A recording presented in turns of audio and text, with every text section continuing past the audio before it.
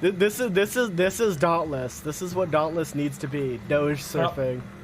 Top Dauntless. Top Dauntless.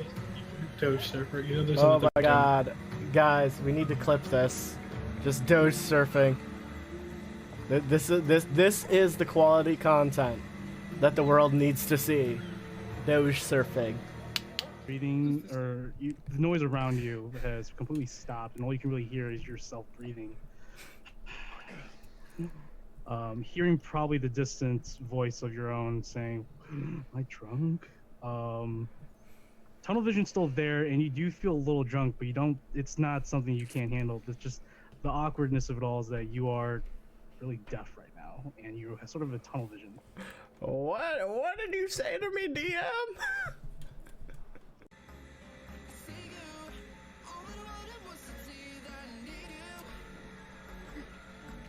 Oh.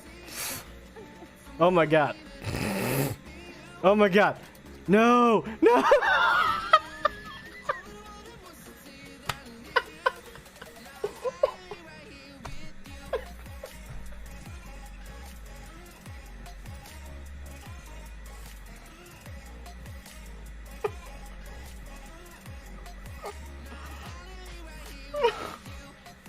With your father in your home, you wake up in your room and you smell the smell of food, and it's like instinct.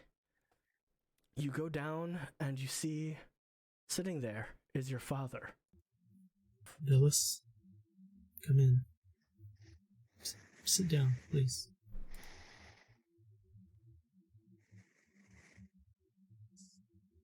Is it worth the price? The thing on your wrist, is it worth the price? Do you think... I'm sorry. I know it's...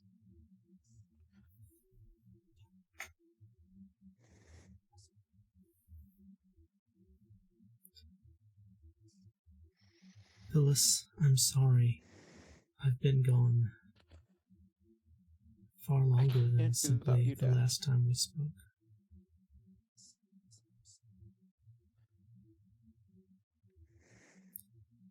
I worry about you, son.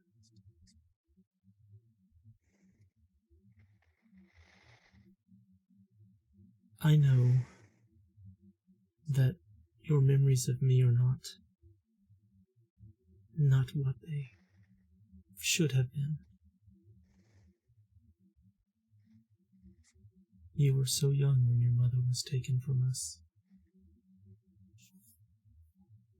I don't know how much you can even remember her. Please, just hear me out.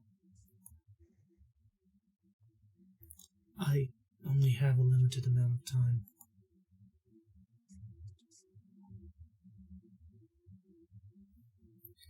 You were so young when she left us. And frankly, I was devastated.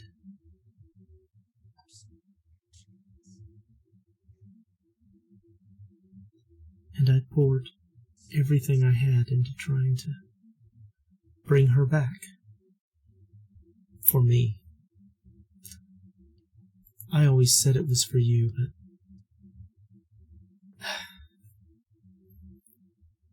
to avoid the blindness of my selfishness.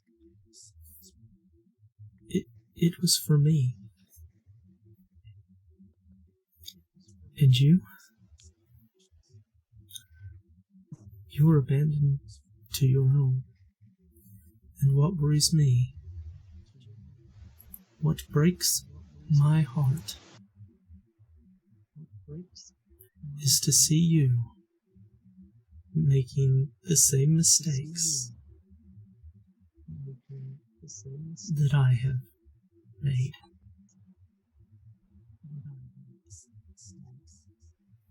Now, it's for different reasons. You're not trying to bring back your lost love. But what are you seeking, Phyllis? What deals are you making? And by the gods, look who you're making these deals with.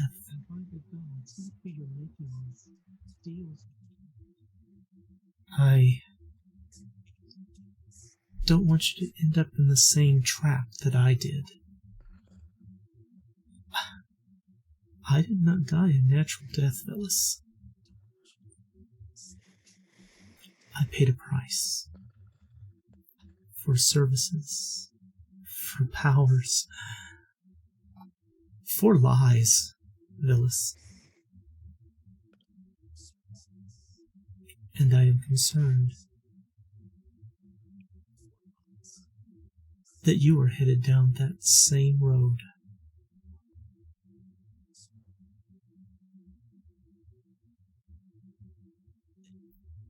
And for what little sway I have in your life, I know I don't deserve it. But son,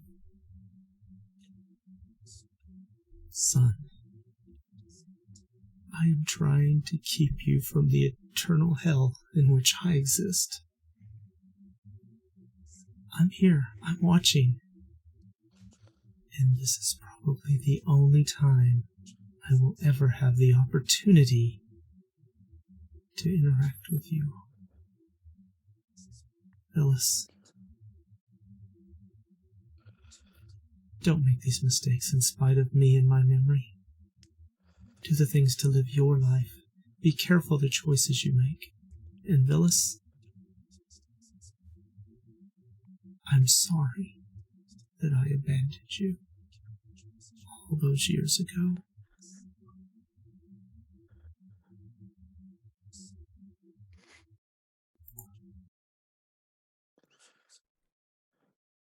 And with that, you see as the faded memory of your father waves in and out through this lucid dream, as out of instinct you go to dive for him. Hey, what's its strength mod? I wonder if a skull does have a strength mod. Please tell me it's like -4. That's why I'm hoping. -5. So Yes. So Did you do it? Oh my god! So Tay gets lunged, just chucked, and grabs a hold of it's a small skull. So you're like grabbing a human skull, and as you grab along, you're looking straight into the bejeweled eyes of this eldritch scroll, and you both fall.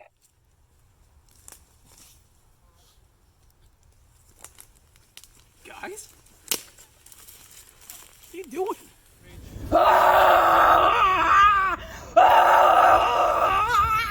Bow to your sensei.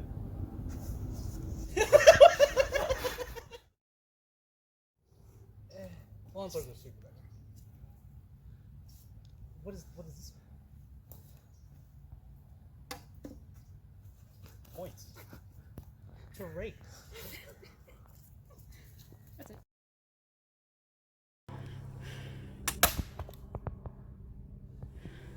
Raise.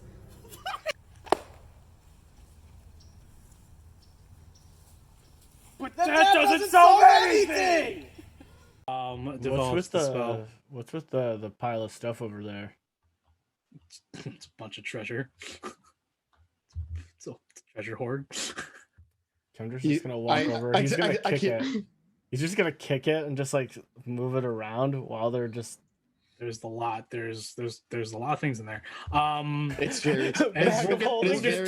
We'll get there in a minute. I'm very tempted to start looting. It'll be distributed. Children, I will turn this. Hey, what's up, guys? It's Joe Dirt. So, I'd like to thank you guys all, first off, for the massive amount of support that we've received over the past few months. We've been growing, and I've been wanting to say thank you. To take a step back and let you guys know that what you guys do is appreciated. Thank you for the bits. Thank you for the subs. And most of all, thank you for your time. We don't get a chance to say it enough, but thank you. Thank you so much. Everyone that's in chat, everyone that just comes by to say hi, even the lurkers out there, I know you guys are out there. Thank you. Thank you so much. I will in a minute. Hey y'all, happy midday, happy Sunday noon. Welcome to another episode of Black Lotus. Wow, I'm off my game today. Presented by Semantic Components. We are transitioning over to a new group name, logos, new channel. We'll be leaving Joe Dirt's channel, but Joe Dirt is going to still be here doing what Joe does best, along with some cool upgrades coming along the way. So stay tuned for that and stick around. But we'll be moving to our new channel. We'll be putting all of our group content, including TTRPGs, tabletop war games, other stuff, reviews, I don't know, just whatever the group does together. We'll go ahead and go into announcements on my end. I don't have much. This really correlates to the players. Just to remind that patch notes are coming along rather smoothly. And for all of you who are new or you don't understand what I'm talking about, I do a little patch note system for our homebrew because there's so much homebrew stuff going on. I like to inform the players of what's there and what's not by updating them on these patch notes. So for the players, patch notes, what number are we on now? We are... I think it's like... What, 3. We're on patch notes 12. That will be coming out. I'm still thinking by the end of the month, or maybe the first week of February. There's a lot going on. There's a lot being taken away because they just haven't been used or they're just not relevant currently. Along with other stuff, especially with new characters coming in, old characters leaving, and stuff like that. Other than that, if you guys are watching on YouTube, please like, comment, subscribe. It's going to go a long way to help us out. We're trying to put out more stuff on our YouTubes. Also, expect live streamed record sessions like right now. Our Saturday games of currently Zweihander, The Darkest Dungeon Airs, will be uploaded to our YouTube by Thursday, every Thursday. And I'm looking to, especially this week, starting this week, look to drop Black Lotus uploads by Fridays. So gives you time to catch up, gives us time to upload as well. Anything else on my end? No. Before I slide it over to Joe to talk about our stream team sponsors and other cool stuff with the channel and the stream overall, does anyone here have any plugs, anything that they want to shout out, people they want to shout out, content creators, etc., their own stuff that they're creating, since most of us here are content creators of some sort? Yeah. So this coming Saturday is the start of the new season of the Apocalypse Roadshow over on the Liching Hour. That is going to be on Saturday at 9 p.m. Central. And then on Thursday, I don't remember what time it is, I'm going to be over on the Goodman Games official channel doing some swashbucklers. So that's me. Yes. Awesome. Anyone else? Anyone have some streams coming up? I am getting down a regular schedule of streaming on Monday nights. I'm currently playing through the first Portal. And it is terrifying. My brain cannot handle it. Oh. A lot of options. Yeah. That and more of the gravity shifts. Now you're thinking with portals. At the end of that stream, I'm just like, I'm gonna go lay down for like an hour or so. My brain hurt. Yeah, no, definitely. That game is 3D chess. Yeah. In the description, I put man not good at puzzles plays puzzle game, and yeah, I was stuck on one for probably a good half an hour. Yeah, I mean, you still figured it out though. Does anybody else have anything? Cairo? After stream today, I'll be doing my little thing. All right, yeah, go check out this thing is the little thing. Probably. This thing is little. My thing is very little, yes. Yes. I'm not ashamed. Be proud, my guy. Yes. Be proud. Hold yourself high.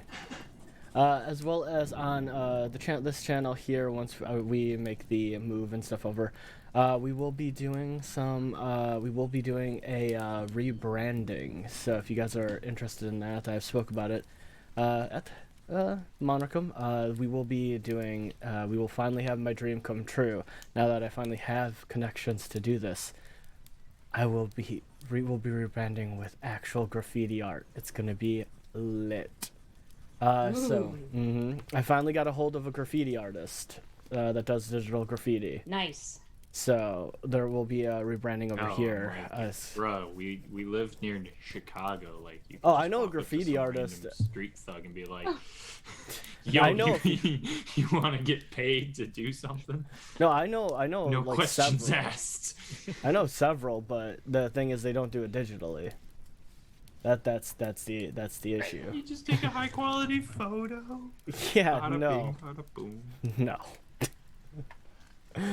But yeah, if you're excited for that, very much so. As well as let's roll into our lovely stream team. If you don't know what Hero Approved is, we are a stream team that prides ourselves on positivity, community, and inclusivity.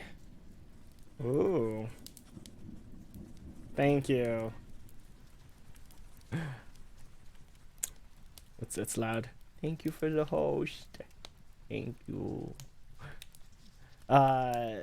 This is our stream team is a wonderful group of people that support each other and support the content that everybody puts out. We do have a few things coming down the pipeline that we aren't able to talk about quite yet, but big things will be happening in the future for us as well. And I'm super excited to bring them all to everybody. It's going to be a good time. And then also, we would like to shout out our sponsor, Raise, who has been sponsoring us for quite some time now. They have a great high-quality product that is that we all very much so enjoy, and they do more pre-workout, sleep aids, snacks as well. It is a great product. If you want to use the link that's if you're watching this later, it'll be in the description of the video, or if you're watching this live, there's literally a panel down below on the Twitch that you can click, and it helps us support us as well. So if you guys are interested in helping us out, it does go a long way. It helps us afford the things that we want to do and the content that we want to push out, as well as the books and supplements and everything like that, to help expand our table and our books and everything like that, so that way we can bring new and fun things inside the streaming and creative space, as well as bring more to us. Other than that, we are all caught up. There will be a few more announcements coming in the future, hopefully to assist us with what we're trying to do here. Other than that, we should be good. I will leave it to our Bunyan Master, DM Jitterbelly. Thanks, Joe. Did we talk about merch? Oh. Yeah. If you guys want to pick up merch. If you guys want to pick up merch, just hit !SC merch in the chat here. Go to get some Semantic As you can see, Components Porsche merch. has merch of Porsche. Yeah. Porsche on Yeah. Porsche. Porsche on Porsche action. Porsche on Porsche. Yes. Porsche on Porsche, If Porsche. you guys want to get some merch, we'll leave it. Porsche, tell us the quality of the merch since you're wearing it. I was gonna be a little bit weird about that, but I decided no. That's okay. So I ordered the Porsche art on a baseball tee. I got a large. It fits me really, really well. It's really nice and stretchy. It's very, very soft. The print is really nice. It's not like thick. It's definitely like a decal on it. It's not sublimated into the fabric. But it's really nice and thin, and it moves really well with the fabric, so I'm not super concerned about washing it. I haven't washed it yet, but I don't think that it's going to degrade if I wash it and dry it. But it's super comfy. It's very, very lightweight, which is great because I like to layer stuff. Yeah, worth it. It's worth it. Oh yeah, I can't wait to pick up mine. Yeah, the colors are really, really nice too. Especially with the art that we have. It's all vibrant and lovely, and yeah. I could not be more pleased. Awesome. Yay! We made the right choice. Thank you, Designed by Humans, for being good. Cool. And then lastly, we have a Discord. Come and join the action. Play some games with us. Talk with us. Learn a little bit more as more of us will become more active on the server in the coming months. But definitely get there. It's where we post most of our information, unless you're following our social medias. But it gets a little bit more in depth on there as well. But like I said, mostly for the community games. Come play with us. We are looking to fill up some one-shot spots and slots in the coming months. And just get active with the community we're trying to create here as well. All right. If there isn't anything else, everybody, I think we'll go ahead and dive into Black Lotus and see if we can conclude this arc. See if we can. We're probably gonna die. Let's be real. No, I'm just saying. There's still going to be at least 7 episodes of this combat alone. Yeah, this combat alone is going to take 7. It'll be February before we get back to Torcon. Yeah. Press X to do. Yeah, I'm pressing X. Dude. Press Y to skip. Press Y to skip. So we've killed all the big bad evil guys. You're all at 1 HP. Pressing it. Everybody in chat, if we can get 1,000 Ys from different people in chat, we'll skip this and we'll win automatically. Yeah, if we can get 50 subs right here and right now, I will go. Let me check my bank account real quick. 5 minutes. Let me check my bank account. I'll move forward 5 minutes. I'll split half. You guys get the other quarters. All right, 5. All right, you hear that? If we can get 50 subs, I will advance the game by 5 minutes. All right, let's go. I withdraw my account. All right. That's what I thought. All right. So we will return to the saga. 10 subs is 1 minute. Of Blacklight. Yeah, actually. A million subs and we are level 20. Last we left off with Black Lotus. The battle continued with the defenders of Otidaar and the alliance created and formed by the Arbite group known as Black Lotus. They began to gain ground and quickly began cutting their way through the devil foot soldiers that is protecting this venerable temple layered in this ice, but this very I guess what's the word? This well, it's some sort of. It's fucking cold. It's fucking cold. Suddenly, Maxine found her prey that she had been searching for quite some time. A prey that has left her scarred and traumatized and bitter. A large silver mirror brought forth and transported a human creature that drew the complete control of Maxine, the Eldrin mercenary hired by Peak. Arriving on the scene were some frosted iron cobras, reminiscent of the gold-plated ones as well, from the Kastaba basement, where they fought a lightning specialist of some kind, a mage, an artificer. They did not learn of the true nature of the character. And from the other hall, a juvenile white dragon stumbled through, but both Zypher and Nemea held their own against the whelp dragon and eventually defeating it.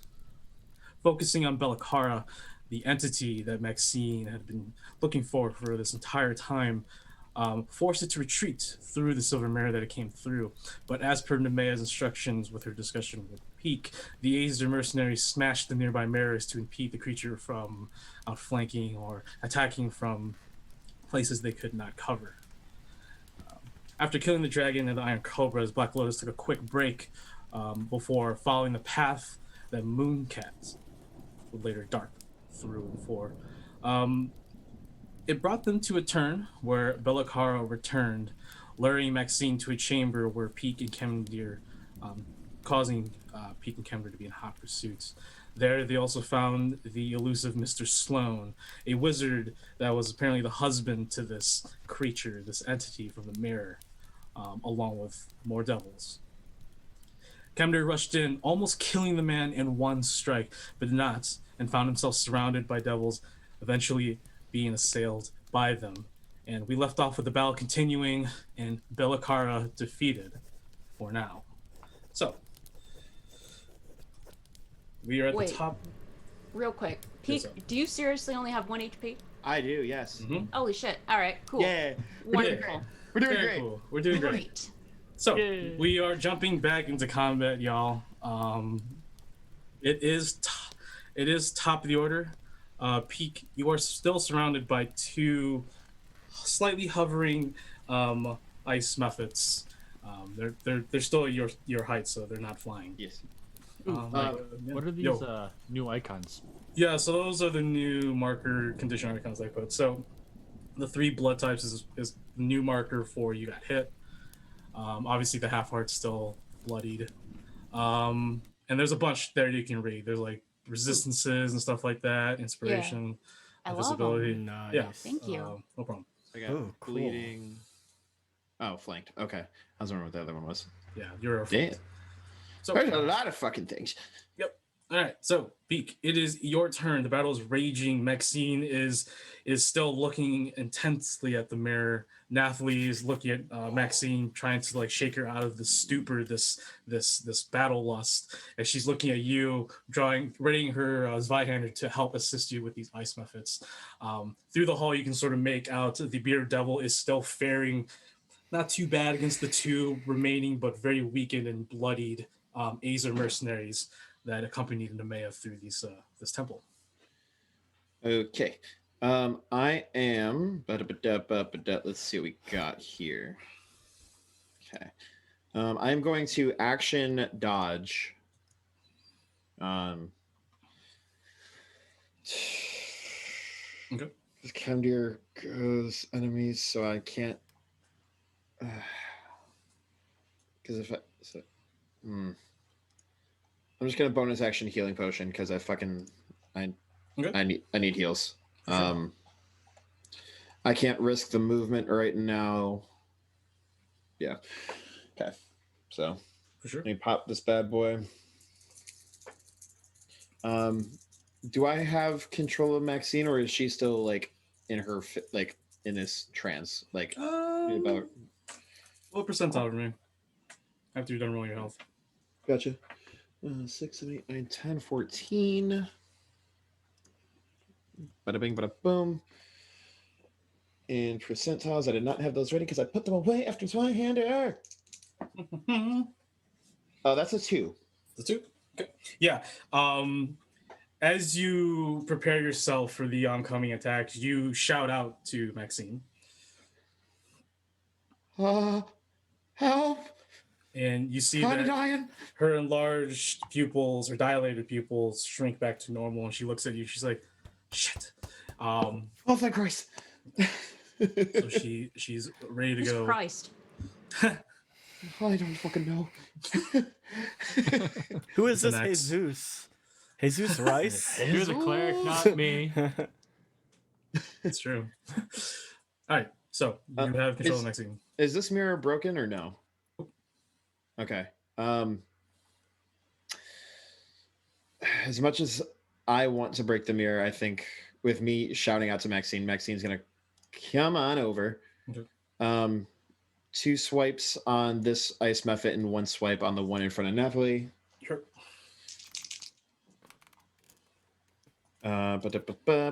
In order that is 13, 18, 22. All hit. Awesome.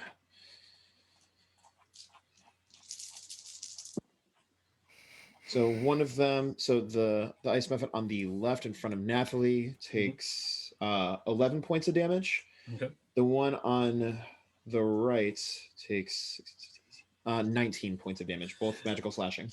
Yeah, the sword just barrels, taking it with it, and it smashes against the wall, shattering into ice crystals. It's dead. Hey, da da da da da da da da. It's half limp now. Right. And she doesn't have any bonus actions left. Her AC does drop because I did not give her the help action. So her AC is back down to 16. And we are good to go. Kennedy, go ahead. All right, now I have a question. As a free action, would I be able to switch my weapons or no with the dual wielder feat? Yeah, you go ahead. It's fine. Okay, cool. So I'm gonna pull out those, and then I'm going to attack the. I'm gonna go for the one I have advantage on, which is this one because of the Aether mercenary. With the Sun Sword. Okay, that was good. The first one was a 2, the next one was a 19, so 26 to hit for the first attack. Definitely. And then a D8 and then a D6. Okay, that's not great, so 8 points of damage. And then it's radiant. 8 points damage, okay. Second attack that's a 10. Okay, 10. Okay, 17. So 17 plus 7 is gonna be 20 something to hit. Yeah, that hits. Okay, that one's a bit better.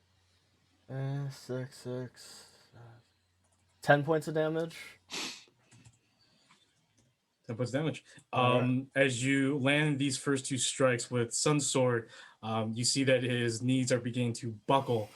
He is beaten, but he's not dead yet. My bonus action attack with the Sword of Mind Burning. Good. Okay, there we go. You're rolling D6s for those damage die, right? For the Sun Sword? Not D8s because you're using one hand. No, the Sun Sword's a D8 in one hand and a D10 in 2 hands. Oh, that's right. Yeah. Okay. Long sword. This one is a D6. For the Sword of Mind Burning is a D6. Sorry, I thought the lower one hand was D6, not D8. All right, you're right. Oh, okay. Yeah, so I got a natural 20 since I have advantage on that boy. Hey. So this one he's dead then for sure. You don't even have to roll at that point. Okay, cool. So go ahead and how does this Beer Devil get killed by the Sword of Mind Burning? So as I swipe in twice and then come up, and then I'm going to take and throw the Sword of Mind Burning in the air, turn it, and then grab it on the bottom, and then just go from the top to the bottom in just essentially just a panic at this point, because I'm just like, this is not a great situation for me to be in, and then just go down and then just hit him in the just in the top of the dome piece. Oh yeah. As you split the head, before it even hits the ground, it does fade that black and red snowy mist, leaving this plane. Left in twain. Okay. Anything else come through? And then I'm going to. You know what? I'm gonna take the risk. And this whole plan of mine was a risk. So I'm going to take the opportunity attack and make my way to on the other the attack. I'm taking the 2 attacks of opportunity, and they would be at disadvantage. So I have a good chance, but I'm going to be moving. I'm gonna attempt to move this way, right over here. Sure. Okay. Yeah. They will both attack you once using their reactions. So let me go ahead and fingers crossed. Pull their stats. How are you looking right now, Super Chief? I'm at 31. He's not beaten yet. No. Not bad. It's close to beaten. Yeah, I just have to get away. So the Beer Devil will go ahead and use his glaive, and then the Barb Devil will use his tail. I'll go with the Barb Devil first at disadvantage. It's not 20, and that's 19. So that's going to hit. Okay. And then the glaive, it's an 18, and then that's a 12. So that one's not going to hit. So the Barb Devil does hit. Okay. For 13 points of slashing damage. All right. Yeah, I will take that. Okay. That made it out alive. Yeah, that was that'll end my turn, and that was worth it. I took one down before I left. Oh, yeah. You did some major damage to Mr. Sloan and fucking got a bearded devil down. Yeah. I did my part. Now I just need to heal. Yeah. I feel that. All right. So next is lair actions. Because none of the other lair actions are within reach right now. Drop icicles again. I will drop one. I will go ahead and drop it on the 3 trio over here again. Bing, bang, boom. So I need Nemea, Zypher, and Portia to make dexterity saving throws as another large icicle drops from the ceiling above. 14. 14, okay.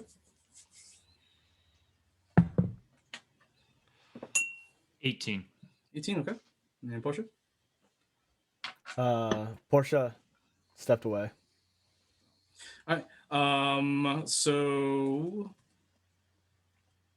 you both take 3 points of bludgeoning damage and 2 points of cold damage. That's already halved. And then I'll figure out portions later. All right, so enemies' turn, I believe. Yes, after lair actions, the enemies. All right, the bearded devil who took a swipe looks and growls at Kemdir, who had fled from him, but must engage the nearest enemies.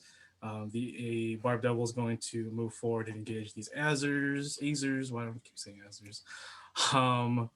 They got ass for days. These Aspergers. These Iron Cobras are going to go ahead and they're going to dash. Oh. But before they dash, Cypher, you're watching them, so yeah. I have told the man and Portia like, hey, these guys are here. Yeah. I feel you. I do not have the damaging type for them. At the end of the hallway, you see a just stampeding on wheels, a harpoon sticking out of the end, and mechanical wooden arms seems to be loading another shot. You see the moving construct of sorts with a large bolt thrower on it, and it's making its way all the way down to here. Actually, sorry, down to here. Beautiful. And as these are moving, the construct down here is going to fire one of his harpoons. If you want, you can make an Arcana check to identify this real quick. Sure. Might as well.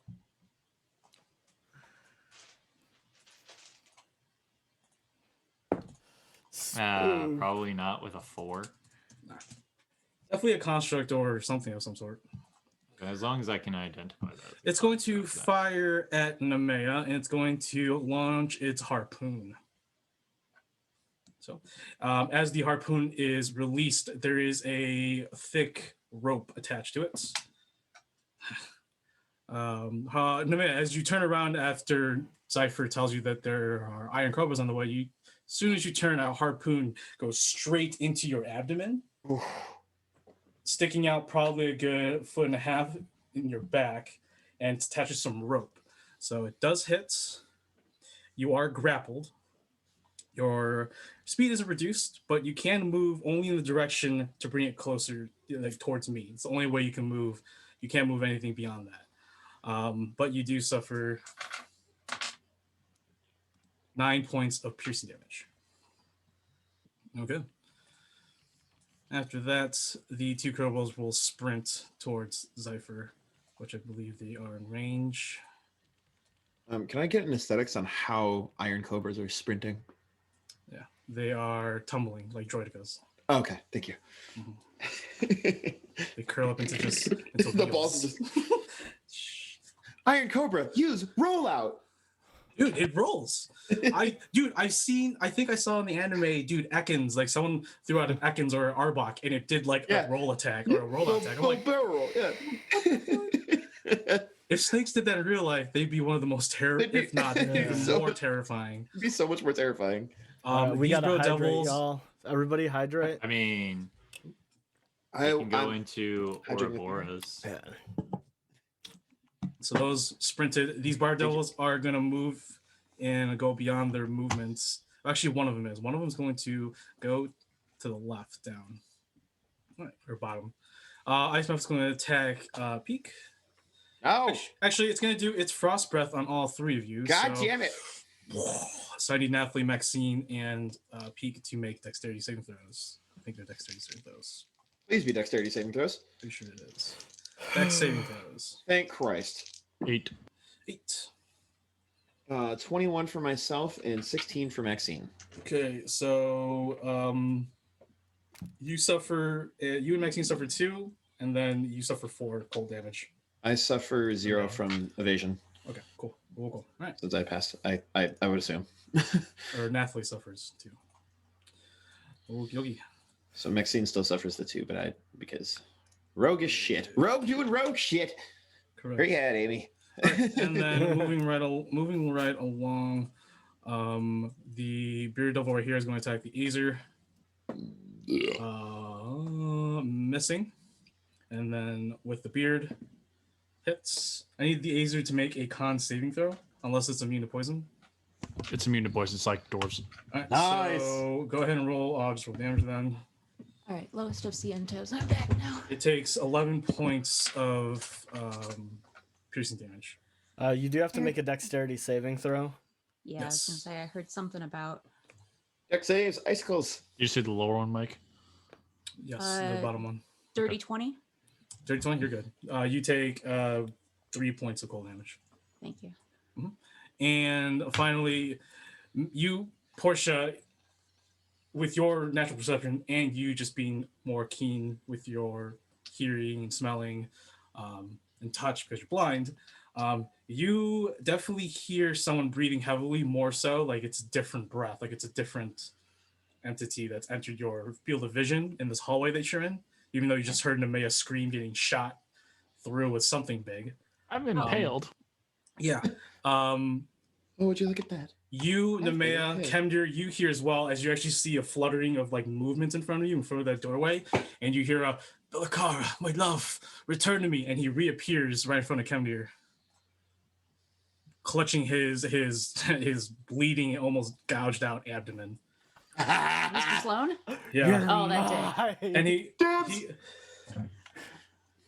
I started it. No, I'm not. I have an idea. He looks at you and he points his wand, and 3 magic missiles, sort of candelabra darts appear, and he's going to fire a magic missile at you. Kid fucker. I'll go ahead and just roll 20. Was it 2d4 plus 1? Or 1d4 plus 1? Yeah, 1d4 plus 1 per dart. Depending on the level. I'm going to cast it at base level. Yeah. 1d4 plus 1 per dart. So it's 3 darts? Yeah, cool. Yeah. All right. So that's going to be 10 plus 3, 13 points of magical piercing, or magical Damn, you damage, rolled max for each one. You can Nice. Oh, 13 damage. I'm with that, in the mirror over here, Kendra, that you left on the pedestal, this large, immaculate gold and silver mirror, walking out. Oh no! Is the tall, lengthy, dark-haired woman known as now Belakara. All her wounds are healed, and she's looking directly at you. Oh no! And Who's Belakar? Oh, I know. Did we know her name before, or do we know that name? you know the name now because sort of Maxine's been yelling it, and okay. Mr. Sloan's been yelling it. Okay, I just didn't know if we knew who she was before now. And Belakara will go ahead and move. I did not even know the lady's name. Okay. No, yeah. And she will go ahead and make her 2 attacks. Her grasping hair on Kemdir. First attack at disadvantage. That's a miss. Yes. I rolled a crit again, and then I rolled a 3. Damn. That's going to hit. 24. And that is... It's 13 points of bludgeoning damage. And you I'm are down. grappled. Oh. Yeah. So as the hair grabs around your hand at first, you wrench it free, cutting it with some sword, but another one winds up, going around your neck, and and you fall to your knees, collapse. Well, I need something that's going to give me an extra full action every turn. Jesus. Right. I cannot heal all of you. I cannot. That's the number one problem that a cleric never wants to find himself in. Is healing everyone at the same time. we need to give you boots of haste or something. Alright, so Well, boots of haste only work for weapon attacks, so specific. Doesn't it give you an additional action though? For the attack for like an actual weapon attack. Yeah, it's only weapon attack. It's not for anything else. It's not for spell casting. It's not even for a magic spell attack. I think it's just a melee attack. No, it offers you a weapon attack, range. dash. Well, yeah, weapon attack with range, or it gives you the dodge, hit, dash, and those like actions. How many levels are we getting after this? 1. Just. Right, don't worry. You guys now, this is out of game, but you guys know now like how to deal with these things. Like, you don't have to take up everything. You can just wildly look for things to get the contracts done. Like you like after a year of playing, I think you're all well aware of how to conduct yourselves going forward. But continuing on, Camdir slopes to the ground. No one really sees except the Azure mercenaries. You put a bunch of RPG players into a D&D game and made it open world. Obviously, we're going to do all the side quests before we get the main story. It's how it is. And then I think that is it for combat. So for the enemy, so go ahead, Cypher, and then on deck it's Nemea. All right. First things first. Let's regen some health. Mm-hmm. Are you full health yet? Nope. Okay. I'm at 45 currently. For sure. Must be nice. I've been taking damage. Okay, my max is only 64, so it's still. Mine's only 61, so yeah, I feel you. Mine's only 54. Yeah. Then I'm going. You know what I'm gonna do is I'm gonna cloak to give myself 20 temp HP. Okay. Smart. Yeah.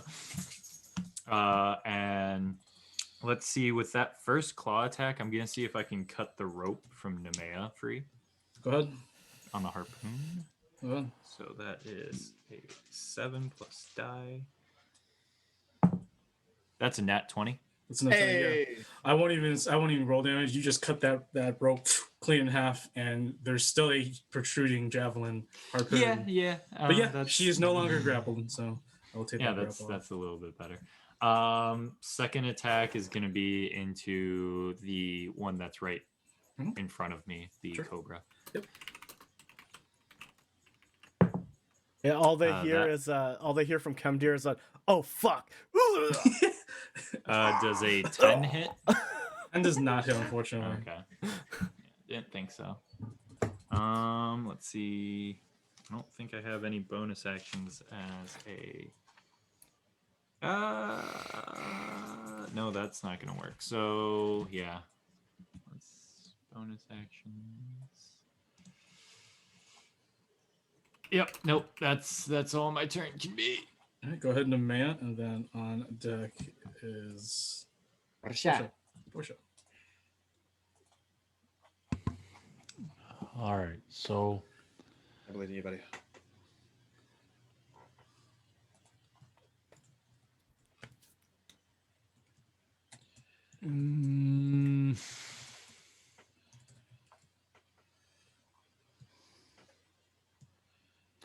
Move back, and then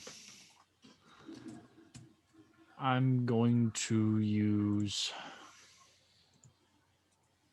Sucker punch Mr. Sloan right through the doorway. Yeah, as you walk by, a punch in the face. You do see the Mr. Sloan character, but as you get into that side, you do look back. You see Kemdir's on the ground, in front of the freaking scary tall ring woman. I'm gonna cast Sucker Punch, please.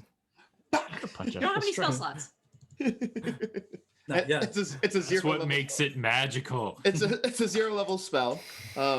It's a cantrip. She's a monk. I'm going to cast Lifesteal on Mr. Sloan. Nice. Go ahead. It's 17, 25. Ted? Yes. Yeah. He's also a mage. AC 14, buddy. What is this thing you call armor? I only know mage armor. 7, 12. If I can't cast a spell for it, I don't know what it is. 12. 7, 12. 8, 20, 22. 27 necrotic damage. How do you want to finish Mr. Sloan with life? Yes. I'm going to grab his throat, and then I'm going to suck all of his life energies out. Eat his soul. It levitates in front of you, and you're Ferment just her. your fury and your anger, and your frustration, and all of this. You siphon the I'm soul. Cold. I'm and impaled. energy. I'm getting hurt. That's true. Yeah, you're just like you're just siphoning all the energy, and it just like within maybe like 3 seconds, he goes from like flustered, full of flesh to mummy, shrunken, done. Barely breathing. You hear, "I helped." I did something. Mental high five like- towards Kemp Deer. As Balaclava goes straight for it. Balaclava? Balaclava? Yeah, It's a mask. Balakara. She turns her hair into a balaclava now. He's like getting like choked out. He's in the corner, like almost passing out, and he's like, I just as a free action, can I look at her in the eyes and just go, choke me like you like me, like. Oh my god. Choke me harder, Daddy. All right. Moving on. Yeah. What else you got? You have your allies. Okay. I'll your move allies. this guy over. So 5, 10, 15, 20, 25.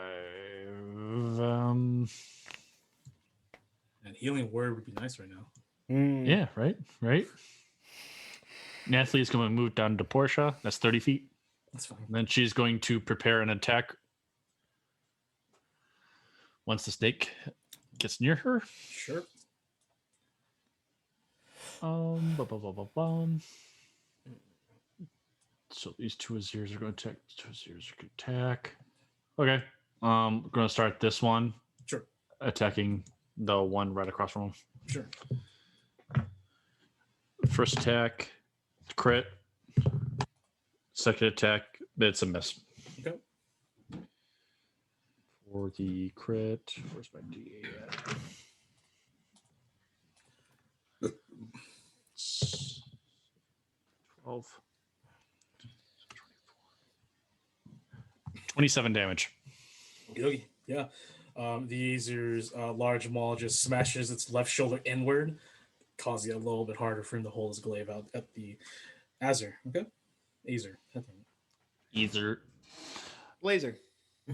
The Glazer. All right, the lower one, he's going to do his 2 attacks. It is bloodied.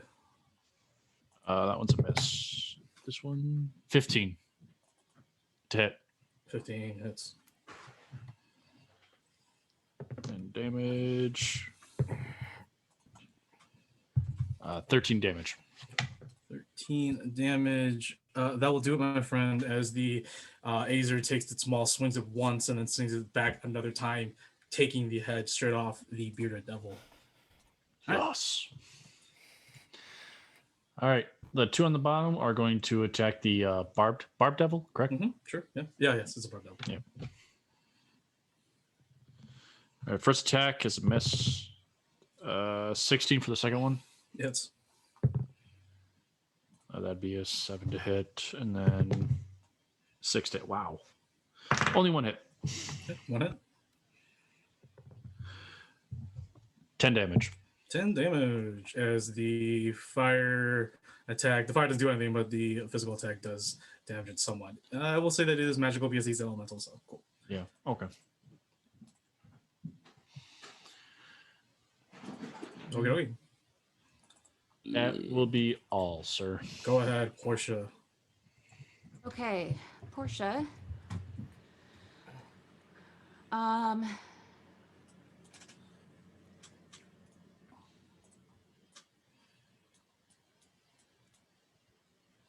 Let's go ahead and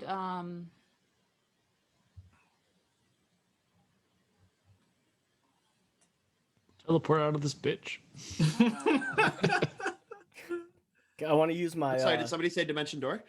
No, I want to use my my second level spell, Get Contract. That's a 9th level spell.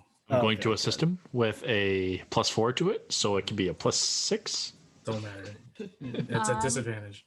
I'm going to Run.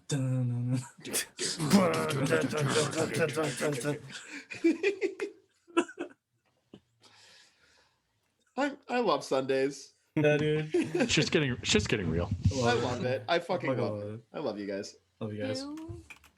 Can I like peek around the corner and see Yeah. Deer? Yeah, for sure. Yeah, you peek in. You can definitely tell the Chemdra's in here. Not breathing as heavily as you would be in fighting. Cool. But there's obviously an ominous presence in the room besides the devils and elementals. Okay. Wait, where are the elementals? The Aesers. They're from the fire Aesers. plane. Okay. They're from the fire plane. And these are both bearded devils? Yes, ma'am. Okay. One's barbed, one's bearded. Okay. I am going to...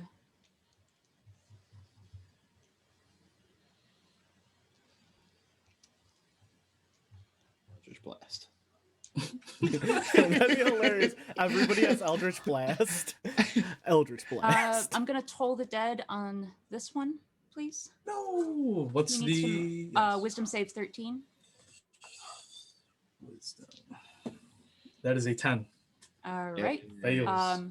So he is going to take.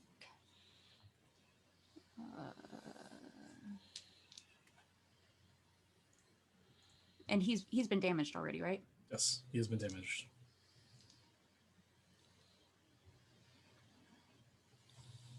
He is going to go ahead and take 15 points of necrotic damage. Nice. Dirty. I know. Love I'm it. not going to fight fair anymore. And then I am You going were fighting fair? to cast Healing Spirit There you go. at 4th level on Chemdir.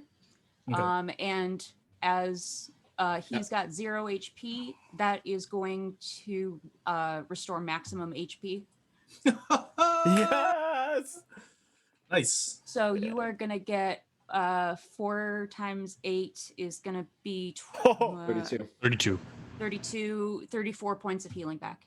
34, boys, I'm back. Nice. Or And things then are I'm gonna about to step get back. Portia with the power moves. Chemdra is just like You just see it. It's You didn't choke on, me hard enough, baby. Daddy.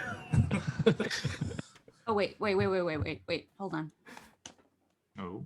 Not 34. I'm sorry, healing word. Okay. That's what I meant. That's the I was bonus gonna say, action. I'm so yeah. sorry. Still, fine. I was it looking doesn't at matter. cure wounds and not healing words. So 4 times 4, 16, 18 points of healing. Still, Sorry. 18. 18 is better than nothing. 18 better than 0. 18 still gets him up with a good chunk. I'm Correct. gonna Alright. sit there and just be like, it's on. You didn't choke me hard enough, Daddy. But real quick before we move on, drinking potions is Bonus action. Bonus Bonus action. So I action. can't do that this turn. Can I use 2 different potions of mana to combine to make a 4th level? release? Unfortunately, no. Unfortunately, Okay. no. Yeah. All right, no worries. Just pop them both up. That's an OD. Seriously. Double fist the potions of mana. Well, I took away the negative effects of consuming more mana potions in a shorter period of time. So, but yeah, you're fine. I start rolling back in her head as she starts convulsing. Well, Kyle's getting pissed. He's like, "Dude, I'm taking damage." I'm like, "Yeah, dude." What the fuck? All right. Anything else, Portia? Okay. So go ahead, top of the order, peak. Cunning action, disengage. Sure. Mine.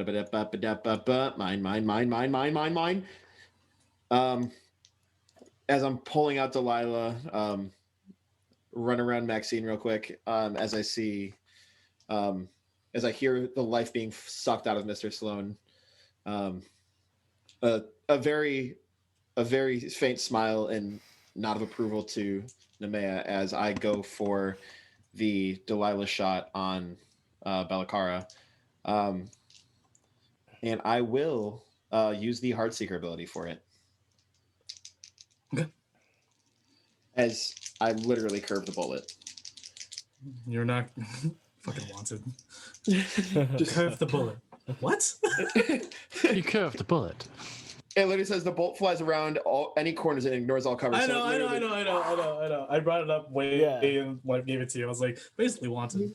I fucking love it. 26 to hit. Yeah, that's for sure. I figured. Where are my dice?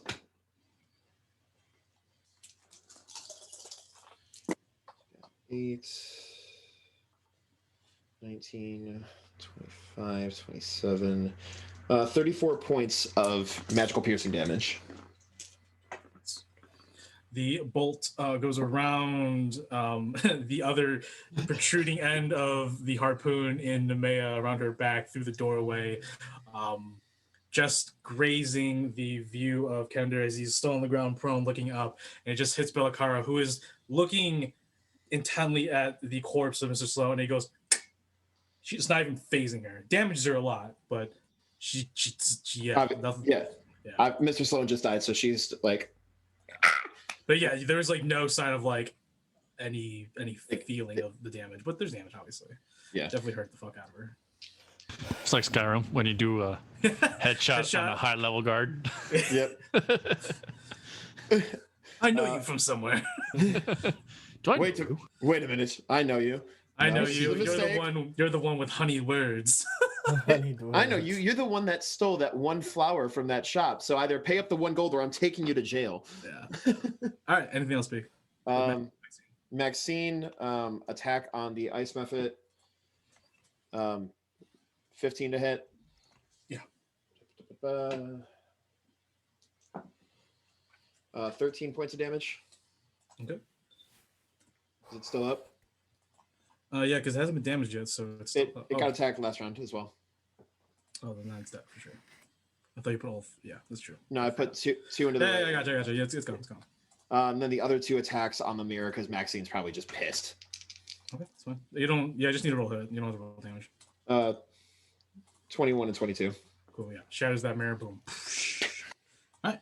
Just still like swinging her sword down on the ground, probably just fucking pissed as fuck. As you know, Balaclava still. Anything else, Pete? Then movement to Maxine over to me because we're gonna fuck shits ups. All right, go ahead, Kadir. I'm gonna stand up and just as the healing, like the blood around my arm just like wraps around and starts to seep back into my body. I'm gonna stand up and just be like, motherfucker, not again. Mm-hmm. And then I'm going to take the sword of mind burning, and we're gonna do 2 attacks. Okay, so that is nice. Okay, 13 plus 7, 30, 20. 30, 20 hits. All right,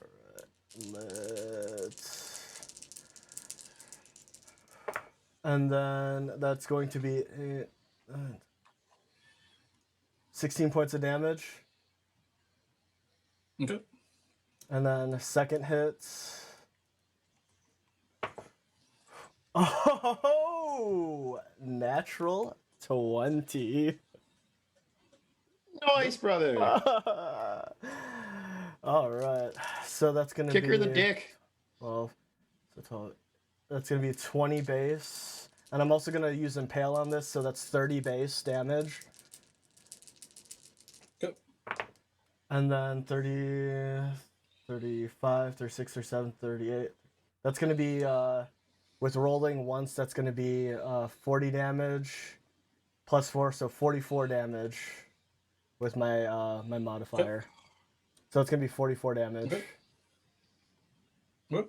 And then bonus action, greater healing potion. Okay. Nice. Belakar takes these swipes, from you, but is still just not paying attention to anything besides looking in the direction of Sloan. You could definitely chopped off like parts of her you would consider dead flesh and stuff like that, but she's still standing. She's definitely beaten. Good. I didn't want to kill her. Well, me as Joe didn't want to kill her because it's not his role, his purpose. Okay. All right.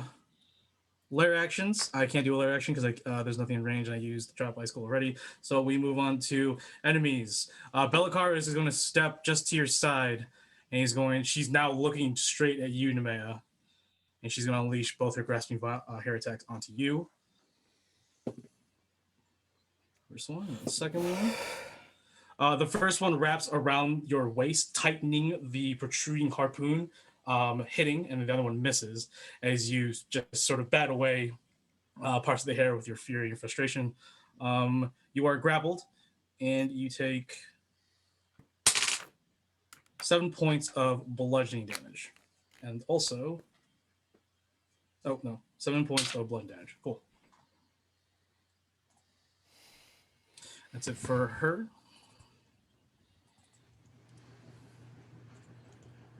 Okay. And Why am then I so lost? Okay. You said 7, correct? 7 points, correct. All right. The Beard Devil on the Azer in front of Unimea misses, and then the Barb Devil on the not 1 HP Berserker hits, and then with his tail, and then he will do a claw attack on the one that was still good. He misses. Beard Devil's just gonna wait and see if he kills that one, which he probably will.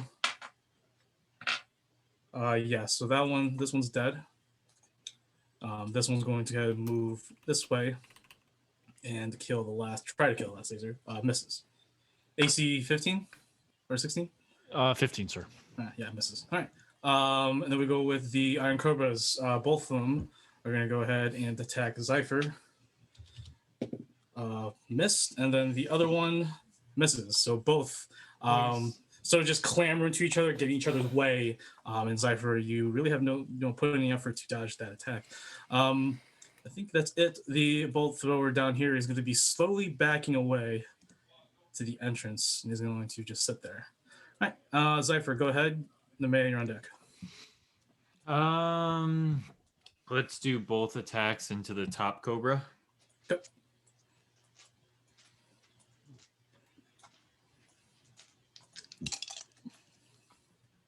That is a nat 20 on one and I can't tell if that's a 13 or an 18. Well, I can't. Oh, either way, it's +7, so I figured it's gonna hit. Yeah, it's gonna even hit. if it's a 13 plus, that's over 20. You are good. Shite. So that is double damage die, correct? Or no, max damage plus another damage die. Yes, for the max plus two damage rolls. Okay, so I will do that max. So that would be a 10, that's 10 points on the max plus then 2 damage dies, correct? 6.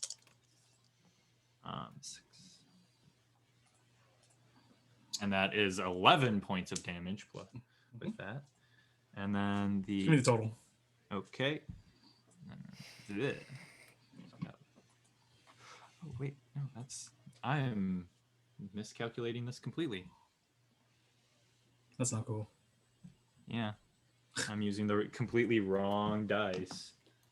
My bad. Yeah, you can't supplement D12s or D4s for damage, buddy. Come on, focus. Wait, no, I was using D6s instead of my usual D8s. What do you have for damage? One more dice roll. I'm just being a bitch.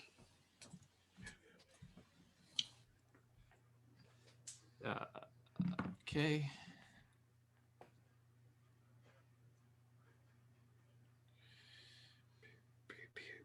That is 26 points of slashing.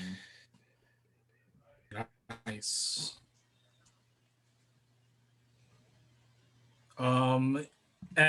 As you rend into the slightly frost-covered iron carapace of this iron cobra, your blades sink into it, just ripping gears. Your claws rip into it, ripping its iron gear, its clockwork gear apart. It is beaten, but it's not dead yet. Fantastic. That's about all I can do. Okay. Go ahead, Nemea. Okay. So Zer's going to move forward. Nathalie is going to move forward.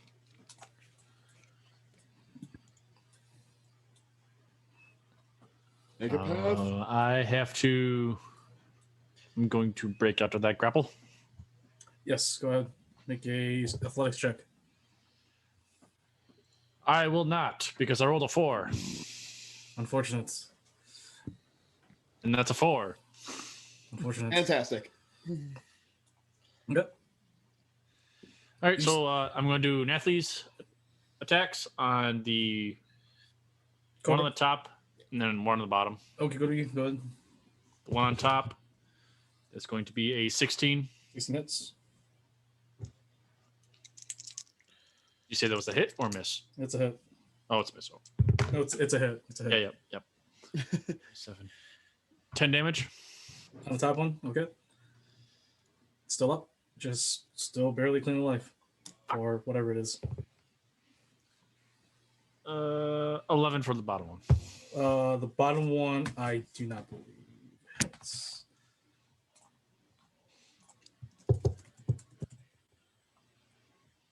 It does not hit. All right, and then the Azers over here. I'm going to do obviously all 4 attacks on that Devil. Yeah. First attack, this could be a 15. Second, 22. Third is 9. And fourth is 15. 3 or 4 hit. First damage is 9 plus 17, 20, 30 total damage. Your Azers pummel its kneecaps and just working their way up, just smash this bearded devil into basically a vacuum can, and it finally eventually dissipates into that vacuum can. Like it's just crunching together as the massive strikes from these Azers just pummel it into submission. All right. Portia's slowly making her way off camera. Slowly but surely. All right, in the lower Azer. Outside. All right, my turn. Yeah. Ooh, that's all right, cool. 15 for the first hit. Yeah. This is on the Barb Devil. Yeah, I figured. And then 18 on the second. Actually, now that I think about it, I think 15 does hit. 15 does hit. Yes, okay, both hit. Okay. First damage is 9 plus 9. 18 total damage for both attacks. Are you adding the fire damage because it's immune to fire? No, I'm not. Okay. No. So that's 18 altogether? Yes. Cool. All right. It is still up. Not bloodied yet. He's trying his darndest, guys. I know. Soon I will be back. Leave that's your turn? Yeah, because I failed that grapple. I take that back. It's bloodied. After doing math. Speaking of the grapple, am I able to pass through that area? Yeah, there's a door to my left. I just wanted to make sure. Yeah, you can go. You can go underneath it, or if you want to go over it, it's up to you. But you can go through it still. Okay, I just want to make sure. Thank you. All right, go. Is that your turn, Devin? Yeah, because I can't do anything else with Nemea, correct? Because since I'm grappled. No, you use your action, unfortunately, unless you have a bonus action spell or whatever, or something that's a bonus action. You can still do something. Your hands are still free. Hands are still free. Okay. Yeah, but you did use your actions. You can't use a normal spell or action. Would I be able to cut away her hair? That would be an action, unfortunately. He just takes out a pair of scissors. Yeah, you need to trim your motherfucking hair. Those comically large scissors that you have, for the red rope cutting, just like. All right, go ahead, Portia. Okay.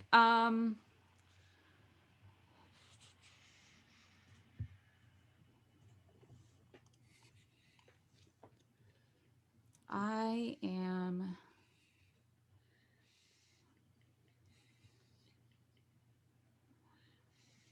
gonna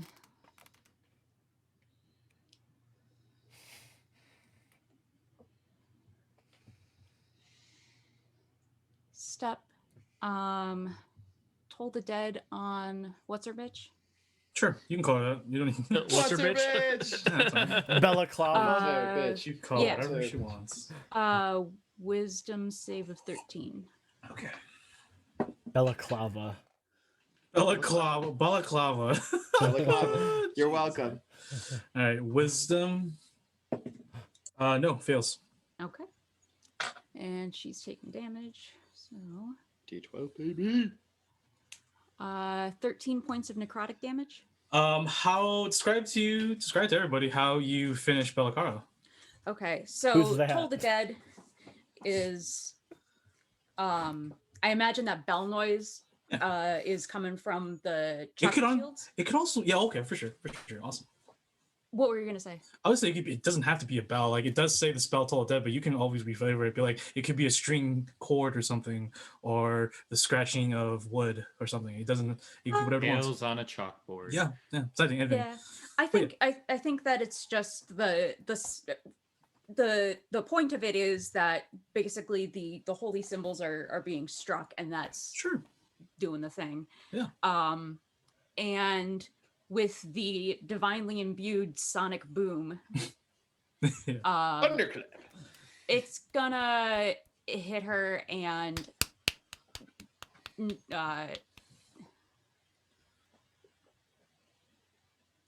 my imagination's not here today. It's just gonna knock her over, and her ears are gonna bleed. Sure, yeah. As she gets knocked over, letting go over Nemea's throat with her grasping hair, she just sort of like sits up for a moment and looks at the corpse of Mr. Sloan, and then fades and dissipates. I'll say a little prayer and hope that they end up in the afterlife together. But you and Nemea and Camden, you can still see that an image of her reappears in the mirror over here. As she's just still looking beyond everybody at Mr. Sloan. Her hand is against the mirror. Okay. Yeah, down here. Where Mooncat's looking at the mirror. Looks at you all. Licks himself. That cat's definitely smarter than us. Yeah. And he's just then, constantly plane shifting. I'm going to also cast Healing Word on myself at first level. There you go. I'm going to get 6 points back. Cool. All right, that's my turn. Cool. Before we start the beginning of the top of the next turn, we're actually going to end combat here as the entire temple begins to quake once more. This time, more protruding crystalline glass icicles spread out or pierced out through the walls. All of you don't have to make saves. You all sort of manage to like just naturally, because you're all like still in the mentality of battle, your senses are still heightened. The Iron Cobras get like smashed and like pierced and are destroyed. Hey. Over here, the devil and the two devils sort of back away and they look at each other and they look at their hands and they look at their bodies and they begin to sort of like vibrate at very rapid speeds and then dissipate at the same time. And what of the catapult? The catapult is still way down the hallway, but it's just staying there. At this I will say time- that your eyes are out of combat, but like I said, it's still down there looking down at the hall. With this, But before we do, I want to do a thing. Okay. Okay. So Mr. okay. Sloan is a mummy, right? Like his body's mummified, but like all his clothes are still there. Yes. Hear me out. Can I take his clothes, change into him? Sure. Go up to the mirror and like look all sad, then flip her off as Maxine destroys the mirror. Sure, of course, yeah. Of course. And then, as you do, okay. Yeah, I'll let this happen. I was gonna, if they're gonna destroy that mirror, I'm gonna destroy the other one in the room. I'd like to loot the rest of what's on Mr. Sloan's body. I only want the clothes just for this moment. You can take whatever's on his body. I'll destroy that bolt thrower. All right. For you, Portia, he has 2 healing potions on him, but he does have 2 items on him, normal healing potions. He has a magical rapier and a wand on him. Ooh, I'll post I Discord actually may want the rapier. So I'll post it to you, Portia, in Discord, direct message. Discord. Boom. All right. And then yeah, you go ahead and smash the other mirror counter. That's totally fine. Is What's Your Bitch's body still there? Is there anything on her? No, she disappeared. She doesn't have a body. Okay. Yeah. So yeah, you walk up.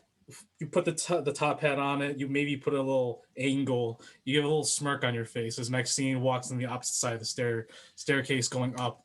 Bellicara looks at you and she has this look of confusion for a second, but then this look of hatred as you walk up to it. Go ahead and describe real quickly the whole scene, and then we'll have Maxine break it. So I walk up to like the body, like Maxine and I assume like run on in like the second like we're done with that, like the fight in there with Bellacara and like the ice methods. Like we're trying to like get there. We see Mr. Sloane's body on the floor and Bellacara fading from existence. I look at her and I'm just like, hold on. So I go off in the corner and change into him, and I'm like, I make this like this very dramatic, like I'm walking on in, like fake crying and like crawling to the mirror, and then I just stand up perfectly, just stone faced, flip off, but just double bird as I get just a devilish grin on my face. And as soon as that happens, and Maxine sees Bellacar's face change from like the pained and confused to just absolute hatred, Maxine just takes out her greatsword and just fucking, I assume, just keeps wailing on it until even the shards of the mirror are dust. Like, well, I mean, yeah, for the most part, yeah, she definitely wails on it. I don't see her holding back until like she like is 1,000% sure that there's no way this mirror is getting put back together. Yeah. So as you do your last send off to Bellacara, Maxine literally kicks the mirror to the ground and starts kicking it using the back end, her pummel, and just smashing the mirror constantly. She smashes it very well. I mean, yeah, a lot of it turned into dust, but there are still some smaller pieces. But for the most part, the mirror, the frame, its foundation, it's all gone.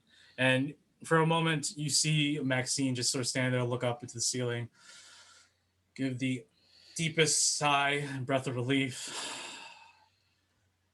And she looks at you and she gives you a faint smile, and she bows her head slightly, and she bows her head to everyone else, thanking them. As she's bowing her head, looking down, you know, she doesn't come up right away. She's still bowed, looking at the ground. And you look down and you see maybe a few shards left, but you do see a very angry looking face of Bellacara as she walks off the many scattered pieces of mirror below. And Maxine looks up, eyes wide. That feel a lot in her mind right now as she starts to like sheath her greatsword and starts to contemplate things for a second. But right now, you guys are done with combat. For you who are our major spellcasters, including you, Kemdir, the entire temple is seething with magical energies, and all of you can tell physically as the crystalline clusters, the ice, is pulsating rapidly, and it's illuminating the room on and off, flashing. But it's very noticeable.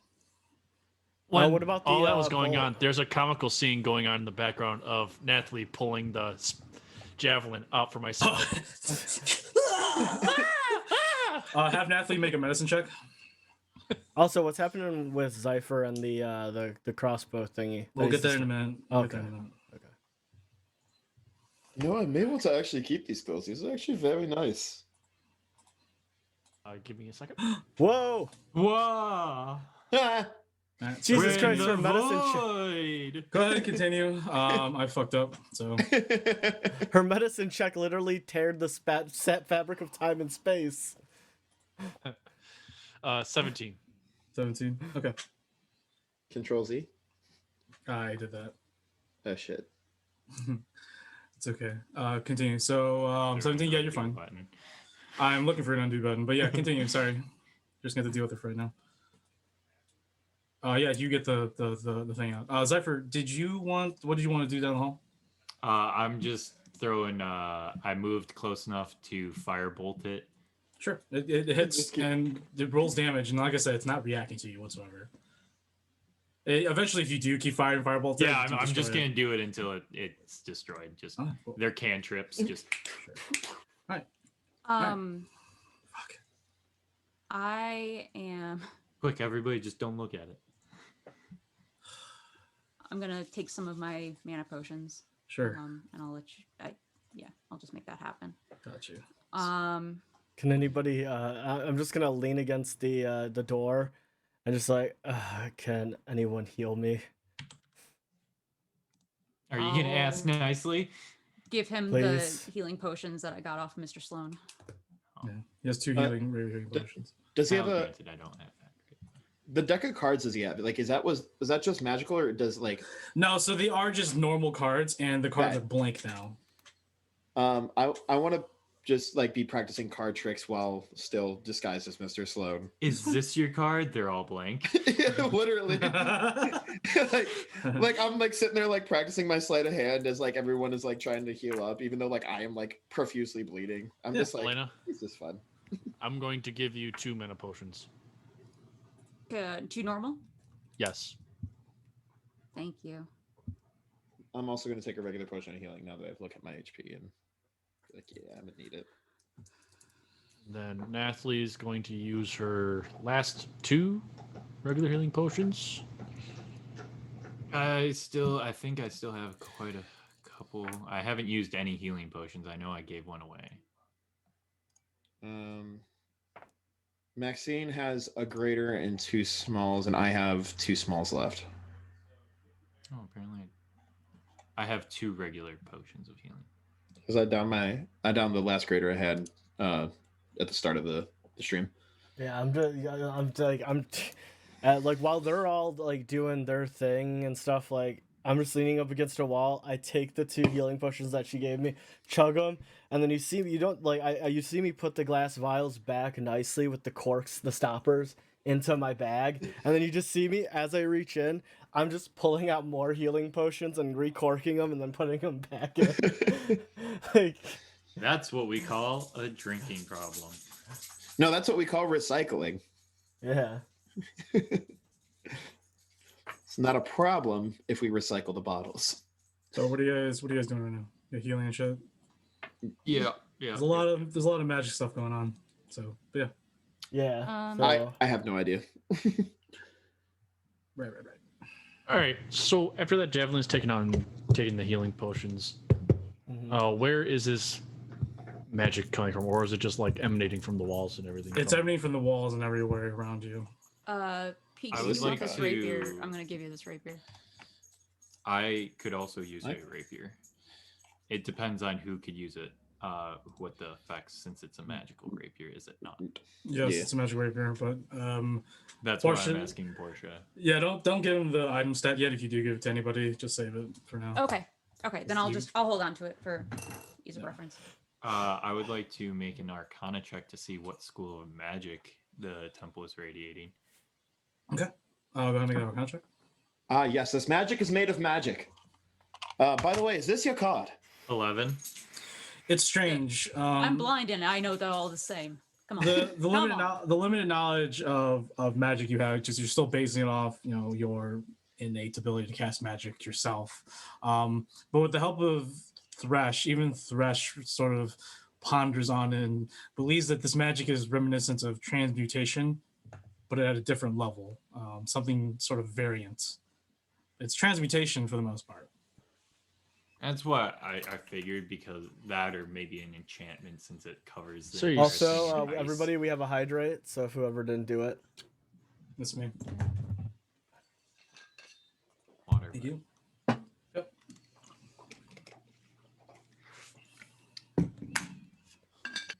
All right. Sorry. Continue. Oh no, we're good. Hey, we're good. All right. We should head out. It looks like whatever's going on here is. I mean, it's I'd not like gonna to wait for know us. how a bolt thrower snuck up behind us and those metal cobras. It's I mean, to be probably fair, from the there hallway is- down the other way. I mean, Yes, I didn't there get is an I area didn't get further along. down. Yeah, exactly. So, like, let's not get flanked. That's I mean, it's preferable, right? As we're just chugging healing potions around here. I mean, Tay Is this seems your to card, have. Cypher? Tay No, seems to it's have not. a. didn't pick Tay one. seems to have a good inkling on where we should be going. So. All right. Oh yeah, I just- I'm following the cart. What cat? Cat. Oh, There's a cat. and I point to the moon cat who's chilling in the corner, who runs Oh, off. wow. Oh, never mind. Looks like we're moving on along. Temdir is Maxine not gonna. and Maxine and disguised Mr. Sloan walk towards the mirror, most likely to end up breaking it. unless something happens in the mirror. I'm gonna stand here, and then I wanna take a. As we're looking down here, I want to take a look down this way. See.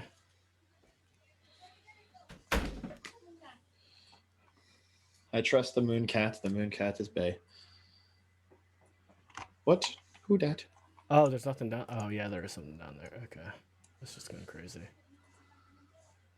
Frozen, sleeping, level 2 exhaustion, man. In this room down here, there is a in the fetal position, looks like to be a rock gnome with bad frostbite in his fingers, face, nose. He has a very scarred face, a lot, especially over his nose.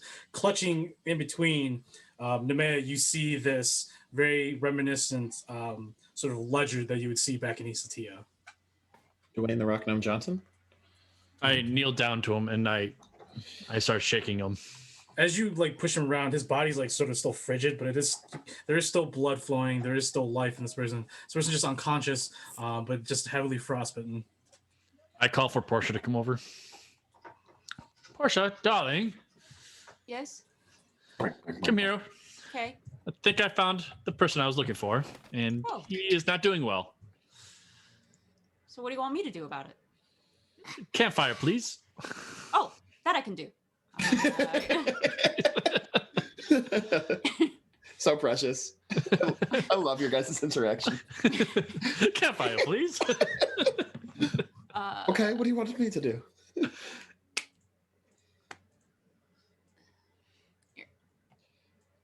I look at Mooncat.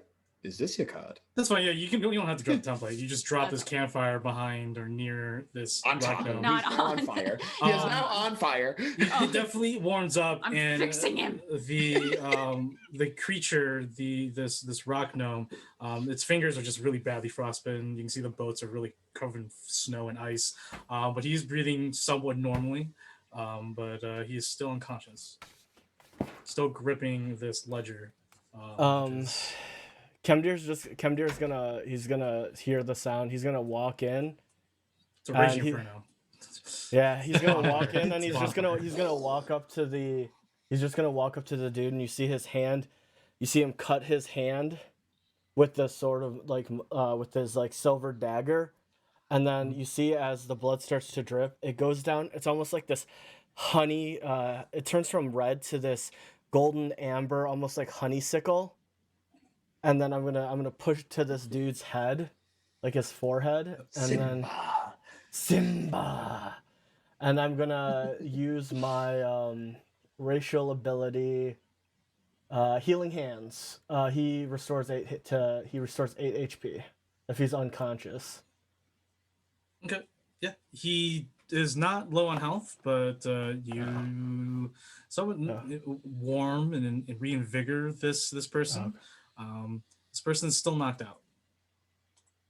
Does anyone have a restoration? He's not injured. I'm assuming he needs to be restored of some sort. He's like in a deep sleep. I don't know that I have one that I'm willing to spend on him, though. And then you see... Give you one more mana potion. What's the ledger he's got in his hand? In Infernal, it is just a basic like ledger you would find at the store, just like a brand name. But there's a lot of like sticking out bookmarks, and you see some parchment. You also see some what looks like to be parchment made of flesh in this Infernal type of document holder.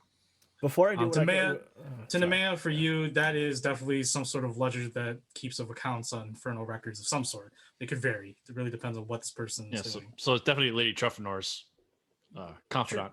Sure, yeah. Can I smack this dude? If he's you smack him? Yeah, you smack him. He's still asleep, and he barely opens his eyes. He's just like... Wake up.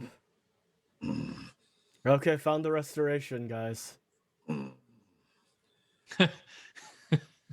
Thank you, Kimdi. He's just looking at all of you, just surprised, and also just...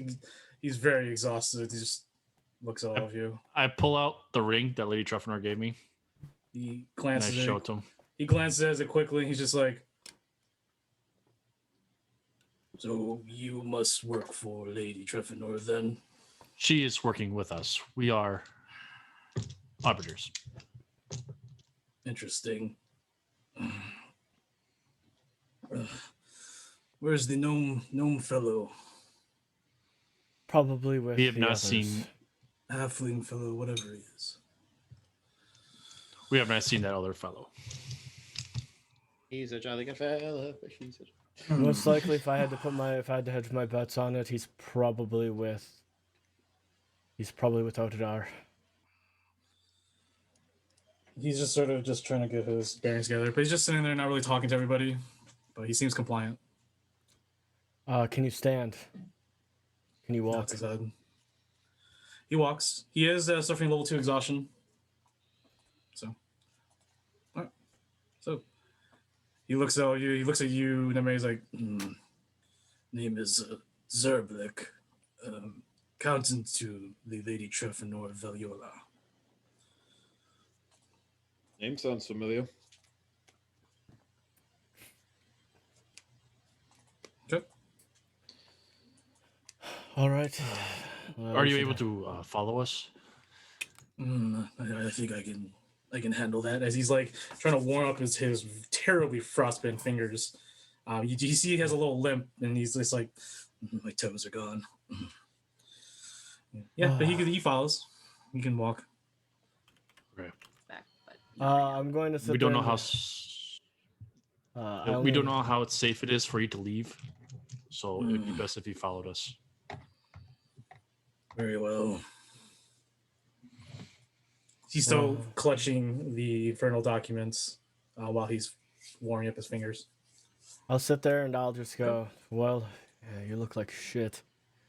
I'm gonna sit there and flip in my hand and then hand it out to him. A potion of vitality. I only have the one. Keep it. This is You're gonna need it. All right.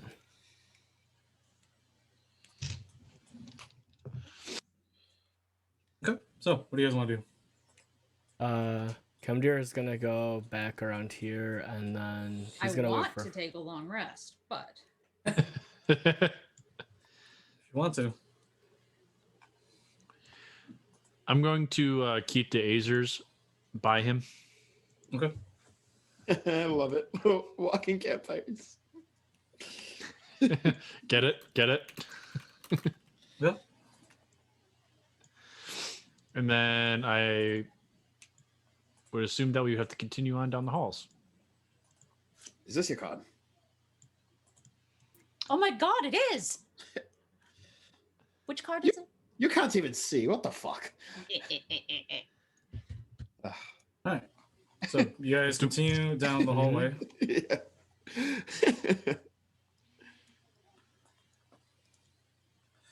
Eventually, you get to a point where the hallway turns again.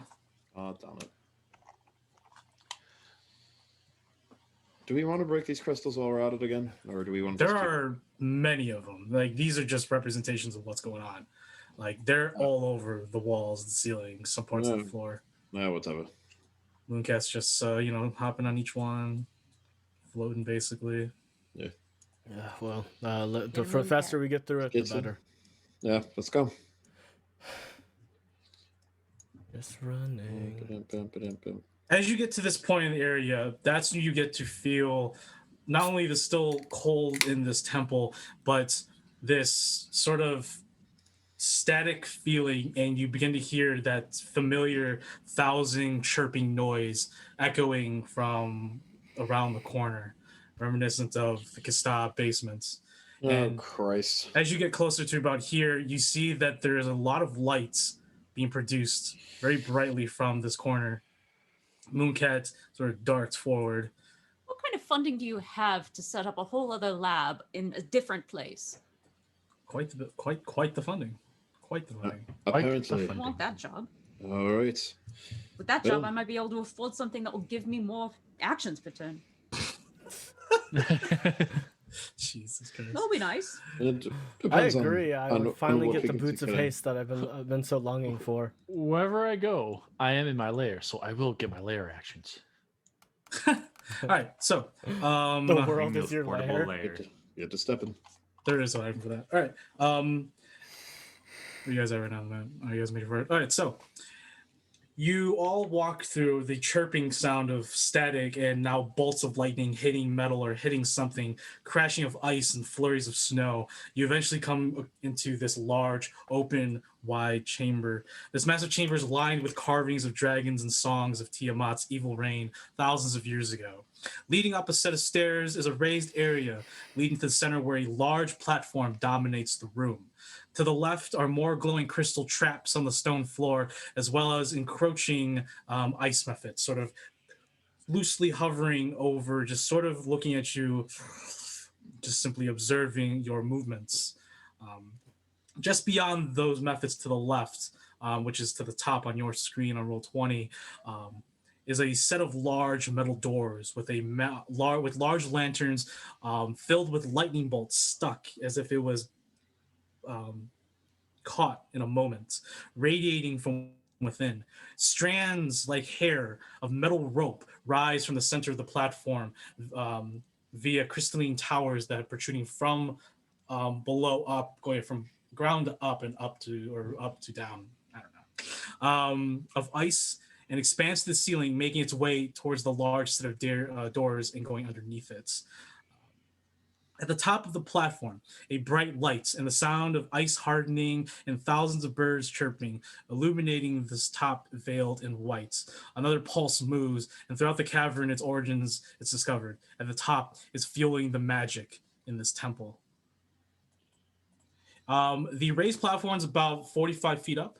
Obviously, you can see some sets of stairs, and I'll go ahead and expand the rest of actually the areas that you would see. Thank you. So this platform over here, it's a raised area on the bottom of your screen. That's about 15 feet up. And yeah, so that's sort of what you see so far.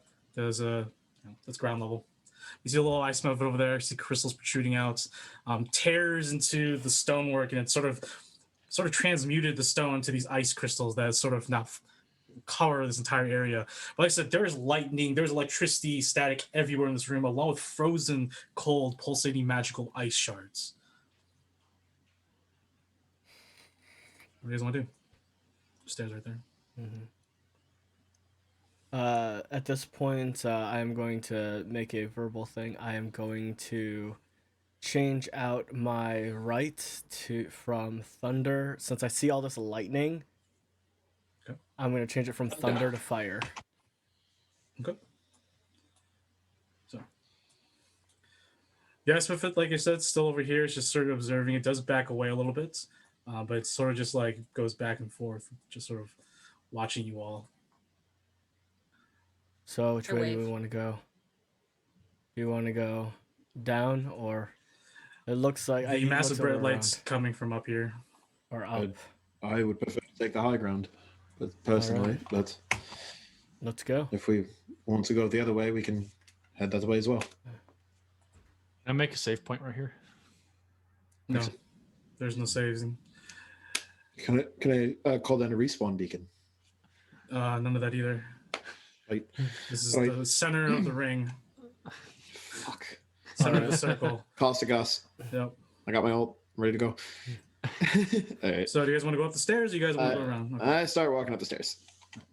As you walk up the stairs, as you all walk up the stairs, I guess, or at least the majority of you walking up the stairs, you see the scene before you. The first, obviously, peek, and the next scene, then Kemdir or whoever, you see these massive pylons with these large metal towers with rings around them, controlling and absorbing these magical lightning bolt energies from what looks like to be coming from over here,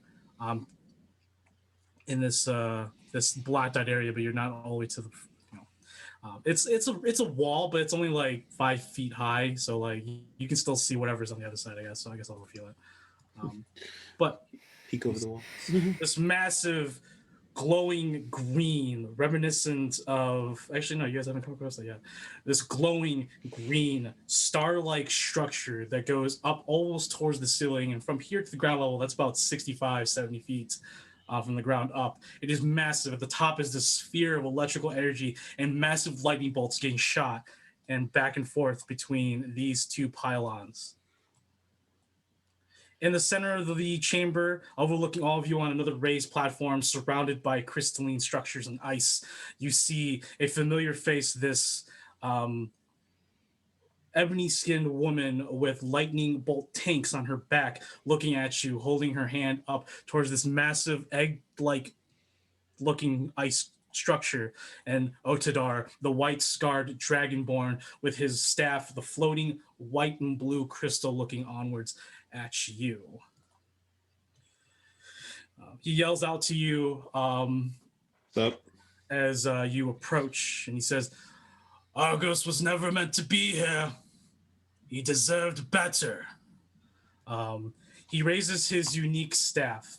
The nearby crystals around him begin to illuminate after his words trail off, statically charged, sending many lightning charges towards both Rezia and Otidaar. Rezia is that ebony woman, which I did mention her name back in the stop episode. Otidaar raises his unique staff, turning the energy of lightning, channeling and absorbing it into snow, flurries of snow. Basically, it hits the stone on top of his wand or his staff, and it just, on the other side, snow begins to form on the other side. It begins to twirl around him. Rezia raises her hands and presses some glowing buttons on her bronze arm guard. The two large glass tubes on her back begin to harness the lightning charges, all while glowing. The spinning super lightning pylons on either side surrounds this whole entire field of blue and whites.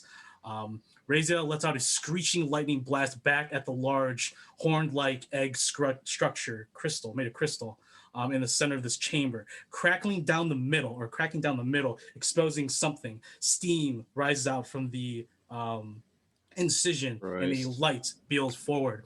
Otidaar taps his staff, and a form of a snowy arcane words appear in front of him, with his hands and nearby snow and icicles in the ceiling begin to just draw towards him, crackles, and it turns into this water. And within seconds, the large ice structure explodes. Bursting forth is a massive ice creature with broad, jagged shoulders, massive, sharp fists, all covered in ice and snow. It bellows out towards Black Lotus and begins to stumble its way forward. Okay, so I will go ahead and just do some fun stuff real quick. Boom. Boom. Yeah, Boom. there it is. Yeah.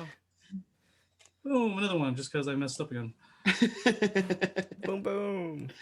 Another one. Oh, the third one. Oh, another God, one. They're everywhere. Lord, God. I'm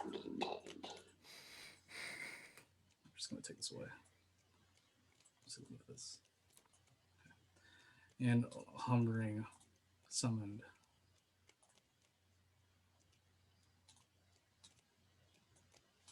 Boy, he's a big boy. Chonky boy. All right. Okay. With that, we're gonna go ahead and roll for initiative again. Is this your card? 12. No one really seems to care at this point. God damn it. Go ahead, everyone roll for initiative. Yep. You may roll the 12. Kemdir's a 16. 25 for Mr. Sloan. Portia's 10. Okay.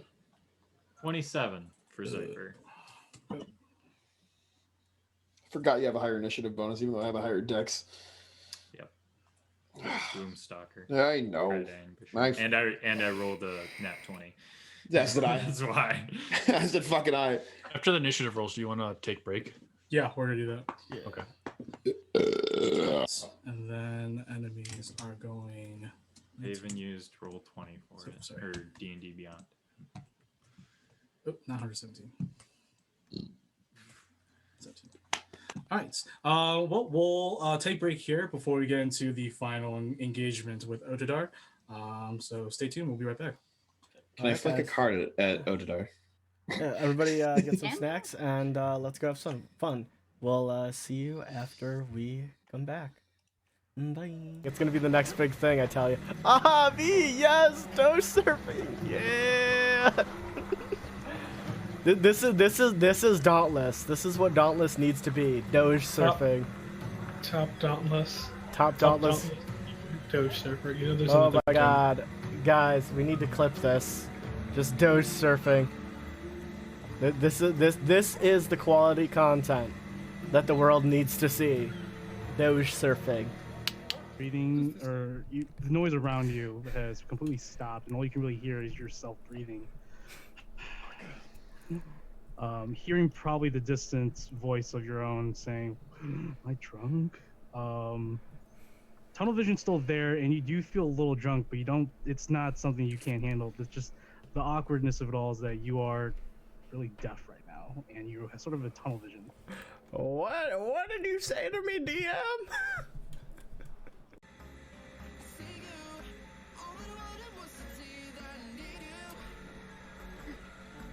Oh. Oh my god. Oh my god. No! No!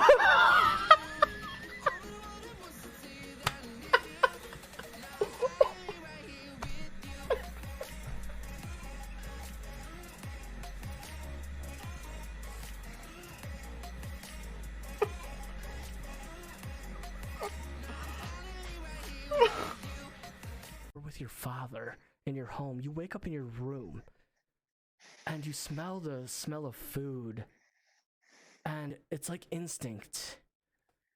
You go down and you see sitting there is your father. Phyllis, come in.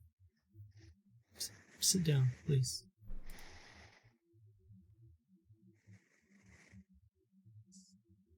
Is it worth the price? The thing on your wrist. Is it worth the price? Do you think... I'm sorry. I know it's...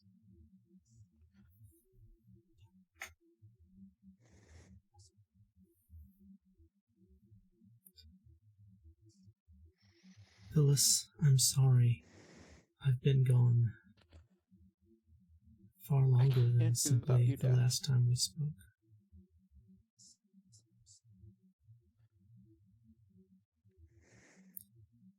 I worry about you, son.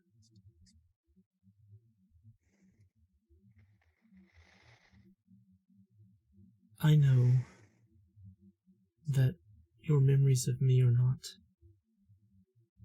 not what they should have been. You were so young when your mother was taken from us. I don't know how much you can even remember her. Please, just hear me out. I only have a limited amount of time.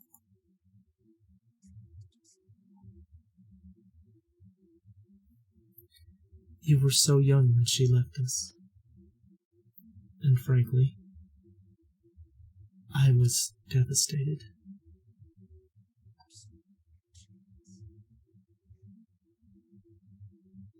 And I poured everything I had into trying to bring her back. For me. I always said it was for you, but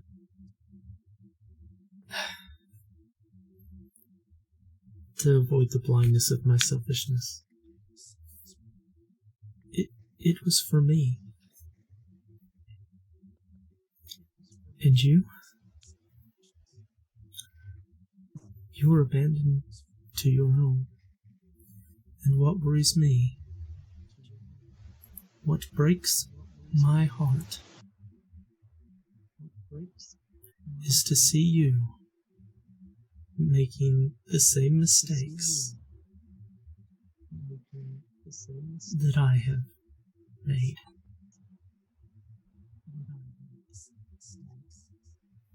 Now, it's for different reasons. You're not trying to bring back your lost love.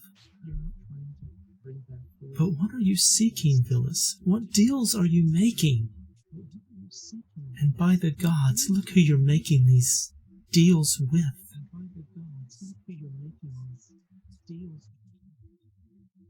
I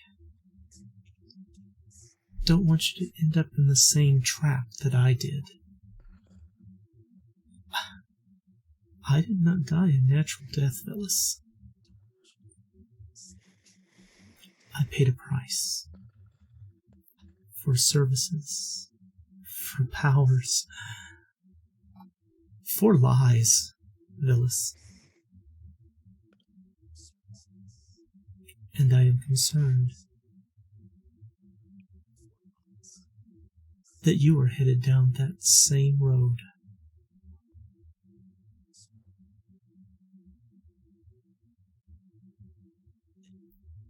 And for what little sway I have in your life, I know I don't deserve it. But son,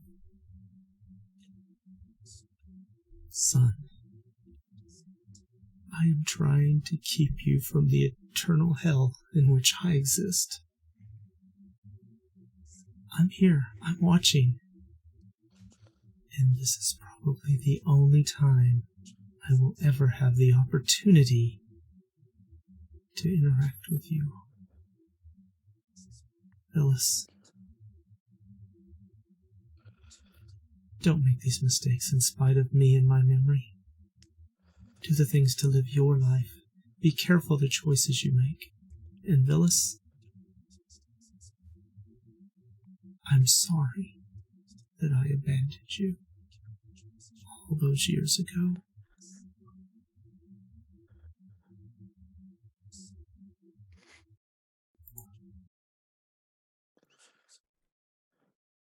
And with that, you see as the faded memory of your father waves in and out through this lucid dream, as out of instinct you go to dive for him. Hey, what's its strength mod? I wonder if a skull does have a strength mod. Please tell me it's like -4. That's why I'm hoping. -5. So yes. So did you do it? Oh my god! So Tay gets lunged, just chucked, and grabs a hold of it's a small skull. So you're like grabbing a human skull, and as you grab along, you're looking straight into the bejeweled eyes of this eldritch scroll, and you both fall.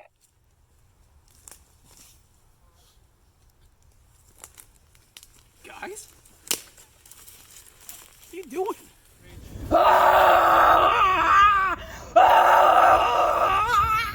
Bow to your sensei.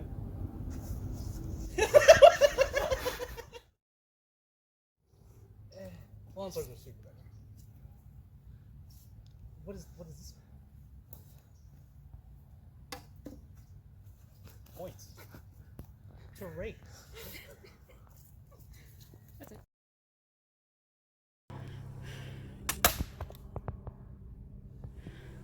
Raise.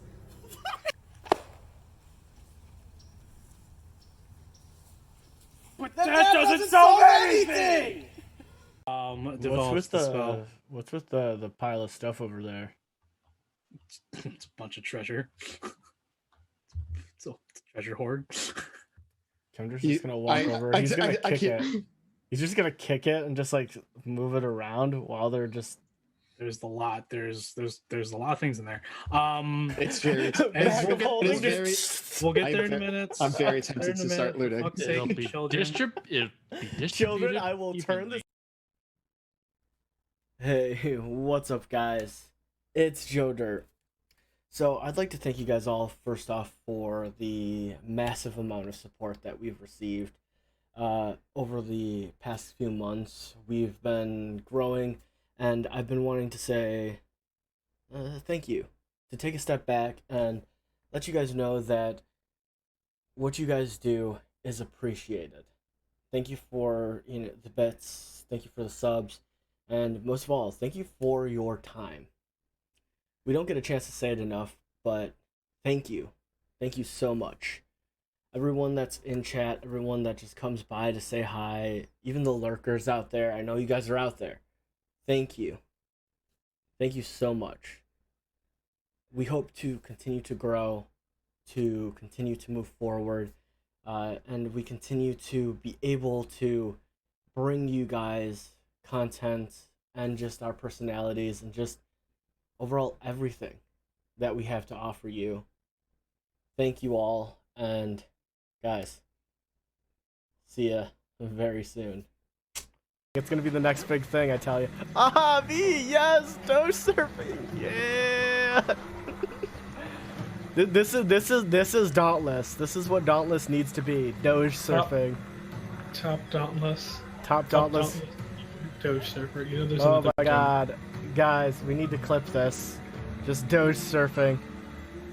This is the quality content that the world needs to see. Doge surfing.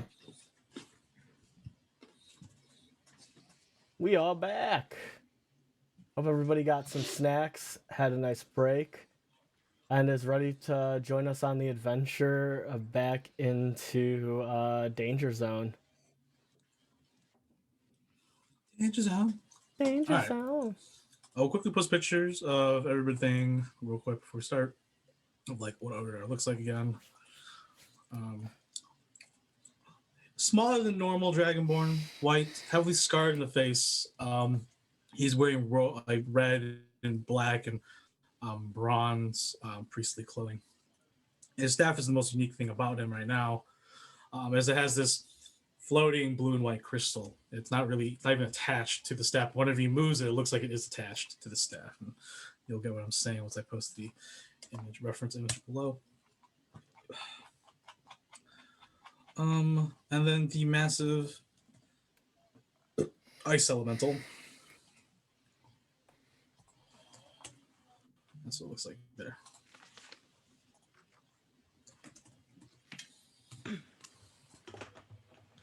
Chunky boy. It's a large creature. Yeah. All right. One more gimbop. Gimbop. Giddy giddy giddy gimbop. One more Giddy giddy crab giddy gimbop. gimbop. All right.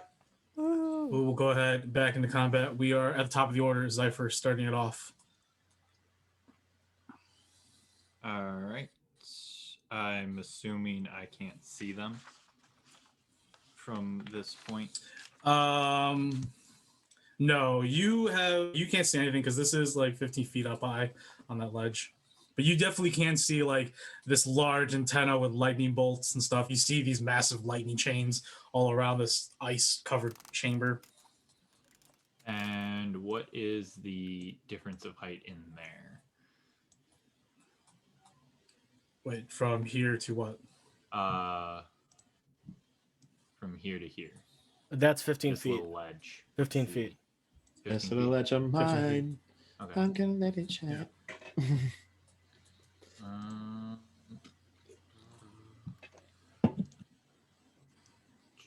I'm going to attempt to get up the ledge.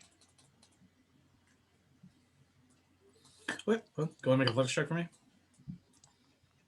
Athletics.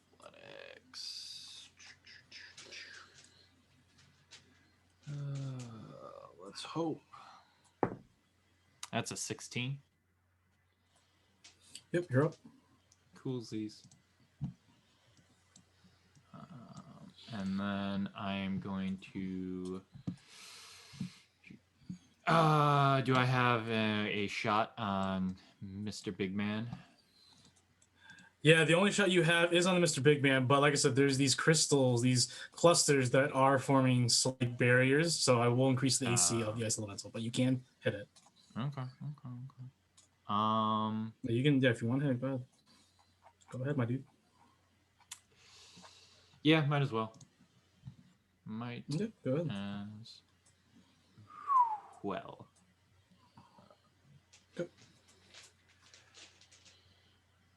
First one probably does not hit with a 10.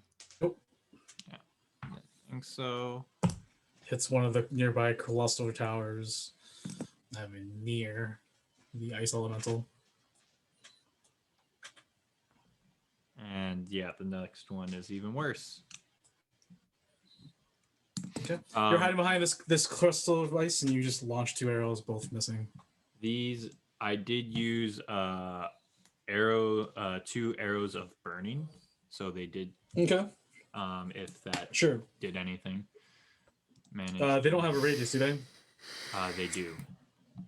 What's the radius? Um. With an successful attack, the arrow engulfs the target. Affects only the victim and a 1 foot radius around him for 1 round. Okay, cool. So you do blow massive chunks of ice clusters, but the wall still stands. Okay. But, yeah.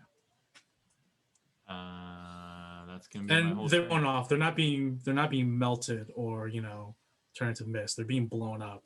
Okay. All right. Peek. Go ahead, and then all their actions. Bada bing, bada boom. Maxine and I are running on in here. Okay.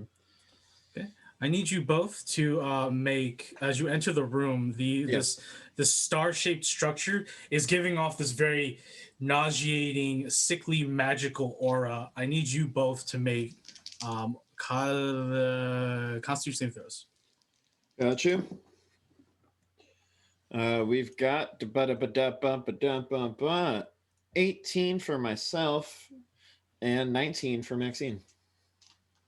Okay. So you are both good. But as you step close to the ring around you sort of pushes you away as a barrier around this massive structure, prevents you from going near it.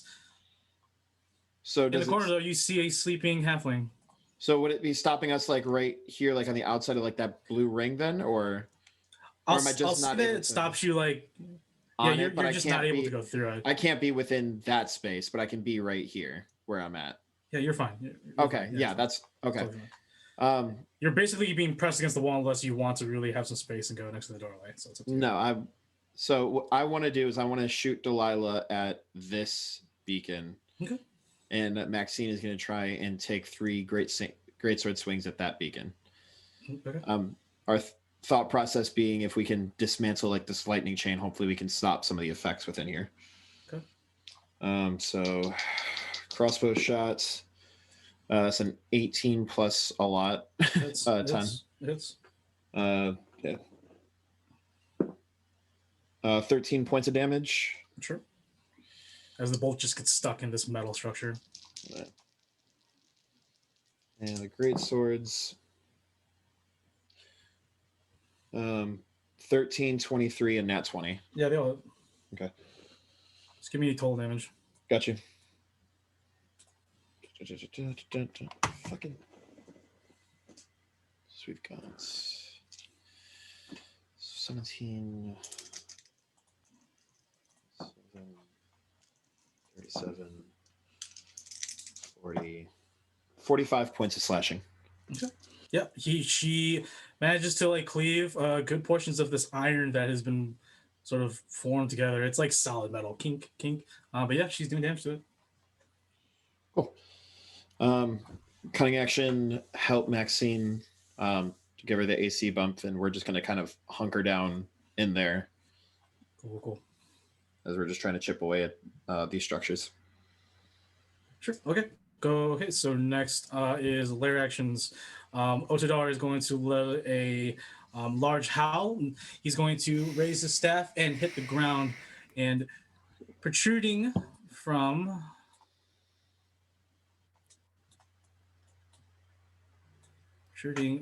near you or near Maxine, a massive 10-foot high tower of ice appears, rising from the ground. Sticking out, there are little slits at the very top of the 10-foot tower, and these little jagged harpoon bolts sort of stick out.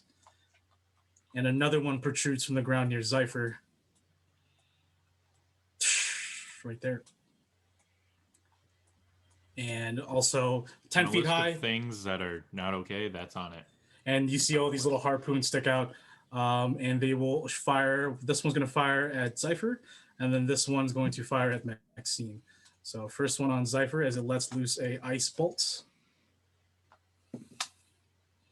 Does not hit you as the massive bolt goes whizzing past you, Zypher.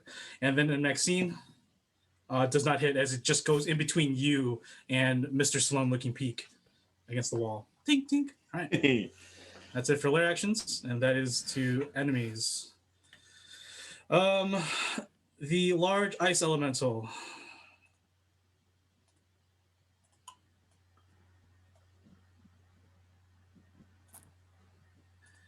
You barely see the top of its head, Zypher, and then it just slowly like sinks below the massive ice wall, and nothing seems out of the ordinary. And all of a sudden, the massive spiked hand rises from the ice as if it was a part of it, and appears right here from the ground up. And it will go ahead and take both of its large spiky hands and try to constrict you. He's going to try to turn you into ice. Oh, shit. Okay. So rude. He's going to encase you in ice. So it's a melee weapon attack. That is going to be an 18. 18 hits. 18 hits. So you take first 13 points of cold damage. I haven't half that yet because your resistance. But you need to make a con saving throw, as when he slams the two hands around you and retracts it, you are covered in these large patches of ice that begin to move all over your body. Constitution saving throw. Yes, Okay.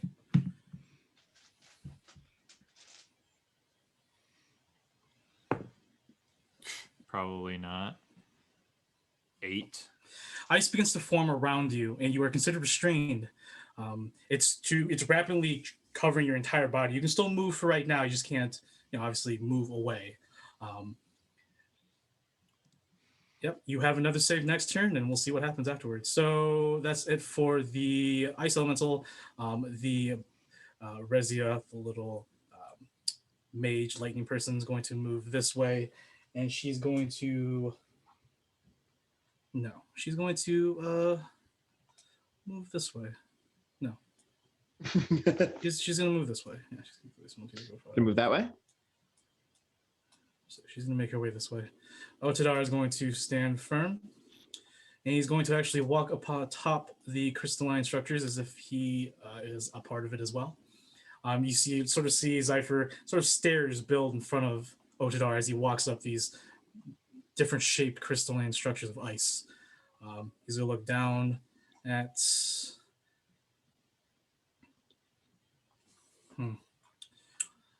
Because I can only see Zypher. Of course.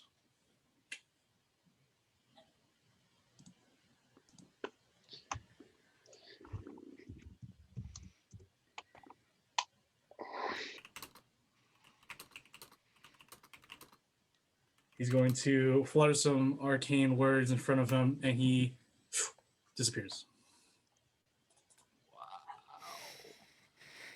Wow. Okay. Continuing enemies. This IFF going to move towards the Maya, and it's going to unleash a Frost Breath on Portia, Nemea, Nathalie, and Kemdir. I need all of those to make dexterity saving throws.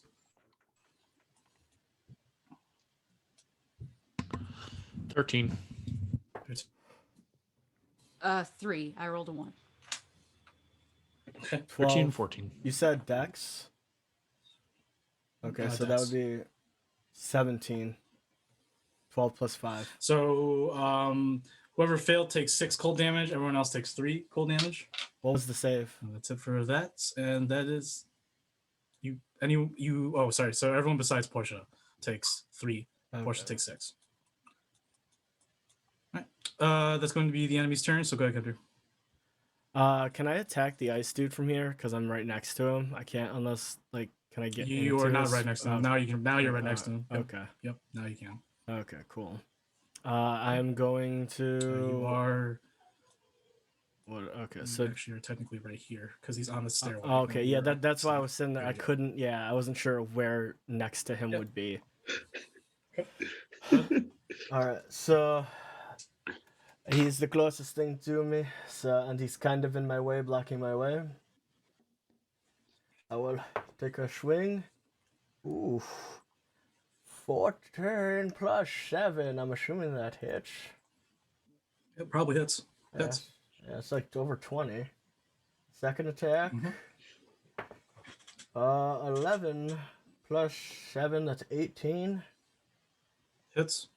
All right. And then that is going to be, first one is going to be, it's going to be low roll, but the first one is going to be 2 fire, and then it's going to be 5 radiant. Good. Second one is going to be 7 radiant, and then 1 fire. Unfortunate. Good. And then third attack is I'm assuming this is a sentient creature, correct? Sure. Sure. All right. It is.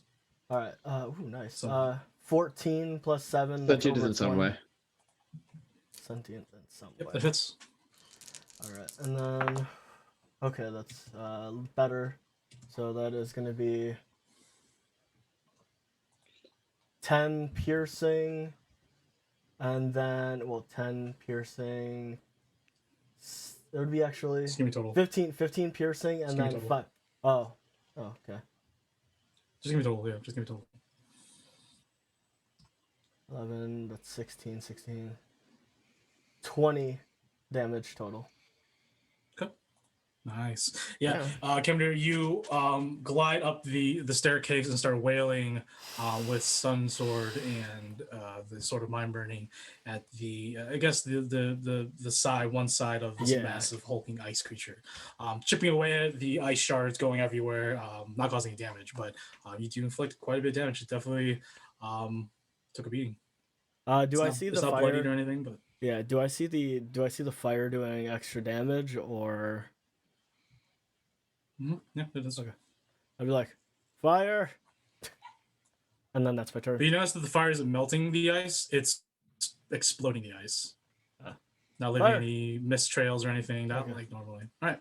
Okay, fire exploding. Anything else come to? Nope, that's my turn. Okay. Then may I go ahead and portion your deck? Quick question for Nathalie. I am not able to reach the ice elemental with Nathalie, correct? Nope. Okay. So I'm going to have Nathalie go back around and attack that ice method. Sure. It's not flying, correct? No, it's not. Okay. First attack 17. Mm-hmm. 7's 22. I mean, the second is 22. Sure. Yeah, both hit.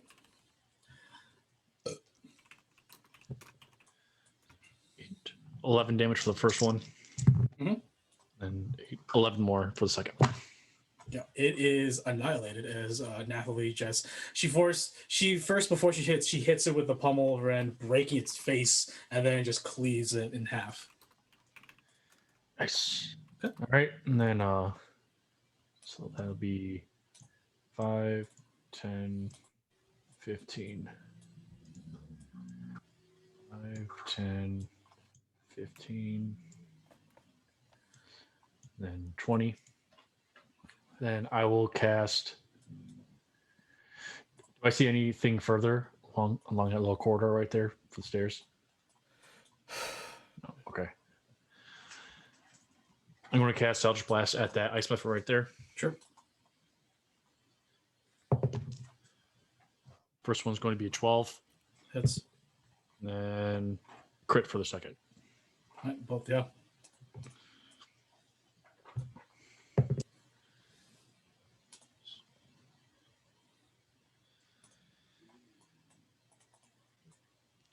Well, 35 damage. Mm-hmm. Yep, you destroy that. Okay.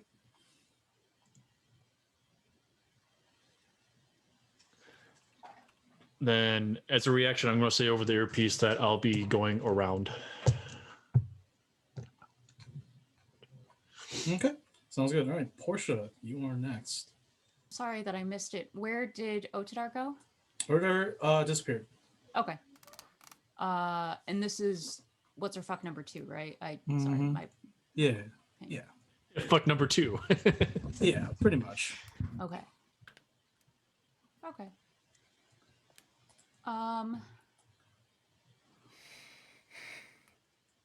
I am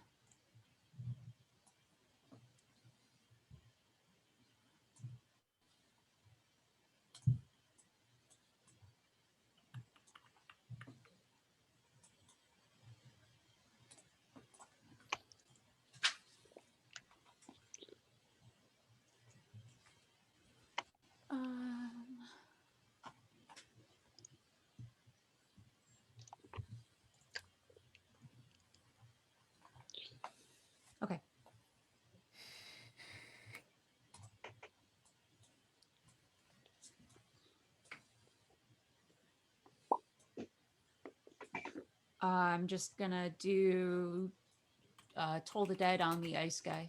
Okay. Need to make a whiz check. Yes, Wisdom DC 13. Well, I rolled a 20, so yeah. Okay. Then nothing happens. Oh, awesome.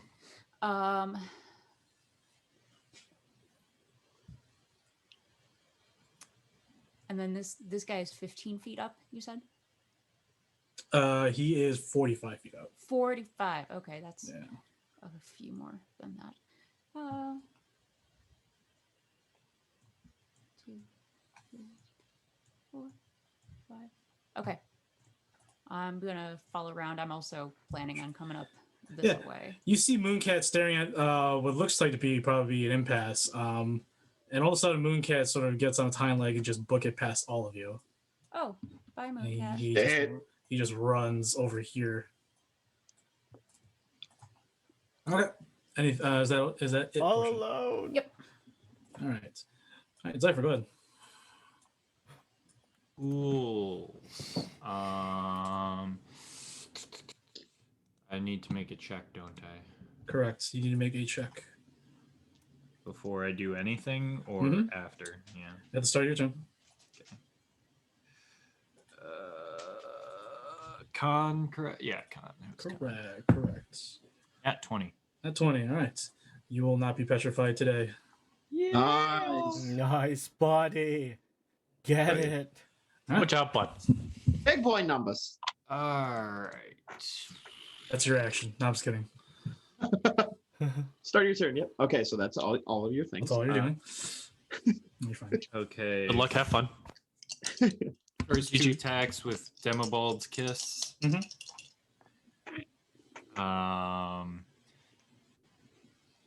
11 and 16.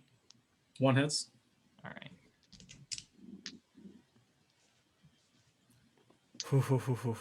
As you lunge forward, trying to like hit its kneecaps, joints, trying anything. 9 points of slashing, I believe. Okay. Oh no, piercing. Okay. And it takes 1d6 of necrotic damage. Okay. That's 5 points of necrotic damage, which Nice. I gain back in health as well. Cool. And it can't do any attacks of weapon. Can't make opportunity attacks against me. Okay. And then offhand attack. Sure. With E38. As a bonus action. That's a 16 on the die plus 7. That hits. No. And then 1d8 plus 4. That's. And that is 10 points of piercing as well. So, dude. And that is my turn. Okay. I need Peek to go. Go ahead, Peek. Cunning action, aim, and shooting the one on the right. Saint Maxine, another 3 swings on the left. Okay. So my shot. God damn it! I'm just fucking barely scratching that fucking crit range because I rolled a 4 and an 18, so 28 to hit. 10 points of damage on that one. Oh wait, that's snake. So 10, 20, 25 on the right one. Sure, yeah. Another bolt gets stuck in there. Hey there, Delilah. I'm gonna roll all of these fucking dice. And then on the left one, we got 16, 21, 23 to hit. Yeah, I'll hit. So 15, 20, 25, 30, 36 points of slashing. Okay, yeah. It's still standing. I mean, like I said, it's like, as opposed to hitting a wooden structure where it's beginning to start to like bend and fracture, this metal subject is just solid. It's literally just a solid piece of iron that's like 20 feet up high, conducting all this electricity. Is it like denting or anything at all, or is it just? Yeah, like... she's scraping pieces off of it, but Okay. like I said, it is a metal structure. It's a full-on, just complete metal structure. I'm talking about like she's hitting like large chunks of metal with her sword. Okay. It's doing damage for sure. Yeah. Okay. I'm personally trying to think if I need to like focus fire one or just go to both of them. Like my main goal, like I said, is just trying to cut off the connection to the electricity. So we'll see what happens. Okay. Yeah, that's it. All right. Sorry, I was reading stuff. All right. Lair actions. Those towers will now go on Otidaar's turn. So Otidaar with a lair action. Otidaar will review himself, as he must. Damn turn order getting in my way. Token, boom, he's right there. What's up, buddy? And he looks at you and Nathalie. He's trying to attack. And he says, "Stop that, Maxine. Sorry, stop that now." I flick a card at him. Doesn't reach him. As the card gets flowing, it freezes in midair and falls in front of him. He taps it with his staff, and a large amount of arcane energy from both his sorcery and from the lightning, as he's in the swirl of magic or swirl of snow around him, begins to turn into this sort of liquefied magical essence. One of the lightning bolts from above sort of strike Otidaar and sort of illuminate the winding magic around him. A massive incorporeal head of an adult white dragon, ghostly, rises from the ground in front of Otidaar, in front of you and Maxine. Don't you fucking dare. I need you both to make con saving throws. Con saving throws. As a 15-foot cone of this breath attack attacks you. Yeah. Okay, that's not what I thought was going to happen. I was misunderstanding what was happening. Okay. I've got a 21 and she's got a 18. 12 plus 6. Yeah. 18. Okay. All right. So you both are going to take half. So that is 13 points of cold damage to both of you. Cold. Okay. All right. That goes to enemies. The tower down up here is going to fire at Maxine. Yeah. That is a crit. Yes. So that is a lot of damage. not. I mean, it is, but not like. That's a lot of damage. Not like 15 dice worth. That is. That's a lot of damage. 21 points of cold damage. That's still a lot of damage. That is a lot of damage. Yeah. And this tower is going to fire at Kemdir at disadvantage. Fails. Goes white past him. Right. We'll go and continue with the Ice Elemental over here. Ice Elemental is going to make one claw attack on both Kemdir and Zypher. As he brings forth these two massive fists, just slams both at the same time, like Donkey Kong style. Right, so I'll do Kemdir first because it doesn't at disadvantage. Phasing. Save me. Ooh, it does. Yep. 21's not going to hit. So that misses Kemdir, and then on Zypher.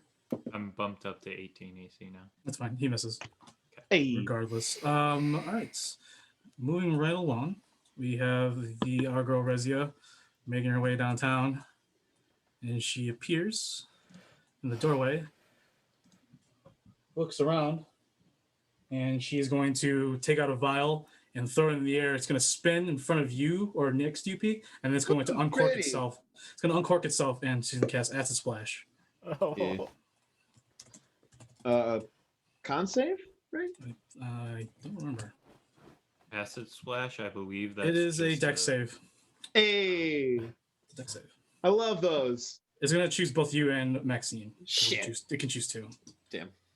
Dirty 20 for the kid. Okay. For Maxine, please. That's a 7 plus 2, 9. So you take 3 acid damage, and she takes 6. Yep. And that's it for her. And then lastly, it's Otidaar. Otidaar is going to go ahead, and he sees Maxine and you have have been doing considerable damage to whatever this construct is, and he's very protective of. And he snarls at Maxine and says, I might as well finish you here and now. And he is going to go ahead and cast. Fuck you, Will! Level 10. As he slams the staff onto the ground, a ripple of ice underneath the floor sort of ripples outward and then rises from the ground and dissipates into this thick fog that begins to swoosh over both of you. It's covered in this frigid fog. I need both of you to make Constitution saving throws. You and your con saves today. God damn. And for whoever's nearby, a powerful 7th level spell has been casted. Jesus Christ. Jeez, all 14. I stare through the wall. Leave me alone. Yep, that's magic, all right. There's little sim spell. That there's a little powerful. My ring says that Peak is shitting her pants. Yep. 15 for myself, 17 for Maxine. Right. Hey, rather. You both take 62 points of cold damage. What the fuck? And you gain 1 level of exhaustion and have disadvantage on perception checks in this thick fog. It doesn't which matter. is now surrounding this entire area. What's the whole thing about damage over health? It'd be double. So you're good. She would have to roll 120 something damage to kill you instantly. You're not coup de grace. Yeah, you're not coup de grace. You're just dead. You're just dying, for sure. Okay. Well, we're both down. Ooh. Yeah. Okie dokie. And Portia would know that that she is down because of the ring. Yep. Oh, there she goes. And nobody else does. Yep, only Portia would know. She shot herself, then yep. She's gone. Yeah. Cool. And are you sure you enjoyed that mockingly tone towards Otidaar as he just one shot both of you? I think that's on the turn, so go ahead, Kemdir, and the mayor on deck. Oh god! I just heard a loud boom, and I'm just like, well, shit. I look over at Zypher, I was like, well, let's keep going there, guy. We're the only two here. Yep, that was magic. Yeah, I felt something. It tingled a little. All right, that's 15 plus 7, so that's like a 24 to hit, something like that. Fancy. Definitely hits. And then this one is a 12, so that's 18 to hit. Hits. Okay. And then this is gonna be, come on, just roll high on the damage for the love of. No, apparently not. So that's gonna be 9 points for the first hit. And then for the second one, okay, that's not really. 12 points for the second hit. And then the third with the sort of mind burning, that is going to be a 19 to hit. I got a 12 plus 7. Yep, hits. That's for sure. Come on, do something better. No, dude, I'm freaking rolling so low. 10 points of damage. Okay. And I'm just gonna continue to just take and just sit there and just cleave into what I'm assuming are his, like, since he's a large creature, like his thighs, I assume. Yeah, you're about that at that height. Actually, Yeah. you'd probably still be at his like waist. You'd still be at his calves because Oh, no, you still be at his calves. calves because you're down the stairs. Okay, yeah, like I'm just aiming You're for, still like, downstairs. I'm aiming for that. I'm just literally, since I'm assuming it would be his right calf, just sitting there, just whacking on his calf. Yeah, just shredding shards and pieces of this ice elemental. Obviously, it's taking notice and it screams every time it gets hit and sundered by your blades. But it's huge, big boy. It's a big boy. Grouch Couch asked if he could. Turk asked if he could revive with a gift sub. That's up to the DM, Turk. Unfortunately, no. I think that's just a little bit too much. But maybe in the future, honestly. Right now. Maybe if you do 5 gift subs, he'll let you revive a player. I mean, that's $25, at least. I'm just saying. If he does 2 gift subs, I'll think about it. I was kidding. 2 gift subs. I mean, verbal contract. I'm gonna say no though. I'm gonna say okay. No. Oh, he said Just gift 'cause we're in the sub. mode How that I about wanna start advantage messing on around. death saves for that one person? I think Turkey. I think I'll be okay. I appreciate you, buddy. If you want to support Chandler, you're more than welcome to. But I think Peak will be okay. I hope so. I don't know, but I hope so. I'm just gonna move forward. What do I see up those stairs that the cat ran away from? You see the wait, what upstairs? By the way, there's a door right behind you, to the 2 large set of doors. Wait, what? What doors? Right here. Oh, it was the doors? Oh, because when you explained it, the cat looked up those stairs and then ran off. You don't know. You don't see the cat, bro. Yeah, you don't see the cat. Remember? Why'd you explain it? For Zypher and Portia. Peek and Portia. And Pork and Peek, yeah. Goddamn. I don't see the cat. Peek and pork. Yeah. So there's doors right there, correct? Yeah, that's right here. Oh, thank you for the gift sub. Thank you for the gift sub, though, for sure. Thank you. Yeah. We really appreciate it looks like Nick actually has a sub to the channel now. Yay. Then these cables on the ground? They're not on the ground, they're in the ceiling. So that's what it sort of represents. Yeah. They go from where the giant, massive, green, like lime green, neon green structure in the form of a star holding up this electric ball, goes, and they're connected, and they connect down the ceiling, go down the wall into the doors over yonder. Like Fishy just subscribed. Guys, thank you. Just in we chat. Appreciate it. Just in chat, Turk, don't remember, you have 2 potions you can give out, one for your sub and one for the gift that you did. And Fishy, you can give out 1 potion with your sub. And that's per every Sunday stream. 1 per every Sunday stream. Yeah. No death saves. I'm sorry, bud. 2, 3, 4. I'll be all right. I think probably. I don't know. 5, 10, 15, 20, 25, 30. Is this icicle blocking the way into the room? No. It's just protruding out. Okay. So 5, 10, 15, 20, 25, 30. That'll be 30. And that'll be 30. You see past this vibrating, statically charged chamber with this massive lime green neon structure. On the other side, you see Otidaar, who just finished casting some sort of powerful spell. It is filled with fog, but the light from this massive construct is illuminating a majority of it. But you do see vague figures of what looks like to be the glowing red and orange hair of Maxine on the ground with a Mr. Sloan. Both covered in like frost. God damn it, Mr. Sloan. Changelings revert to their original form when they're in death save? They do, but whatever. She's dressed as still. We do when we die, not when we are unconscious. Oh, yeah, for sure. Well, you are dying, not. I am unconscious. She's not dead. She's not dead yet. It's fine. I know she's not dead yet. Yeah, yet. Where is this conversation going? If potentially when I will be revealed as a changeling. What else do you have to know? All right, I'm going to cast Eldritch Blast at the big guy. He will. Can I see him? You can't see him, but I will give him an AC boost because he's behind this large metal structure. This pylon. Since I cannot reach those 2, Dom, you got 2 health potions. I am currently unconscious, so I cannot use them, but I appreciate the sentiment. Well, I mean, you still got them, though, so... I'm going to cast it at her, the alchemist. Okay, yeah. Since I can see her, correct? Oh, yeah, for sure. Yeah, okay. I'll cast both of them at her. First one is 26. That's...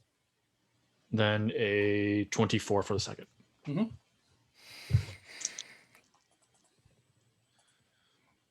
Then 11... 8, 19 total damage. Nice. Cool, yeah. She doesn't get staggered, but she does get completely surprised and off guard as 2 beams travel and hit her square in the chest and in her right shoulder. Okay. And as a can I use my bonus for the earpiece and say that both of them are down? Yes, go ahead. We have a hydrate, everybody. Yeah, I needed. I was gonna drink anyways. So, thank you. My voice is drying up. Kay and Maxine are down. Fuck. We need help. I'm kind of blocked by a big ice creature. I'm a little preoccupied. Is that for you, man? Yeah, because Nathalie can. She can. Well, yeah, she can't get to them. Correct. And if you do move her, she does get pushed back from this circle ring as it forms a barrier. You could go around though, like to the right or to this way. You could climb these clusters if you want to, but it's up to you. Yeah. All right, she'll just go over here. So 5, 10, 15, 20. So that'll be 50 feet. Fishy, thank you for the biddies. Also, Fishy, don't forget. Thank you, everyone. I love don't you forget, all. you have 1 health potion per Sunday stream. Yeah, give it to somebody. They're gonna need it. Yeah, we really are gonna need it. Portia, go ahead, and then Zypher on deck at top of the order. Right. Give me just a moment. You are fine. Okay. No, there's a puppy in my room. So, I'm sorry. I was looking up rules. How far is what's this stairs? Is it actually 15 feet? Yeah, it's actually 15 feet. The centerpiece is like a platform raised on like 2 pillars, but like the stairways are rather short. They lead up. There's more stairs, but I didn't want to mess with it because then we get stuck with like how much flight of stairs did I get? So don't worry about it. So just take the map as it is. Okay. It's not 3-dimensional like I wanted, obviously. All right. Not yet, at least. I think she has an emergency. Soon, a cat emergency. We will return to the table soon. The table. The table will come. The table beckons us. Yeah, I can't wait. Sorry, I came in and just started like eating everything. Okay. Sounds normal. Yeah. Puppy problems. My dog does that. Yeah. Hashtag puppy problems. Yeah. Okay.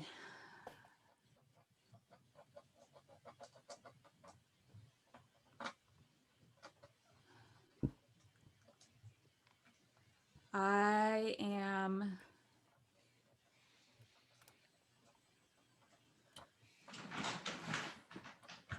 going to use my action to wild shape, starry form. There you go. I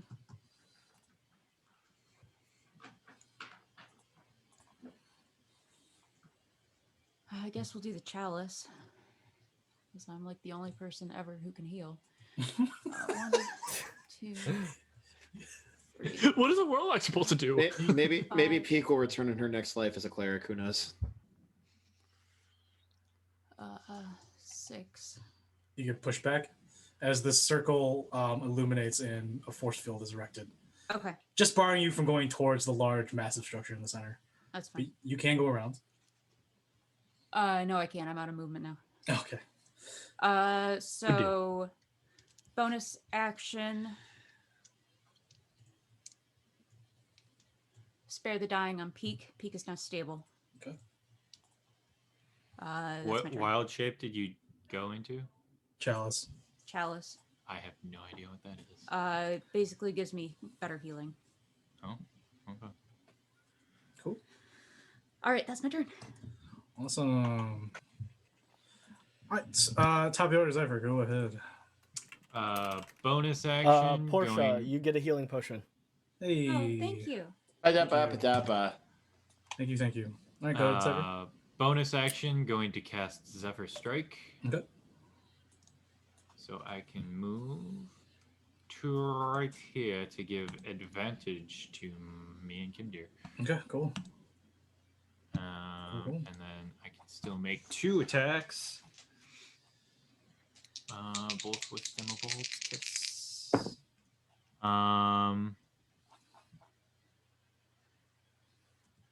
12, and then 14. 14 does that hit? Unfortunately, does not hit. Okay, how about a 17 plus 9? 17 definitely hits. Mathematics. That's mathematics. Let me just 26. 21. Oh, actually, I didn't even roll that with advantage. Nat 20. There you go. Hey, let's go. That's percentile. All right, Dimmabold's Kiss. So that's D6. So that's 6, 7, 8, 9, 10. 10. So that is 20 points of piercing just from the crit. Sure. 3 points of necrotic damage, and then the regular attack, or the second one, I should say. That was not a crit. That is 8 points of piercing. All right. Or yeah, piercing, and then it is now bloodied. 5 points of necrotic. Cool. Yep. Definitely bloodied now, as its shards and its once bulking figure has now been reduced to like chopped slices of its ice carapace missing. It's a little bit thinner in certain areas, especially at the parts where Kemdir has been hacking away at it. And then last but not least, 5 points of force damage that I forgot. Okay. And I am back to full health. Cool. Just to clarify. Good. All right, sounds good. Thank you. Peak, you need to make a death save. Well, Maxine needs to make a death save. Yeah, I was getting into it. Sorry. Please, baby. Please, baby. Damn it, that's an 8. No. It's one failure. Yep. Okay, can we talk about something real quick? Why am I more upset that Maxine is down than I'm down? Because you care more for an NPC than your own character? Question mark. Well, I love Peak, and I've built so much into her, but like I am gonna be more sad if Maxine fails these death saves than I do. It feels so real. You are prone right now, Peak. So I'm unconscious. No, you're up. Stable. 0 HP. Stable. Oh, so you're still unconscious then. Yeah. Spare the Dying just allows me to not have to make death saves, but I'm still unconscious. Correct. As much as I wish it brought me to 1 HP, I would have already immediately went and shoved that fucking healing potion. This ice tower is going to lair action. I'm going to drop icicle on. Of course you are. On Portia and Nemea. Go ahead and make dexterity save throws. You and your I'm gonna spend my reaction to give myself wheel from that. Cool. I rolled a 13. Yeah. So.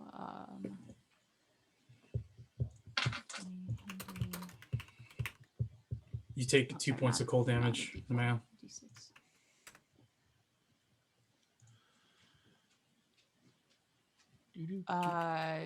24. You both take 2 points of cold damage. Okay. As a large shard drops in between both of you. Cool. Enemies. This tower is going to fire at Nathalie. Misses. And then the other tower is going to fire at Zypher. Misses. Aww. Yay. All right. Rezia is going to start tapping and pulling switches all over her bronze arm guards, and she's going to combine both her hands together, and she's going to aim at the large sphere crystal, and she's going to unload all the electrical current in her charge pack and tubes, and a massive bolt rings from the very top of this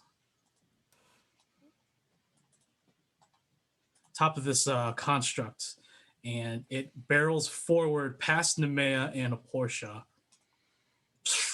to the door over here. Oh no.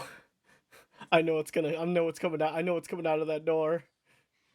And it's our as friend. the door is like sort of like staticky a little bit, the door begins to it statics for a little bit, but then suddenly these two large fists, one on the top, one on the bottom, sort of indent through this side. Another set, and the door breaks open, and fumbling forward is this large, sort of Warforged clockwork monstrosity with the two large lightning pauldrons on its shoulders and a massive, massive lightning fueled gauntlets, sort of bigger than its left hand. And it stumbles forward and it sort of just opens its maw and lets out this screeching noise. Okay, it's not the this lizard. is a whole bunch of fuckery. I'm going to screech I'm not back at dealing it. with that. Rezia turns to it and is like, "It's over. We need to secure what we have left. Your ambition is done." And she's going to run this way. Away. Away. Oh, 1, 2, 3, 4, 5. Here we go. All right. Oh, I moved peak. Sorry. Otidaar sort of just growls and he clenches the staff once more. And he's going to cast some sort of spell. I don't know. I have to figure it out. Unconscious counterspell. No, nothing. Okay. Yeah. It's okay. It's okay. Give I us will the soothe your soul contract. later. I will soothe your soul later. If I die, harvest my soul. Okay. As long as I have consent. Yes, you do. What about the what Thank about you. the other 100? They're already dead. Okay. Keep mine in a little jar for it, just for Okay. for travel Just sake. a little fairy jar. For You can- special occasions. You can give the other 100 to Seabold, but keep mine for Okay. as a token of. I will find the largest gem and I will put you in it. How does that sound? Thank you. I love you. Because you are a bright and shining star in my life. Oh. Oh, I'm gonna vomit. That's You two right. are too I said cute. it. I love you. He's going to step this way. He's going to tap his staff, and two large hailstones appear to form from the nearby moisture and ice from this entire chamber. And one points at Portia, one points at Nemea. All right, I need to make a spell attack.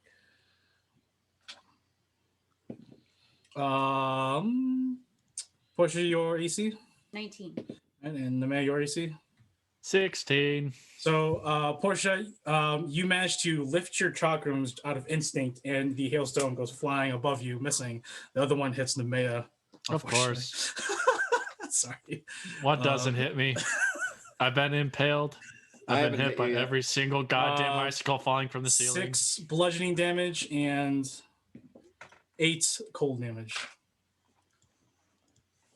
Okay. That's it for Otidaar, who is not bent on giving up yet. And then the ice elemental is going to, I need to see if his ability comes back. Comes back, he will go ahead and encase Kemdir in ice. I'll make a attack roll against Kemdir at its disadvantage. Damn it. Missed. Rolled a 19 and then I rolled a fucking 6. All right, so that's a miss. However, it will go ahead. No, it's gonna stay there. All right, go ahead, come here, and then next is the man on deck. I'm just gonna see him and just be like, "Oh fuck," and I'm gonna do one thing I'm good at. I'm gonna keep on swinging. Yep, go people. Hit it with a stick. All right, that would be a 10 plus 7. Does that hit? 17. Sure. Okay. 17. Okay, and then the second one is a 13 plus 7. It's 22. Hits.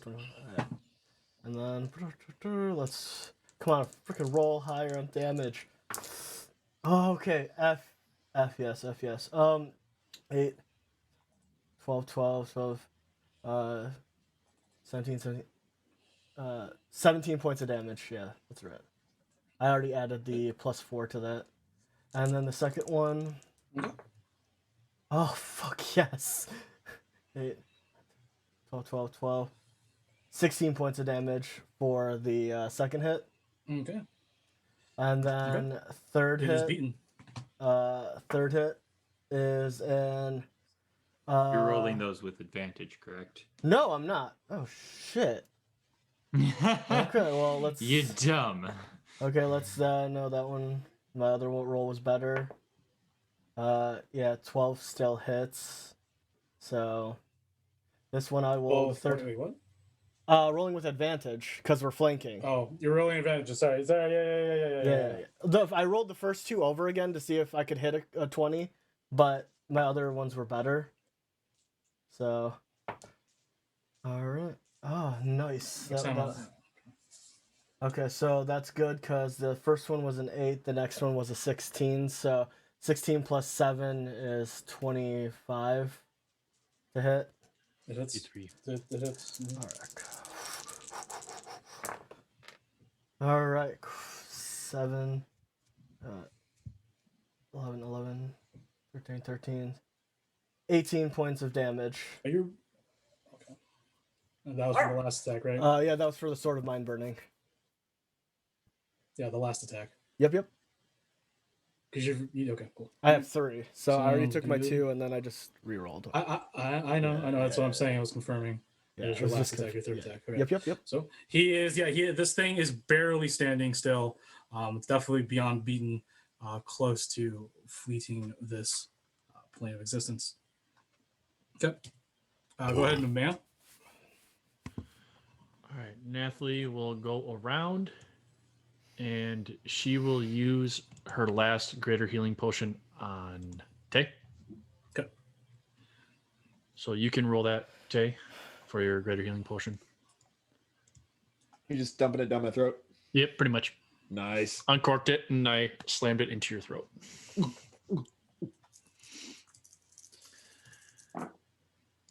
All right.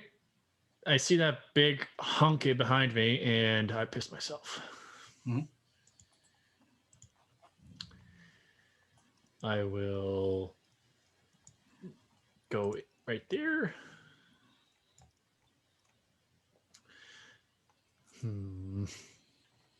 Because I can't go anywhere near there.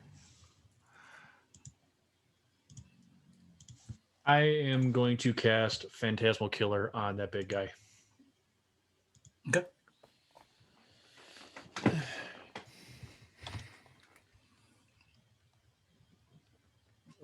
Real quick.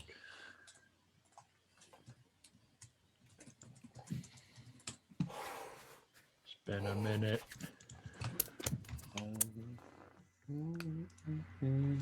So I need to make a wisdom saving throw? Yep, 21, sir.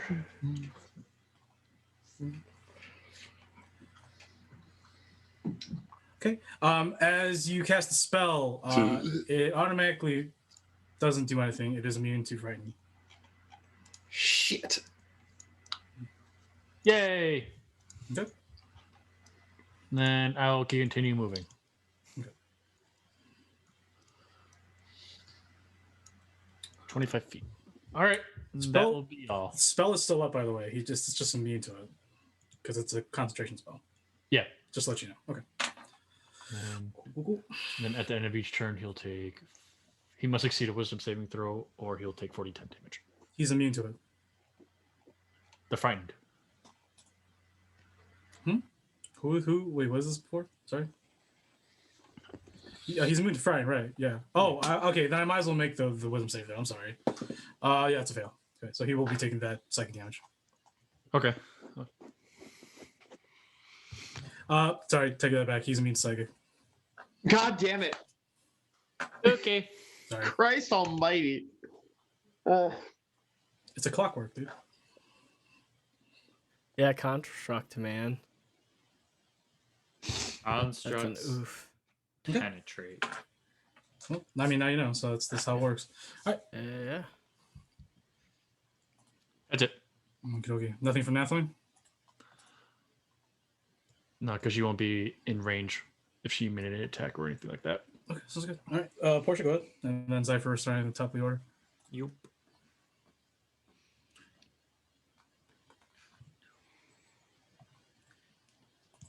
Portia?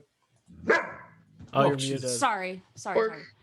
How high is this again? Sorry. This is 40 feet. You would be still on the same level, right? You're on the same level. You're fine. You're up there, dude. But how high is this, please? From the ground all the way to the bottom, or from this opposite side over here? Because this is raised over here at the side, because this is part of that platform. Okay. Yeah. If I was, in theory, going to cast Tidal Wave, how far is Maxine going to fall? Probably like 10 feet. Okay.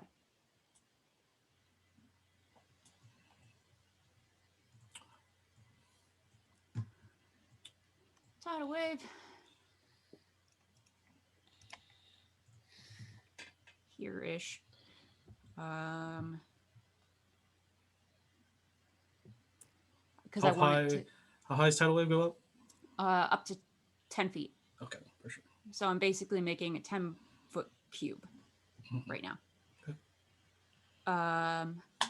Yep. I want to position it so I can try to take out this middle thing as well. Yep. That's what I'm doing. Otidaar will snarl at you, and he will counterspell. It's a level. What level spell is it? It's a level 3 spell. Level 3. Oh, then it automatically now have to roll for it. All right. So he counterspells it. All right, fantastic. Fuck you, Otidaar. As a bonus action, I am going to cast Healing Word on myself. Okay. Smart. At 3rd level. Noise. And then I get a little extra, so that's 12. Ye old bait and switch. Yo. Never mind. The old switch. The old twist. The old twist. Grab his dick. You just grab it and you give it a twist. Good old twist. Anything else, Portia? Yo.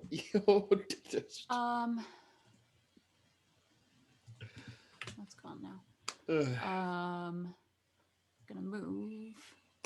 1, 2, 3, 4, 5. Yep, that's where I'm at. Ooh. Cypher, go ahead. Radio Ray. What the fuck? I assume 15 plus 9. 15 hits. Yeah, okay. Second attack.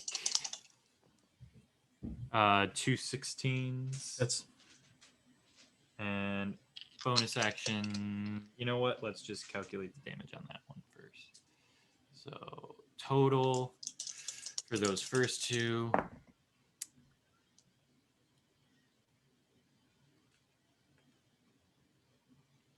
That is 14 points of piercing. How do you want to end this creature's I want to stab him in the Achilles heel and shatter him. Okay, yeah.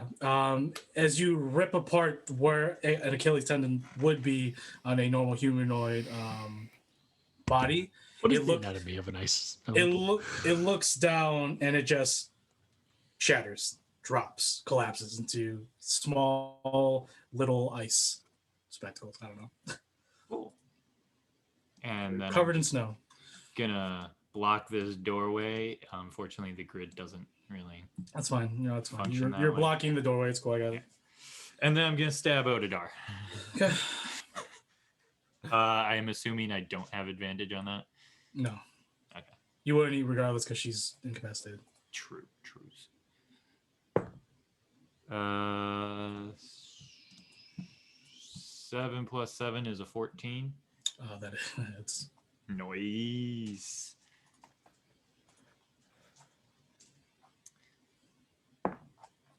And that is 7 points of piercing. Okay. As my rapier plunges forth. Okay. Into plunge forth, my rapier. Otidaar. All right, sounds good. All right, yeah, you stab him right in the almost near where his kidneys would be. He lets out a blood gurgling whelp, and he turns around as you pull your rapier out from his back. Hello. So that's it for you, Zephyr. Yeah. So go ahead, peek. Oh Christ. Ugh. What happened? You gotta get up, darling. Oh, you gotta wake up. It's time for school. 5 more minutes. And then we'll go back. I'm kidding. I'll go ahead, stand back up. Cookies are fresh. So would it be my bonus action to give Maxine a health potion, or would it be my full action since I'm interacting with an object? I'll just say it's a bonus action. It's fine. Okay, so I will pour one down her throat to get her back up. Health. Health. 8, 11, 15. Okay. And as I kind of help Maxine up, we both just turn, look at Otidaar. You left him to die. He trusted you. Pull out Delilah. Not gonna have this happen again. And I fire Delilah at him. Yep. 15 to hit. Do you have crossbow expert? I do not. You're at disadvantage. That's fine. That was better. So still 15 to hit. Okay. Yeah, that definitely hits. Just for future reference, why do I have disadvantage on this? Because you're shooting very close with a ranged weapon. Okay. You don't have crossbow expert. Gotcha. 13 points of piercing damage. Mm-hmm. Maxine, using her movement, stands up. 3 great sword swings.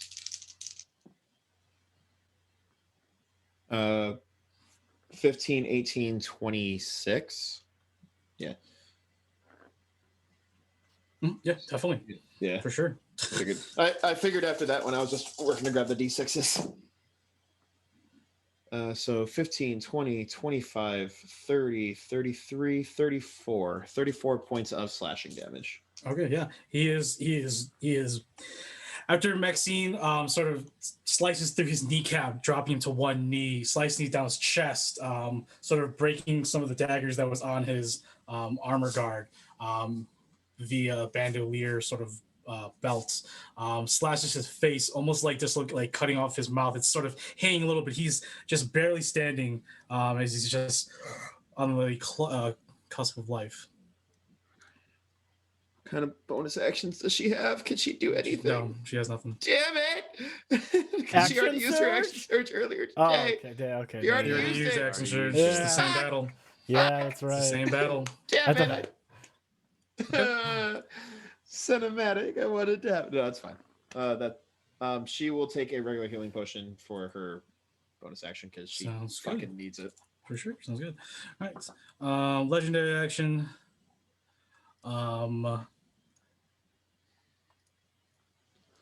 He's going to, with little lifespan or life force he has left, he's going to still put his clawed hand on the ground and summon another howling frost wave. I need Maxine, Peak, Nathalie, Nemea, and Portia to make dexterity saving or con saving throws. Sorry. As a wave of cold from an incorporeal head of an adult white dragon appears. 16. 16, good. Dang, if only I had Mage Slayer. Nemea has a 20. Nathalie has a 19. Okay. Dirty 20 for Maxine, and fucking 12 plus 2, 14 for myself. Everyone besides Peak takes 12 points of cold damage.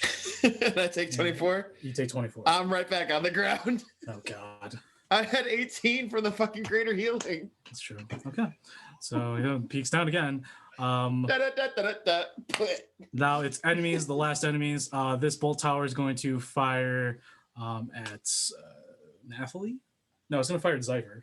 Yeah, I figured. Misses. And then the other one is going to fire at Zypher. Of course. Hits. And you take 18. 8 points of cold damage. 4.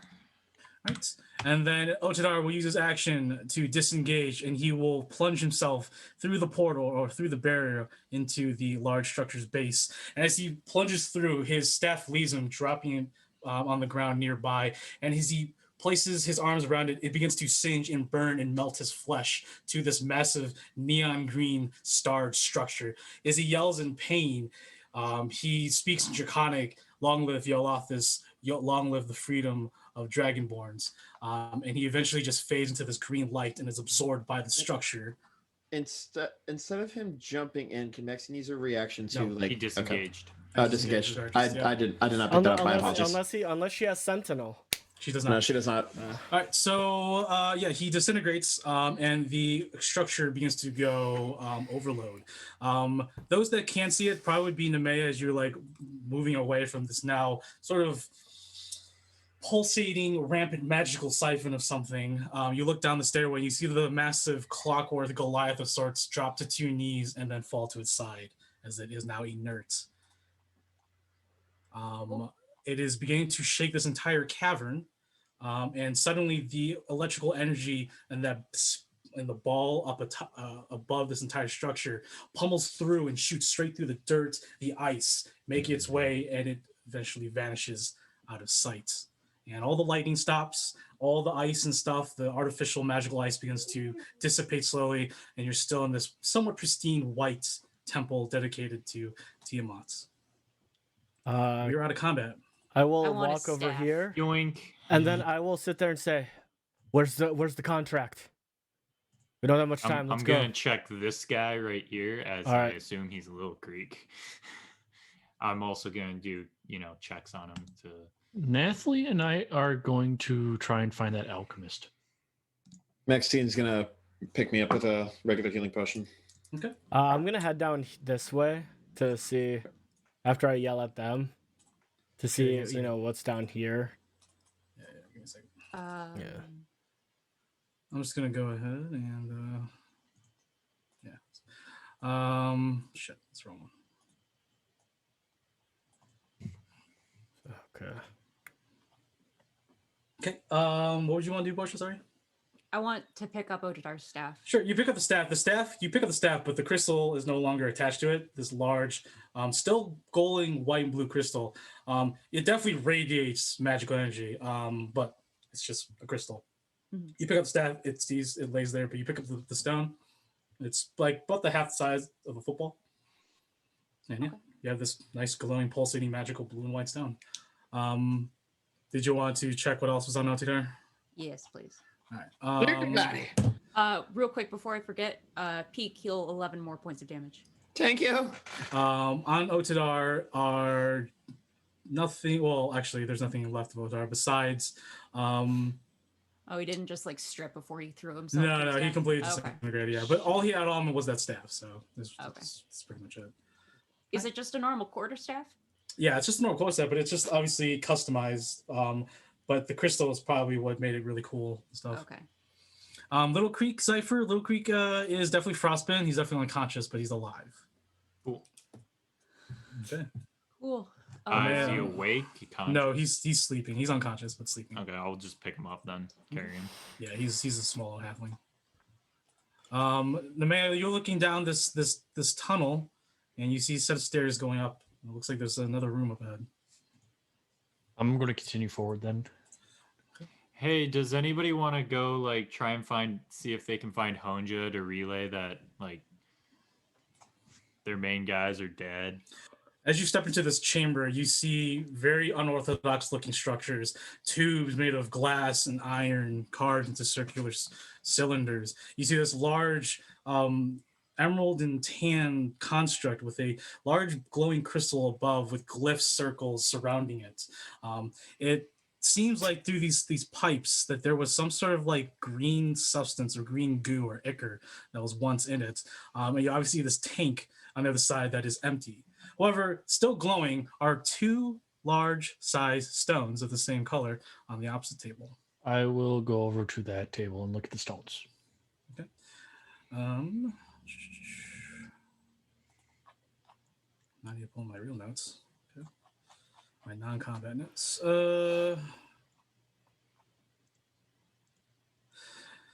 So along the walls, this massive glass tank, both ends covered in thick, clean bronze. It's holding the same color it once was holding the same color. There are remnants. On the table are 2 half a football size type of mineral. And as you approach it, you can just feel the stench and just the overall aura about this. This is highly magical, but it's not aggressive, but it's just very nauseating as you get close to it.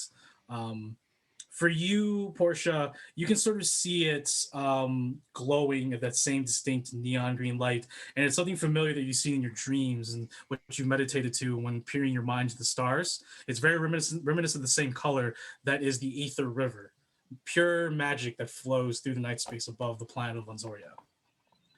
That's cool. I'm going to pick up those stones and put in my bag. As you take and hold the stone, I need you to make a will Constitution saving throw. Con.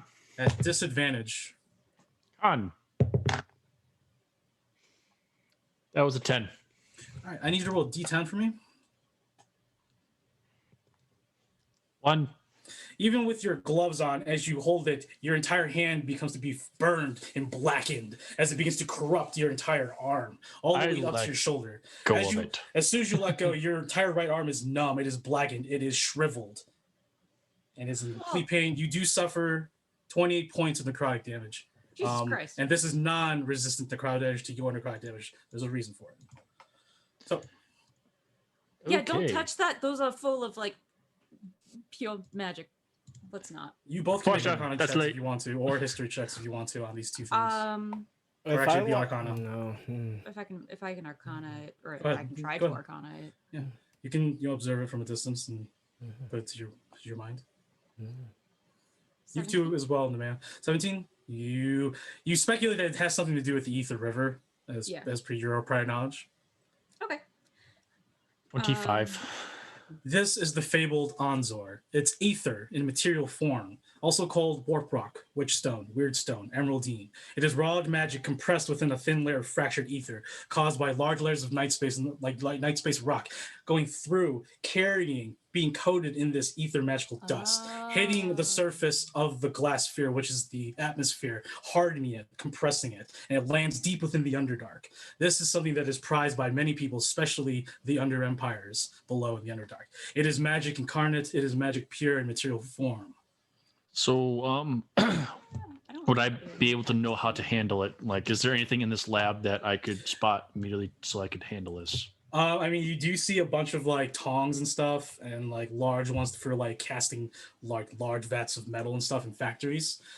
Probably what they would use, because you see a barrel full of like broken and sort of disfigured and warped tongs for this kind of thing. So that's probably what whoever was in here been doing to use it. And you see that the inside of the barrels are lined with lead and other materials like adamantine and mithril to sort of hold this liquidized form of Anzor in it. So I will grab tongs and then I will put it in the barrels. Yeah, the barrels are too big, but yeah, you can put it in the barrels. That's fine. Yep, you can seal it. That's cool. Cool. For sure. All right. What were the stones? Sorry, I was not here for that. They're pretty much like warpstone, or that's what I heard from the description. I just didn't know what they were called in this world. Anzor. Weird stone. It's on Anzor. Yeah. Anzors.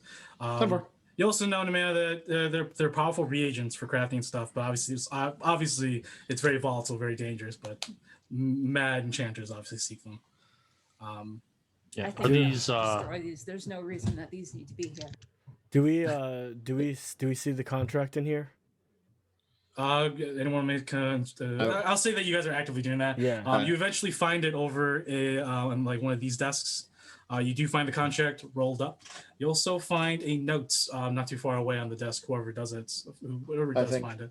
I think I'd be looking for it. Whatever. The note says. It's in Draconic because fuck you, Peak. It's not. I'll just post it in the Discord for you, Peak, since you're the one that wants to actively pick this note up and be cursed. No, I was kidding. That's fine. If I am cursed, I am cursed. It's in the Discord for you. Okay. What else is everyone doing right now? By the way, when the contract is taken by one of you, you hear this very beautiful, soothing hum in the back of your heads. And especially for the Portia and for Zypher, that's the signal that a contract has been completed. Thank Christ. Oh, yeah. Yeah, a huge relief has been lifted from all your shoulders, Kurt. Oh, let's just pack up, get going. Let's skedaddle. A lot of you are enthralled, especially maybe Nemea. and maybe Maxine and something like that. These weird, crazy laboratory types like machines and structures, like the large glass tube on the other side. If anyone goes over here and goes towards this table, Are that's these right in front of this. alchemy or anything like that? Yeah, there's a lot of alchemy stuff in Okay, here. I would Yeah, of be course. looking at all the alchemy things to. This is beyond your comprehension of alchemy. Hey, Well, hey no, I'm guys, just looking like for. I know. Yeah. Oh, what are you looking for? I want to look for because we had talked about it, seeing as they've been like portable, being like bringing. There's been moving alchemy things around. I want to see if there's an actual like portable alchemy, like the one Proctor Teo had just in here since we barged in. You go ahead and make an Arcana check, but the DC will be really high since that's something that you're not accustomed to. What's up, Cypher? Yeah, there's still like a war going on, so let's prevent the loss of life. Nope, I don't find it. Okay. Neme, as you approach the table, a trap. No, I was kidding. Another trap I find. Right. We need to go. A greenish, translucent image of keys with numbers and letters, sort of like a keyboard, forms in front of you in a strange pattern. It floats a foot off the table. I'm going to inspect it with Arcana. Go ahead. I've heard these things. The password is swordfish. It's always swordfish. 23. You may have heard stories and maybe information that has been passed by orally or through some sort of written work. These kinds of things are found normally not within Izitia, but these kind of contraptions coinciding with alchemical work, usually done by the Imperial Alchemy Institute, Artificers Guild, and many researchers from the Imperial Magi Foundation. Even well-connected members of the Aglover Magocracy, and I take that back, and probably would have been utilized by the Isatian Alchemy House as well. But at least like most of these contraptions, like this magical translucent green keyboard, these tanks, those are definitely something you can't really fathom where or how or what they honestly do. You have a somewhat of an understanding through science and through magic, but this is obviously a little more science. Yeah. Do I find anything that I can use for alchemy? Do I find any not that I may not understand what they do, but much of this alchemy is something that you probably don't have like recipes for. There are a lot of random things, but you definitely know that there was some alchemy work. But it is very high level alchemy, so you can't really gauge what these things could be used for. I could give you a list afterwards of what was like if you want to pick some of it up. Yeah, I do. After the session, because I don't want to go through quickly right now. Yeah. Real quick, Neme, as you're interacting with this keyboard, you pull up another translucent screen in front of you, sort of like at an angle of where this keyboard is, and it gives you like a little list, like some listings. Each of them, it says like 25 pounds of Onzor, fine powder, pressurized at notch level 45, converted into refined liquid, ready for extraction. And it's like repeating. It's sort of like a docket, like an invoice for all these orders. And this goes like back 3 months in the past. And about almost 300 pounds of Onzor has been refined through this little laboratory. Oh, wow. I speak this information out to everyone that's in the room. Does it say where they were going? Mm-mm. Well, should we should destroy this, shouldn't we? Let's gather more info. What is this glowing in the center right here? That's just some sort of magical support spell to enable some sort of trigger. It's part of this whole contraption. It's a magical machine of some sort. Okay, so what were they processing it into for the Onzor? They're refining it. They're turning it ore into liquid. Okay, so then we just need to figure out what they were doing just for the liquid.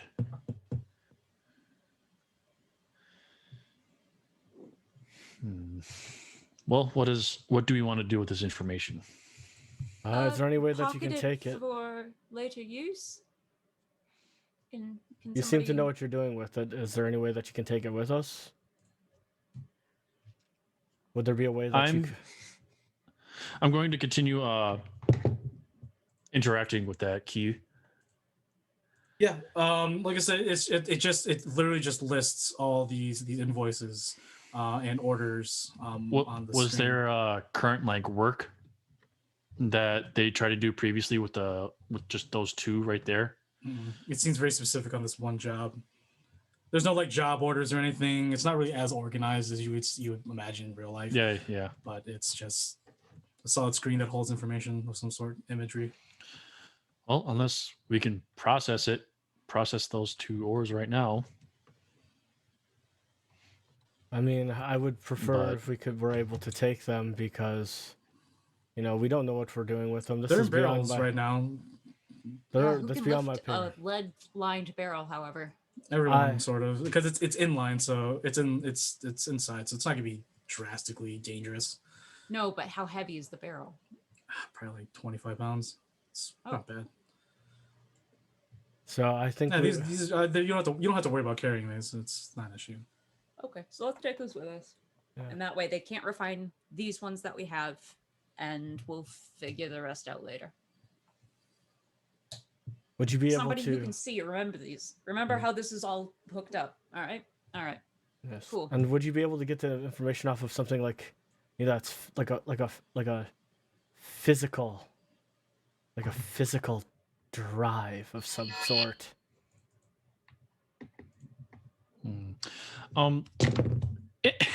In this, is there a description of the process of how to refine this ore? No, it seems like they're just copying data. It's sort of just data, just outlining what has been processed. There is no actual print or blueprint. There is no program explain what they're doing. And there's if I went over and I inspected these tables, there was no other process on what they were doing and how the process happened. So these are just alchemy tables. Obviously, alchemy's not your forte, but you can see that they were doing something that would add on to this. Now, this main structure right here has many magical glyphs on it that are unknown to you. Like I said, this kind of stuff would be in the realms of like the alchemy institutes, the alchemy houses of the different guilds, along with the Imperial Magi Foundation, and maybe an Oglover who would understand this type of tech, this type of magitech. Okay. So we can take that ore with us, and at the moment we will not be able to do anything with this machinery at this time. Would you be able to take the button board in front of you with the word screen? As soon as you left, the button board disappears. So like whenever someone goes near it, it appears and then disappears. Do we see where the button board is coming from? Have any of the? No, it's literally a floating keyboard. No, there's some like remnants of liquid neon green, but there's nothing like that would hold like a large container's worth or a barrel's worth. Awesome. I want to smash it with my quarterstaff. Sure. It's gonna take you a minute to smash it with the quarterstaff. It's pretty thick glass. Eventually, you do break through it, and yeah, it releases this foul stench of like refined sulfur and other nasty bits. It's very nauseating at first, so you cover your nose since yours is more acute. I'm assuming you're gonna try and take a sample or whatever. No, I just wanted it to be dead. Oh, okay, yeah. I don't want destroyed. I just want to not have the machine work anymore. So For the refined stuff, I'm going to take a couple of samples with the vials. With what vials? With there's the some empty vials. Yeah. That's fine. You can go grab some vials over at the table. Sure. How many? You can collect probably 2 vials of this liquid. You use the tongs to slide as much as you can, but you only get like maybe 2 vials of this thing. Okay. I will grab the. It's like, all right, I'm gonna go grab our friend. I'm gonna slap the carpet down on the ground, kick it open, put the barrel on top, and there's like, all right, I'm going to go and grab. I'm gonna grab the other fellow, and then we're gonna grab. I'm gonna grab the gnome, and then I'll come back and I will grab Littlefoot. And then we need to get put out. them all in your bag of holding. Just carry them all. I was already taking care of that. Yeah. Well, no, I'm gonna take out the flying carpet and I'm gonna fly over. Since he's exhausted, I'm gonna put him on the flying carpet, and I'm gonna take Littlefoot. I carried him away a long time ago. Yeah. Well, I'm gonna go get the gnome. I put in the Discord. I didn't want to ruin what you guys were doing, so I put in the Discord of live chat, and I said, "I'm leaving." All right. Well, look, Kemdir's got the rock gnome. Zypher's got Little Rock. Let's get the fuck out of here. Yep, and then Nathalie will carry the other barrel. The barrel can be on the magic carpet. Yeah, I There already you have go. it on the magic carpet. Yeah. Oh, you only put one. Okay. Barrel's a gnome, magic carpet. Zypher, Little Rock. Us leaving now. Little creek. Yeah. Thank so you. I'm coming here and I'm just gonna be like, I'm gonna fly out here on the magic carpet and just be like, all right, guys, Nemea needs you. We're taking the gnome, and I'm gonna pick up the gnome, I'm gonna lay him on the magic carpet, and then have the barrel, and then just. Sure. Cool. Right. Start walking this way. We're gonna get out of that map. Okay. We're leaving to reconvene. So, battered. You all make your way back the way you came from. Do we hear Honja at all? We haven't got there yet. She's pretty far away. You Well, slowly make you. I don't know, like the cavern system, like which way is gonna be closer. Right. Now I'm getting to there. Don't worry. So you can make that decision. Just need to set the scene real quick. You make your way towards the entrance where you came in. You notice that all the snow, all the crystal, all the ice is gone. It's just what probably would have been a normal sort of frozen themed temple. Making your way up, there is no ice when you get to the top anymore. It's all just natural rock, natural stone. You don't hear fighting or noises, but you do hear a lot of movements. Well, no, you don't really, because you're from this distance. So as you're making your way towards the hall of where the Draconians would be buried, you see, or you hear at least those with passive perceptions of 20 or more. And I'll even say Portia, because like you said, you have a pretty keen ear. You can hear fighting. You can hear grunts of the Draconian sibling duo, along with Lady Trefnor casting spells. You sort of make your way and hurry your way there towards her. You see that they've pretty much killed a good lot of pilgrims, as some of them tried to go towards the sanctum and realized that Trefnor and her two Draconian bodyguards have been lying in wait. Lady Trefnor looks over. Good. It seems you've killed that stupid Otidaar. Fantastic. Oh, that's self-sacrifice. Oh, he was always... He committed suicide. Sorts. He seems like of the sorts. Yeah, he was kind of a dramatic bitch about it. Okay. I assume that your business here is done then. Yes, and yours as well. We have found your gnome. And then I will fly up with the gnome, and then I will hand the gnome to one of the Draconians. Dude, the gnome is like 4 foot. You like hand dude, the he is gnome. not a child. Here, have the the gnome, gnome. the gnome gets off your magic carpets. Okay. All right. I wasn't sure if he was. He brings the carpet over to them so that they can help him. Looks at Lady Trefnor. Lady Trefnor sort of, bends over. She's like, Zerblik, our time together will come and end here. But I will be working with Lady Nemea, and I think you'll be quite interested in learning about what she has in mind. Something that you have been waiting for quite some time. I know you'll be excited to hear what she has in store. She looks at you. Zerblik, it's his choice if he wants to serve you or not, but for right now, Zerblik, you are no longer in my service. Zerblik looks in confusion and looks back at you, Nemea. That being said, Avada Kedavra. And who is this? Why? This is Lady Nemea Helgenu. And Zerblik immediately turns to you, Nemea, and this disgusting, gnarled, rotten teeth smile of this rock gnome as he's like, oh, it's been some time. And he quickly starts going through his books and completely ignores everybody. But Trefnor sort of like just smiles and says, well, we should probably go check on your allies. The battle has, I think, ended?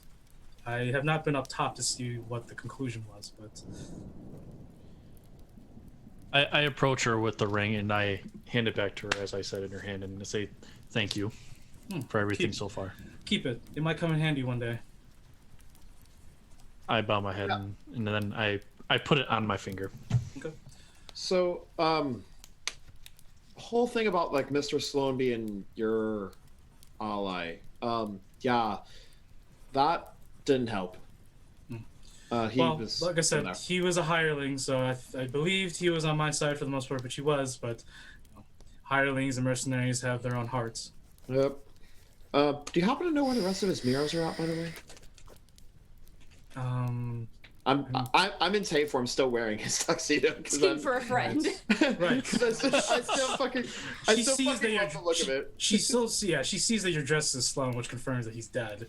Yeah. And she says, I'm not sure. You would most likely have to go check the carnival grounds where his wagon home is.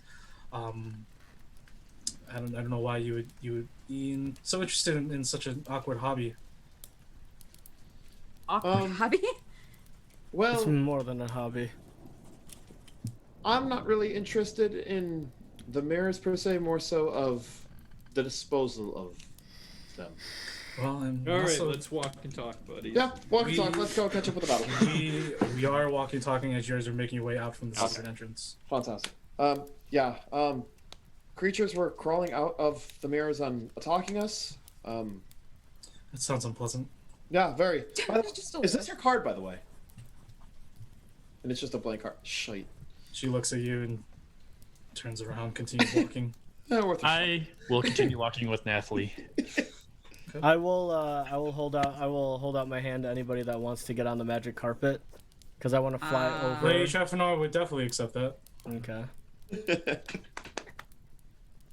Just gonna walk.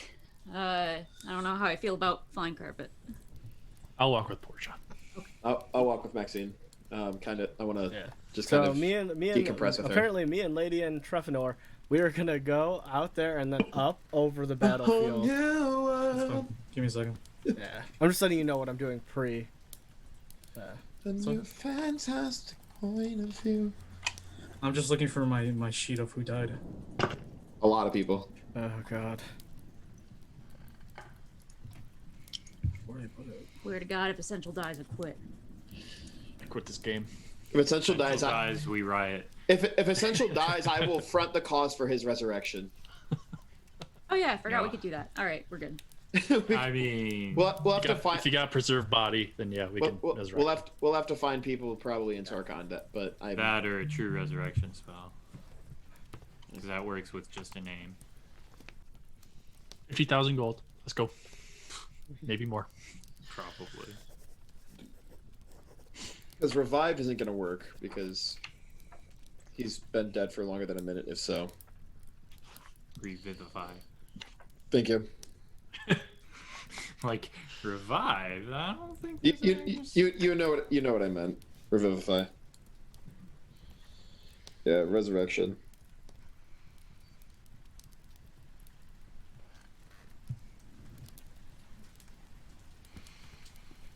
Sorry, y'all. You good? That's good. Can't remember where I put it. You got a lot of notes. We know. We know.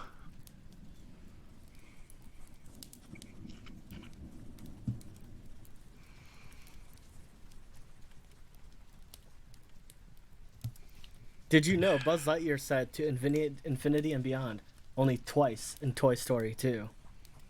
What? Yeah. Yeah. I'm disappointed. I don't know. It's on my. Being we actually personally have accosted. We have Oh, it's Disney. on Disney Cup? Yeah, it's on a Disney Cup. So, yeah. As you first up is Lady Trefenor and Kevin. As you rise up, it is in the early dawn stages of the next day. The smell of blood, fresh blood, and death immediately hits you as you sort of begin to make your way to the crest over this overlook onto the embankments on this side of the Tide River. Below, you see well, for you, you're sort of accustomed to at least a battlefield of dead corpses, but obviously this one's a lot larger. You see several, if not hundreds, of pilgrims of freedom, in the ground, massacred, mangled. But you also see almost a good amount of the blue and silver and leathers of the Knight Cerulean. And Trefenor's just like, oh, good thing it wasn't us. And she sort of just looks away and starts looking at this rising sun of dawn approach. in the house of the rising sun. It may not have been us, but they fought for what they believed in. I just hope that their cost in the end won't be worthless. As you make your way down to Sun, you can see that there are some like wreckages of wagons in the Tiber River, some of them onto the coast on this side of the embankment. You see some destroyed as well on this side. Only like 3 or 4, but there are like 2 floating ones in the Tiber River, as they are. I guess you see some of the caravaners out there trying to like salvage what they could from those wagons, but you do see some bodies floating downriver from those wreckages. There's where Honja and Essential. There are scorch marks everywhere. There are what looked like to be like remnants of what a devil was standing on, like decrepit necrotic ground. Shit. But yeah, there's a lot of carnage. I'll reach if you want out to go ahead and via make a the- perception check to find. I wanted to use the headset and just be like, Honja, Essential. Where are you? Essential response and says, how bears the battle? Is everything good? We managed to... I got a new talks. You're not there. Oh yeah, because they're... right, they flew ahead of us. Otidaar. Damn it! Otidaar has fallen. However, the alchemist got away. We got Littlefoot, and we completed the task. Good. Yeah. Little your Creek, little friend Honja is alive, but he did fairly well. Beat up, scarred, but you know what? It was good to have his back in that quite the engagement. Unfortunately, we lost a lot more than we expected. His voice sort of softens a little bit. How many did we lose? But anyways, for my fellow caravaners, we lost Meru, Zeratul, along with the majority of the high roads. A good number of the other caravans and some leaders as well.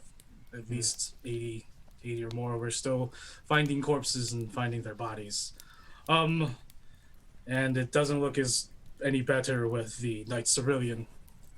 At least almost half their numbers at least have been fallen or killed. And we're still looking for any others. Many of them may have been dragged down river, so we're going to have to send some boats down river to see if we can claim the ones that have escaped the area. But it's not pretty. I know it means little, but I'm sorry for your loss and theirs. Truly. I understand. I am. Let's reconvene with everyone else. Yes. Today was a hot day, and we need to mourn the dead and make sure that their passing is safe and comfortable. And he doesn't respond afterwards. Yeah. And then eventually, everyone else makes their way as well. Kemder, you make your way down. Do you want to go anywhere specific? Oh no, I would go and reconvene with them and let them know of the news. Of how many. Eventually, you'll all make your way down to the battlefield. Yeah. So. Okay. Eventually, you all make your way down. Oh, sorry. I thought you were going in there and then we were gonna segue into RP. Sorry, my bad. I don't know. I'll stop. Eventually, all you make your way down to the battlefield, where you find a very battered and bloodied, and his good arm, his good hand is missing, as is being tended to by a nearby medic. And you see a very beat up and cut up Honja, numerous slashes, scorch marks on his body. He's still breathing. He's definitely really worse for wear, but the healing magic is healing his wounds, along with Essential as his hand begins to slowly grow back. Yeah. I run over. How's he looking right now? He's looking better every second that passes as he's being healed. Once his breathing starts getting to normal, I want to roll up a little bit of golden leaf for him and hold it for him as he's healing up. Like just stand there and light one for the homie and. Sure. Yeah. Since he's getting healed up, but he's regrowing his hand. Honja opens his eyes. And he's like, Gotcha. Yeah. I got you. Deep breath. That was fucking stupid. That was so fucking stupid.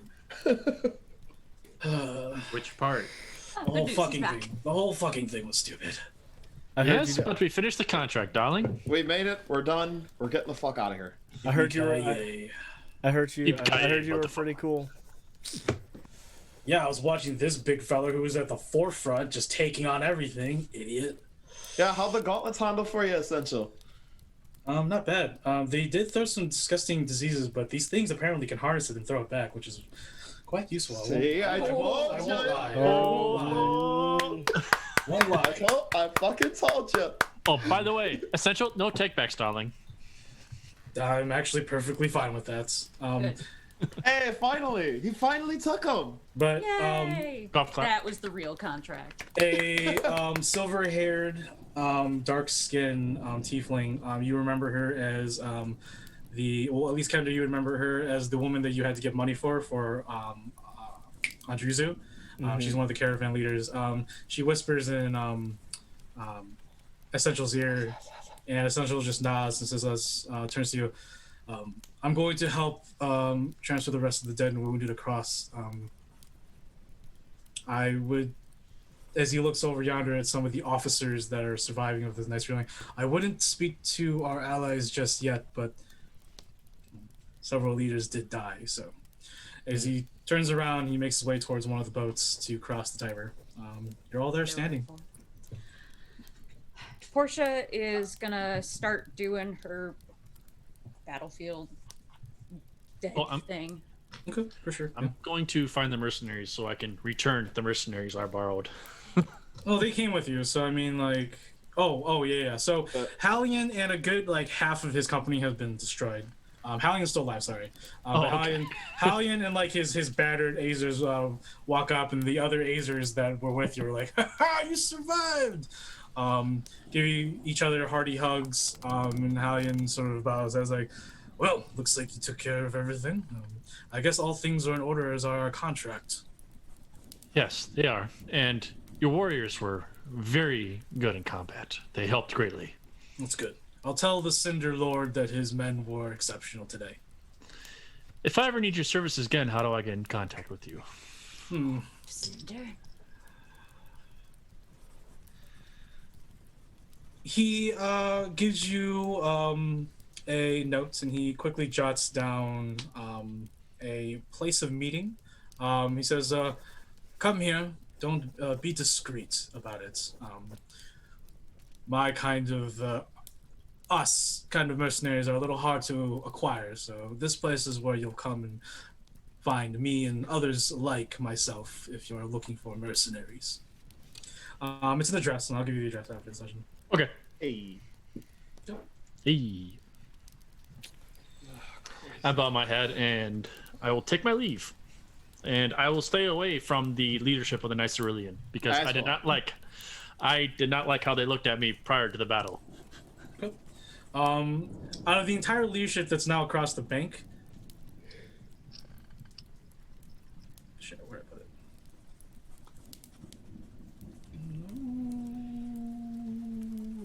The entire leadership standing still, the one that are still standing will be Sir William, who was just covered in blood, and Sister Setharai, the one that looked at you and gave you that weird look.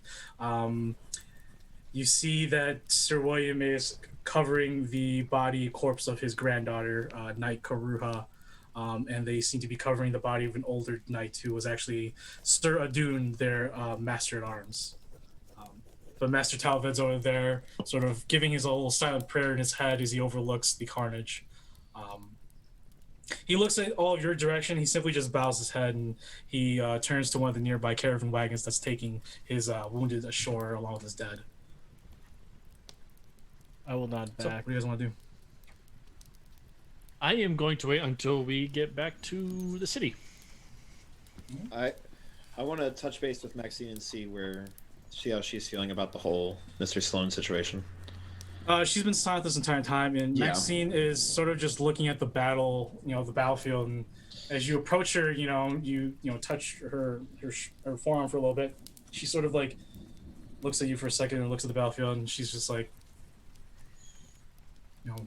part of me feels responsible for all these people's death. You know, and don't know where to go from here. I don't know what just transpired down below. It seems that my mission must continue.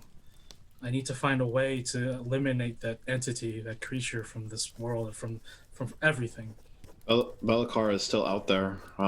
If you want, I can escort you through the campground, and we can go to his traveling hut and destroy every fucking mirror that's there. But here's the thing: the mirror that was destroyed, that I destroyed, was the mirror that was brought to my home, the mirror that held her.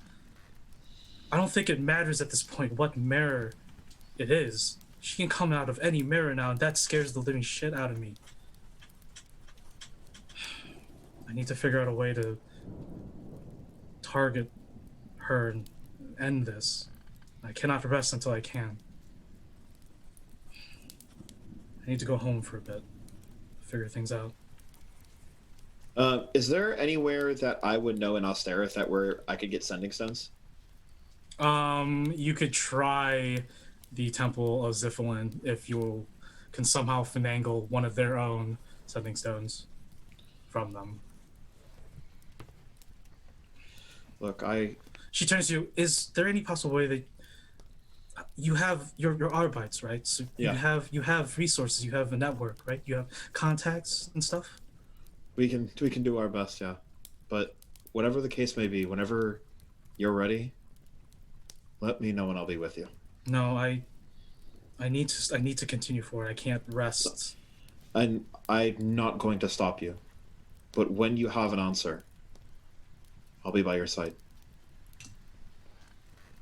You see her pull her hood up and she hugs you, but then bows her head at the rest of the group who are still trying to figure things out. Maybe a few of you see Maxine walk away, but she makes her way westward,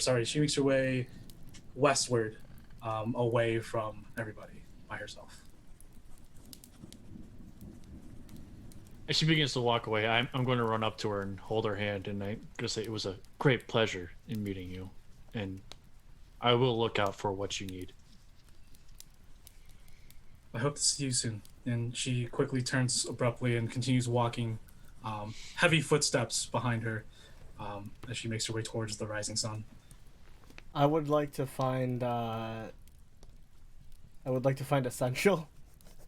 Yeah, Essential. Well, he's making his way across the river right now. I'm gonna fly on the carpet and lean on the barrel and just go, Essential. There is something that I do need from you. What can I do? Can I have that earpiece back before we all forget? He tosses it to you. Yeah, I catch it. Yeah, the gauntlet you can keep. I just need this back. Thank you. Also, I reach out my hand to him. I fly close and I just I hope we get to work with you in the future. I hope we did right. I hope we did right by you as best we can. We obligated our end of the deal.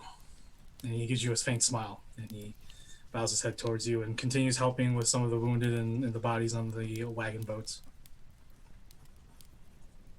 And then I will, if everyone's on the other side, I'll go to Portia and just, Portia, you might need this. Okay. Hold on to it until I'm done. Okay. Yeah, she's all over the battlefield doing her burial. Yeah, I'm just gonna be sitting and just following her around her as she's weaving. Sure. MDR, I swear to God, if you step on my heels one more time. I'm floating on a magic carpet. That won't be possible. It was a metaphor, darling. I love this aesthetic of Portia sitting there trying to do these burial rituals while the entire time Kemdir is right above her with the earring trying to hand it to her yeah, just my backhand is I on cannot your proceed weapon. until I have fulfilled this quest objective. 1,000 more to go. Yeah, just So, is she done? No. And No, then just no, like, no, not this one. No, okay, this, no, not this I one. don't know how long the thing usually takes. It could be however you want to. It's Okay. your thing. So I guess for a little bit of context, Portia, this is what Portia did before she was an Arbite. Was she and some other clerics would go around to battlefields and like do soul cleanup, basically. More or less ascending from like from Final Fantasy X. They would do like ascending, basically. And it's a little bit harder with just one person, but she'll do the best she can until. Is Portia showing any like visible signs of like distress because of doing it by herself? Nope. Okay. No, this is her job. Okay. It's just gonna take longer, and that's fine. I like because do you need some if help, Portia was Portia? like yeah, that's what I was, like if Portia was like visibly looking upset, like I feel like Peak would want to like help her, but if she doesn't look like she's like struggling at all, then I'm not gonna bother. as he's like as he's floating up, he's just like eventually just gonna be like, do you need help? It's not my exact forte, but I mean. No, but if you keep interrupting me, I have to start over.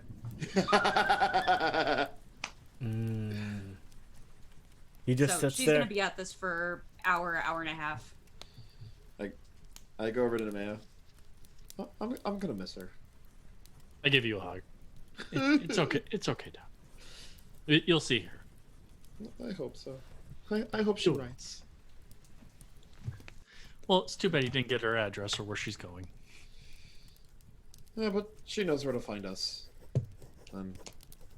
Until the next contract. I wink. Can we not think about the next contract for like 5 minutes? Like, I'm pretty sure last time you didn't take a lot of your stuff with you. You left it back at camp.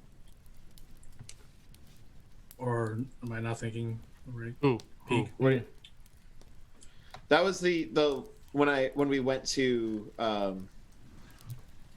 when I went over to Remains. Well, I was just saying. Did you leave stuff at the camp for the before this battle? Like, you guys have a campsite back at camp. Before this battle, no, I took everything with me before the battle. Okay. Sure. But like for when I went to the Grey Maids, I left like damn near everything at the Monarch. I'm just asking. Okay. Yeah. What do you guys want to do? After everything's all finished, I guess. I guess I'll be looking for a wagon so we can get across the river back to. Yeah. Sure. I want to attempt to wake up little what's his nuts, little rock, little foot. Little Creek thing. Little Creek wakes up and he looks up. He's like, oh, where am I? Good morning, sunshine. Oh. What do you remember lost? A lot of people in hoods coming and grabbed me out of my bed. Dragonborn, sulfur, cold. It's really cold. Yep. Oh, you might have some frostbite on your toes. Oh, great. And fingers, but otherwise, probably a-okay. Who are you? Who are you? Is you all on a boat right now together? Cavender's still floating on his magic carpet. The arbiters that were you contracted out. Oh, and he sort of like gets up immediately and starts shaking your hand. Oh, thank you so much. You Black Lotus, right? Give him the contract. Yes. Give him the contract. Oh no, I do not need that. You'll be paid accordingly as as per normal as our bits. But like she was also saying the contract that you requested us to ascertain, the one between you and the Ring of Beasts. Oh, splendid. Yes. We still need to get the invoice. Correct. Yes, you still need to pay the 5,000, which it is highlighted. So, I assume that you have the money to pay it. I'm not sure. He gives the contract back. He's like, "That's all your business, not mine." But thank you. You bow his head repeatedly. Thank you so much. Thank you. You saved my business. And your life. Do we all just want to fork over some gold in order just to get this done so we can get the fuck out of here? Yeah. Okay. I'll put forward 2,000. I'll put forward 1,500. So that's 3-5. I'll throw down 500. We'll also throw down 500. Okay. As you give the money, the contract finally solidifies and completes itself, and the ringing bell tolls one more. And when Little Creek has the money, he looks at the contract, he looks at you, he gives it right back. It's like, "You've earned it. Thank you." Gold? the gold that you gave him, he gives it back because the contract's complete. So yeah, I shrug and put it right back in my pocket. Please, no, you've done me a greater service, and it must have been quite the endeavor for you to complete this contract. Thank you. I'm going to give him a hug. Oh, thank you. Come here, darling. Of course, yes. Thank you so much. Free from a brew whenever you come to Cartu, I swear. Fuck yeah! I love your seasonal brews. Well, we'll have to Yeah, get very you to good. Cartu in a little bit. As you guys wade shore back onto camp, Unless you want to rest. a essential walks up to you as he approaches, and he has this interesting looking book on him. It's like it looks like it's comprised of leaves that have been smashed together and makes the leather binding around it. It's covered in these like autumn and summer colors, and he looks to you, he bows his head. With everything in order, I would like to he just gives all of you a hug, and it's so good that all of you are still alive. I'm going to give him a peck on the cheek. He turns to you, Peek, and he says, "This was left to you by Lady Maxine." I take a look at the book. The book, as you open the book, Kemdir, Nemea, Cypher, and Portia. Everyone else but I. You can tell that this is a arcane book of some sort, a magical tome. But to you can see the words, you just don't understand it. Yeah. But it is some sort of elvish tome of some sort. There are some pictures that look like to be some stories and some fables in here. But yeah. That's a magic book. It was left at the campsite with your name on it, so. I kind of like hug it tightly as a small tear goes down my face, and the second we start traveling by wagon or whatever, I immediately start reading this bitch. Right. Don't understand a word it means. I speak Elvish. I can speak and read Elvish. It's Elvish, but it's written in magical arcane writing. I will try and understand everything about it that I can. Sure, you record. As a person who can read Elvish and knows a bit about magic, I'll just be over the shoulder. The base wording and whatever pictures and whatever, I'll definitely be flipping through, but the arcane stuff, I'll be I'll have to wait on this. So what's the plan? We're going back to Otidaar, checking out, or we're... I need to go back to the Monarch and speak to Andruzu about that. Ask Little Creek what he wants to do. Well, Little Creek wants to get dropped off home. Well, actually, Little Creek... I don't care what Little Creek wants to do. He's going to get dropped off when we're going by. The Little Creek will go with Essential. Essential will take him back to the former brewing company. So yeah, I wanted to know if he wanted to rest at the Monarch first or what. No, home's closer. Probably miss his own bed. I think it's time for us though to get back to the Monarch and knock out. I would like to go to the Pantheon Pet Post to say goodbye to my friends. You all make your way back to Otidaar, a very large and gloomy city. It is filled to the brim. It has all the festival decorations and stuff begins to go. You can see in the distance as you make your way past the gates, you can see the carnival is alive and well as people line up to start entering the carnival grounds. You make your way. The Pilgrim of Freedom number in that carnival. You don't see any Pilgrim Freedoms. You just see carnies. Clowns. I look over the carnival. I look over at the carnival grounds, lean over to Maya. I still need that eye. I sigh. Yeah, I know. We'll do it next time. We'll find it later. You better not buying it. I mean, if we can find one, I'm more than happy with buying it. But we'll check Tarkon. You drop off the barrel at the Monarch, and you make your way to the Pet Post Pantheon, where it is extremely busy during this time of the day. But Luya shows you around to little Freya, who is just chilling in her little area. There are some children near her, some customers, but she's not really doing much. She's just pushing them over a little bit, but sees you and sort of waddles her way over. I'll get on one knee and just say, "Beautiful Freya, come."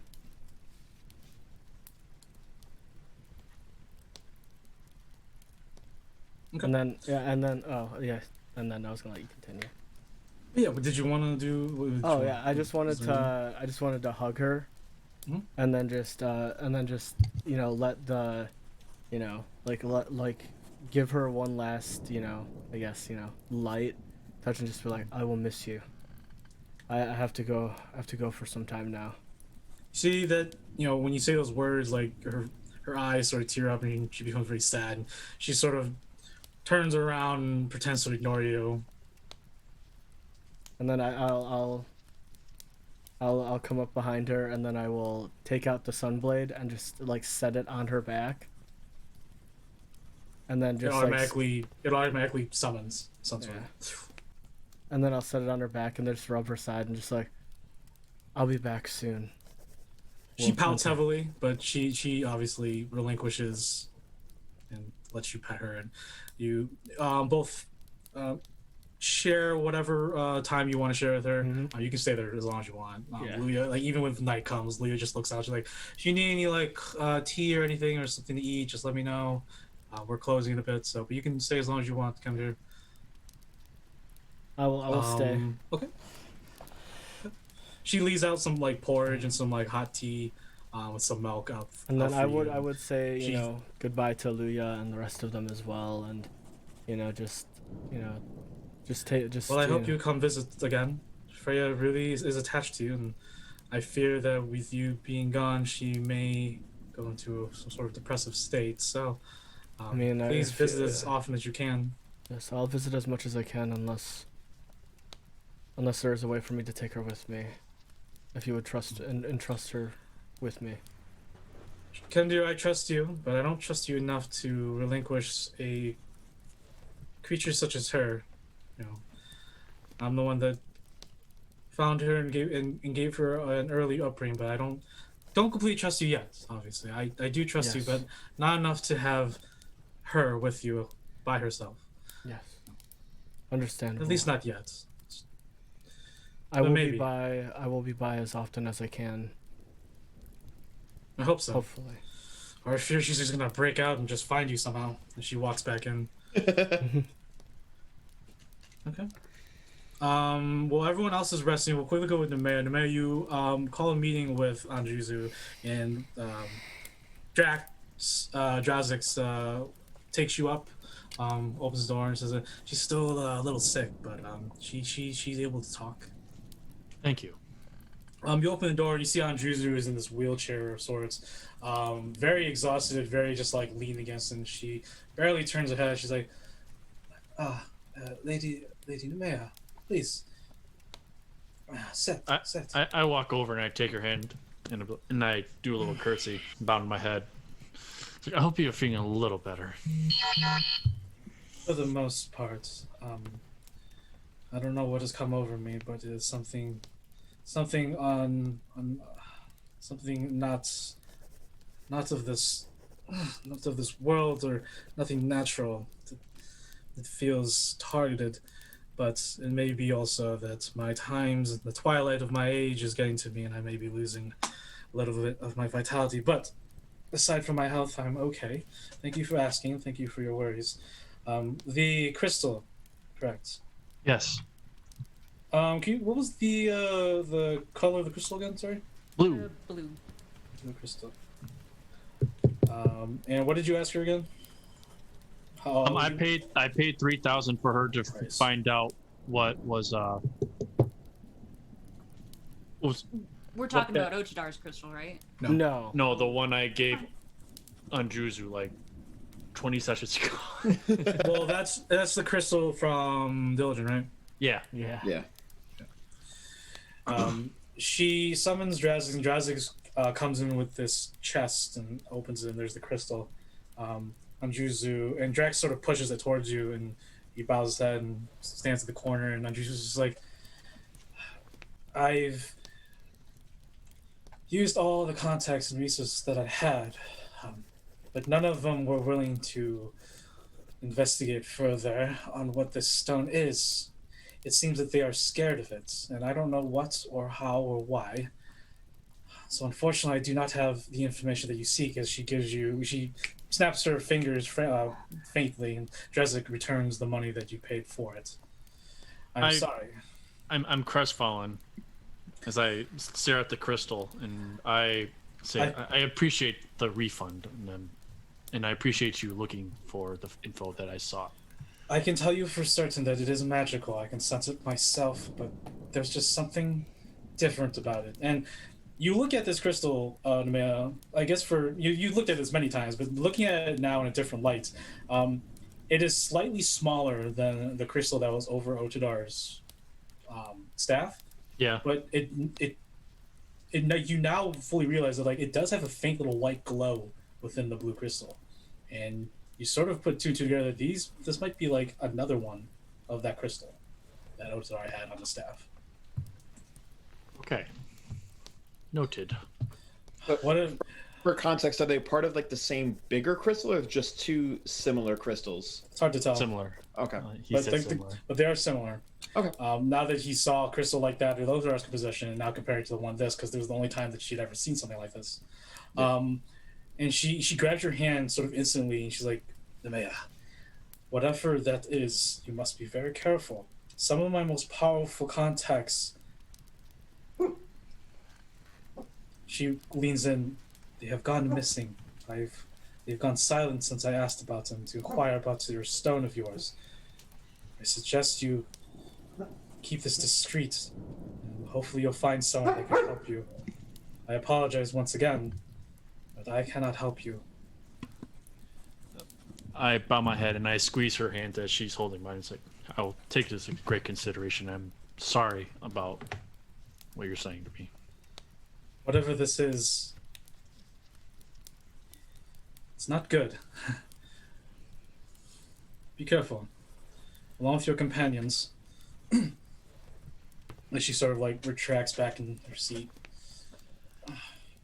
As she withdraws her hand, I bow my head and I say, please, get more rest and get better. We will be leaving soon because we finish our contract within the city. She sort of dozes off her chair and she raises her clawed hands. I'll take the gold and I'll take the crystal and then I'll put it in my bags and I'll head out. As you're walking out and Drezik's closing the door, you look back and above Drezik, you see a very familiar face.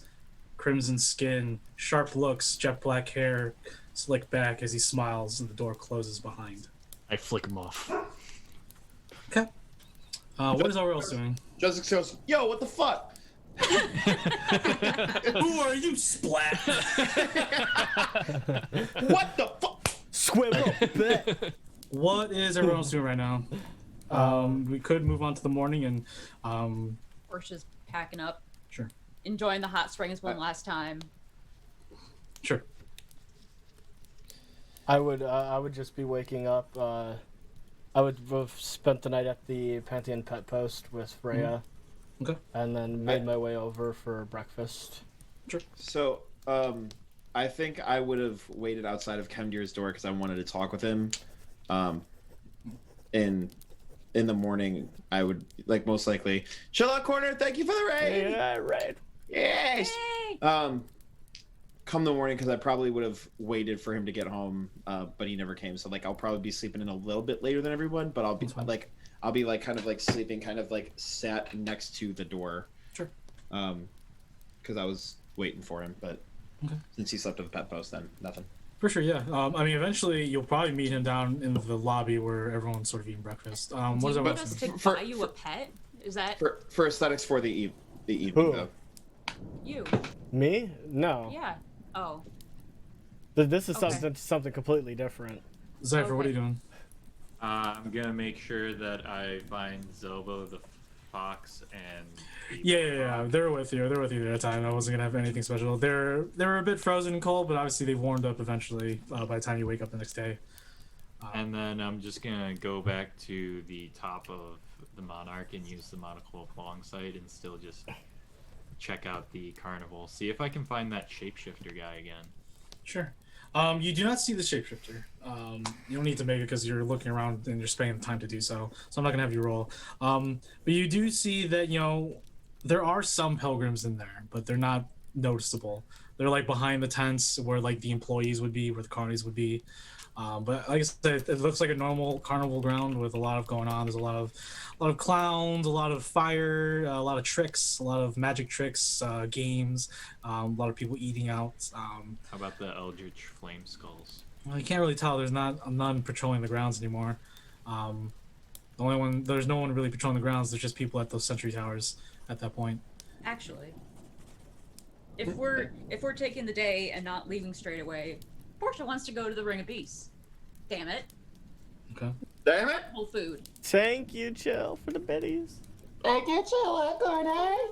Sure. Thank you, that one guy. She's just gonna go wander around, see what. I mean, there that is was to what see. I was doing at night. So, yeah, before that's bed. it.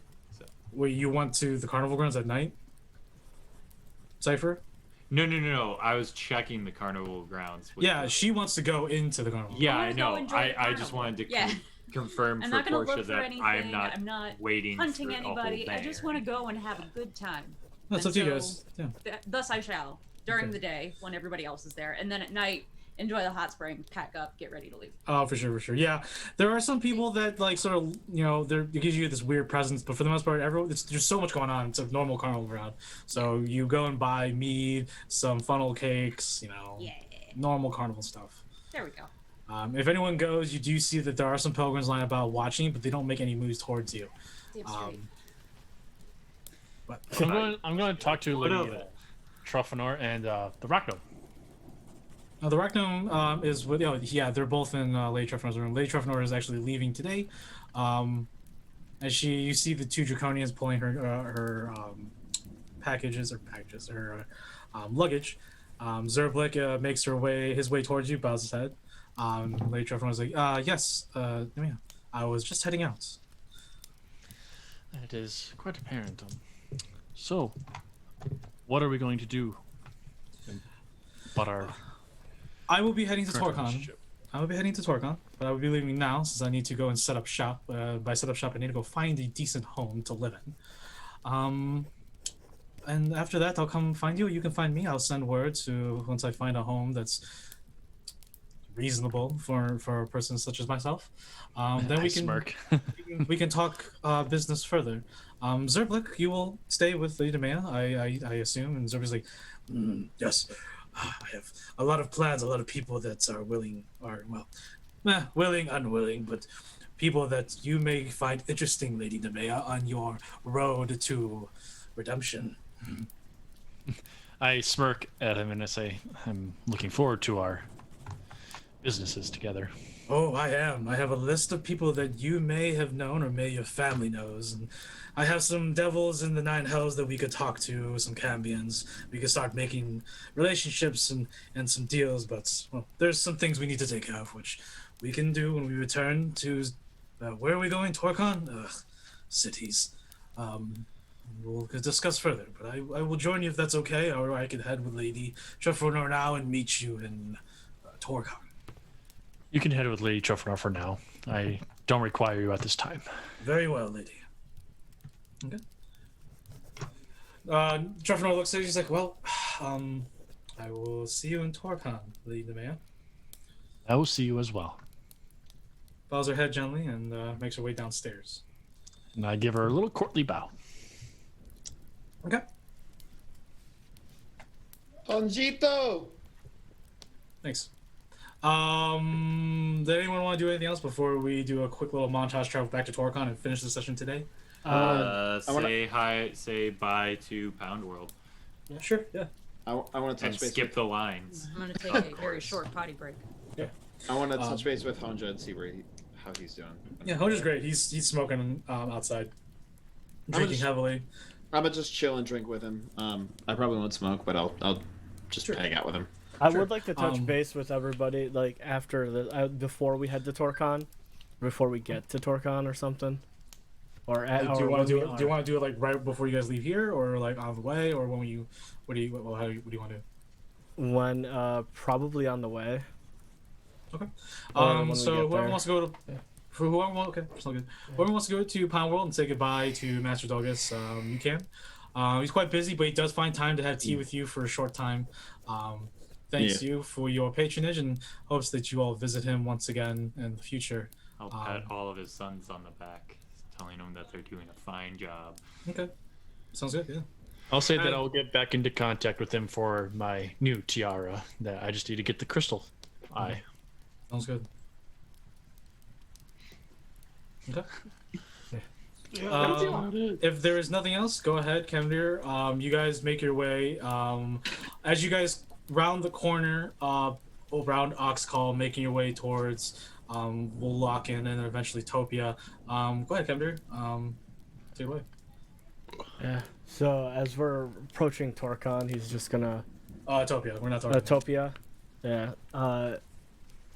He'll just look and just like, I know we're not all made of the same team material. I will be stepping away.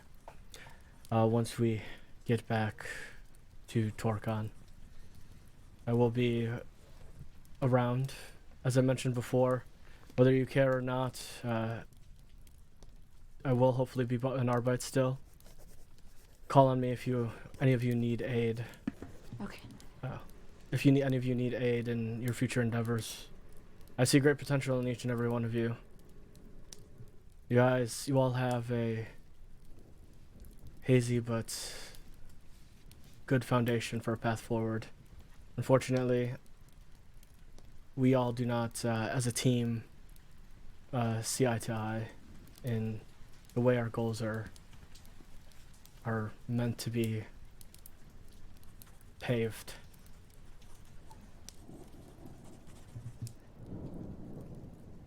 And I hope each and every one of you does seek what you're looking for. Truly. I know it means little to some. And to you as well, darling. Yes. Peak is gonna stay silent. If anyone looks over, like she's kind of like chilling in the corner as this is happening. Tears are starting to run down her face, but she's going to stay completely silent during this whole interaction.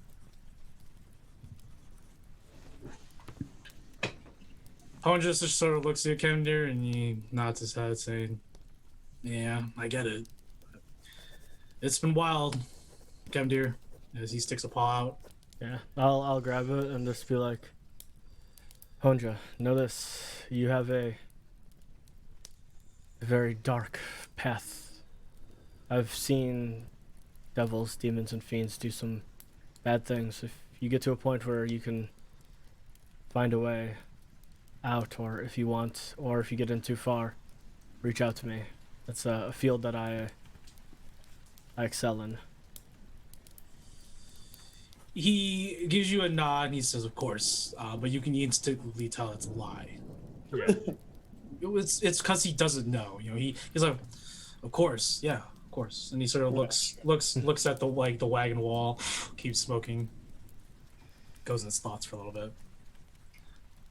And then they'll finish out the ride, and he does want to speak to Tay alone. Okay, we will pick that up next week. But before that, on your way to Topia, actually, we'll knock it out today if you want to. Now. Yeah. But as you guys pass Topia after resting in the city, you go and rest at the Baroness's estate, as you are friends and comrades with her and formed an alliance. You make your way out of the city. On one of the roads crossing the Hudput Bridge leading into now the Barony of Turbach, you come across a group of stop carts. This is in the middle of the day on the Imperial Highway heading... you come across a group of stop carts. They're not blocking the road. They're just sort of stopped on the side of the road.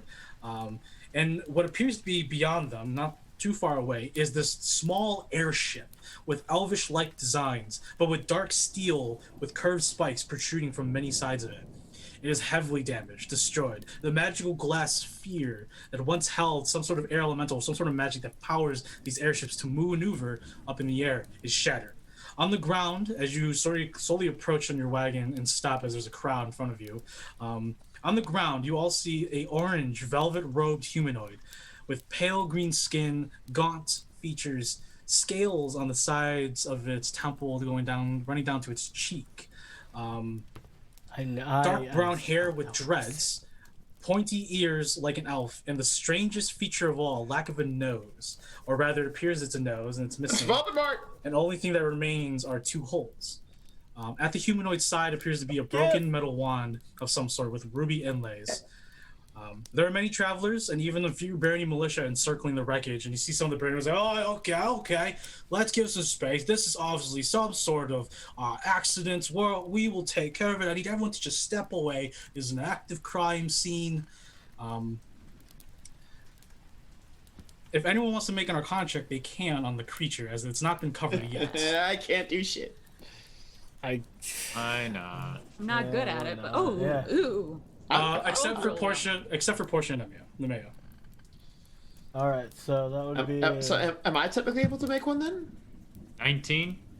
I'm sorry. Let me rephrase that. Portia and Nemea, you roll normally. Everyone else rolls a disadvantage. Okay. Okay. Zypher, you cannot make the check, and we'll get to that in a minute. Why? Okay, so that would be. I rolled a 16 and a 19, which that's depressing. So I rolled a 17. Okay. 17. I'll fuck around. Why not? Okay. I rolled a 19. I've got a dirty 20. I hate that it's a disadvantage. It's a 7. Okay. Kyle got a 26. 26. All right. So for Portia, Kemdir, or for at least for Portia and Nemea, you've heard of these people before. These are Gith. And for Kemdir, you've heard of these people too from some of the talk, some of the stories through the profane book that you have of fighting the different planes. This is also a Gith to you. You remember the terminology. But they are an extraplanar race that lives beyond the aether, the astral plane, into the astral sea, basically. Yeah, they're just out there having a good time. But Zypher, as you're looking at this creature for a second, really not giving, caring, you turn away, and all of a sudden, it's like you get pulled into the back seat of your eyes. And Thresh, you see these like veins sort of begin to sort of tighten your eyesight, so you can only like see a little Tunnel bit. vision. Yeah, you sort of get tunnel vision by these veins, which probably represent your neurons enclosing upon you. And Thresh seizes control of your body. You see as Zypher gets off the wagon and walks towards Zypher, darling, what are you doing? Staring at it. As you're looking, you're wondering what's going on, and all of a sudden, screaming. It's Thresh screaming, kill it, kill it, kill it, like maddening. It is horrific. It is unsettling. It's racking your brain. He's like, kill it, Zypher. It means to kill us. Kill it. Suddenly, as you're about to overlooking the corpse, and one of the Barony is like, hey, sir, what are you doing? The Gith's eyes suddenly open wide. Its yellow eyes looking directly at you, Zypher. And a faded yellow halo appears over the Gith as it sits upright and looks at you. She suddenly lunges at you with extreme speeds, with a dagger to your throat, saying something in some sort of language unknown to you. And in the back, encompassing your entire senses right now is just Thresh saying, kill it, kill it, kill it. And it's trying to, but obviously Thresh is holding it back. And as she is like, as this Gith is like trying to grapple you, it's tapping your right side of the temple, and it's just looking at horror at you. It's just like tapping you successfully on the temple. However, it changes immediately as Thresh gets handle and takes the dagger and shoves it straight up through the neck, up towards I was the gonna skull. summon Demobald's kiss. You have no control right now. It's Thresh completely. He has completely absorbed your body as a defensive mechanism. I don't recognize what's going on with him before he gets. No, this is quite strange. There's a lot of frantic stuff going on. Okay. Go ahead and make a intelligence saving throw, actually, real quick, Zypher. All right, intelligence. As even when he pulls the dagger out, the Gith still is moving and still trying to like tap at your temple, and it's every tap it's like a wrecking ball hitting a concrete building inside your head. That would be a 9. A 9. Yeah. You do not try to gain control and try to figure out the situation. Thresh continues to take the dagger and then completely stab this Gith in the chest and neck repeatedly until the guards are all upon Zypher, as you all watch Zypher just kill this corpse at first, this interesting creature, and then just repeatedly stab it completely. Just cold blood is all over his face. And then suddenly, Zypher, you drop to your knees and you pass out, and a vision appears before you. Those who have past perceptions of 18 or higher, you see that instinctively as Zypher drops down to the ground, as the body of this Gith falls, his sleight of hands into the pocket, grabbing something. And if you have a perception of 20 or higher, you can see that he pulls some sort of like necklace from the pockets of this Gith. And as it's pulled, Portia... That Zypher does? Mm-hmm. Okay. Zypher pulls the necklace from the pocket of the dead Gith. Yeah. Okay. As he's like falls unconscious. And for you, Portia, you obviously only see darkness and constellation, but you see a constellation appear in front of Zypher's constellation, and it is the constellation of the Living Gates. You can go ahead and quickly make an Arcana check, and I'll give you information if you pass or not. But for Zypher, do I land on top of his body? Mm-hmm. Cool. So Thresh can like absorb some cells from him while I'm unconscious. As the darkness takes hold of you, Zypher, eventually you open your eyes in this dream state, and you're in this desolate wasteland, charred ground, blackened sky, and blackened clouds with distant red lightning bolts in the distance. Suddenly, a pressure begins to build on your shoulders and sort of force you down towards the earth. And you look up, and not 1, not 2, not 10, 30, 100, 500,000 of these dark, elongated tentacles begin to descend from the darkened clouds. And eventually, crossing the threshold, a massive, glowing white circle of magical energy surrounded by this crackling red aura descends upon you. This thing is about the size of Torgon. Torgon is a massive city, and it descends upon you. This is what you see. My Arcana check for it was an 18. Cool. Thank you. Thank you. Damn, I want to see a big moon thing. And as it descends upon you, Thresh is screaming in your head. I don't like that. I want to see a flesh city. What? With that, you all probably intervene and say, "Yo, he's an arbiter. Like, we'll figure it out. We'll take care of it." The guards are just like, "What? You just what?" They're just so confused. I'm actually just gonna walk up and just I'm not even gonna say anything. I'm just gonna pull out my badge and I'm just gonna like heft him up and just like throw him on my shoulder and just like we're not even dealing with this. Like, yeah. The Baron is just like very confused because you pull out a badge and like, oh wait, is this part of an arbitration? So they're very hesitant and scared now, and things are pretty crazy. But you all eventually just leave that situation. I guess. You just take off, yeah. And as you guys near closer to Torcon after several rests, if you, Kemdir, want to do, or Peak, if you want to do the real quick talk with Kemdir, feel free. After everybody has gone and passed, I'll tap her on the shoulder and just, lean against a wall. Look, I know you probably have a few things to say to me. I know this is pretty sudden. That's definitely a word for it.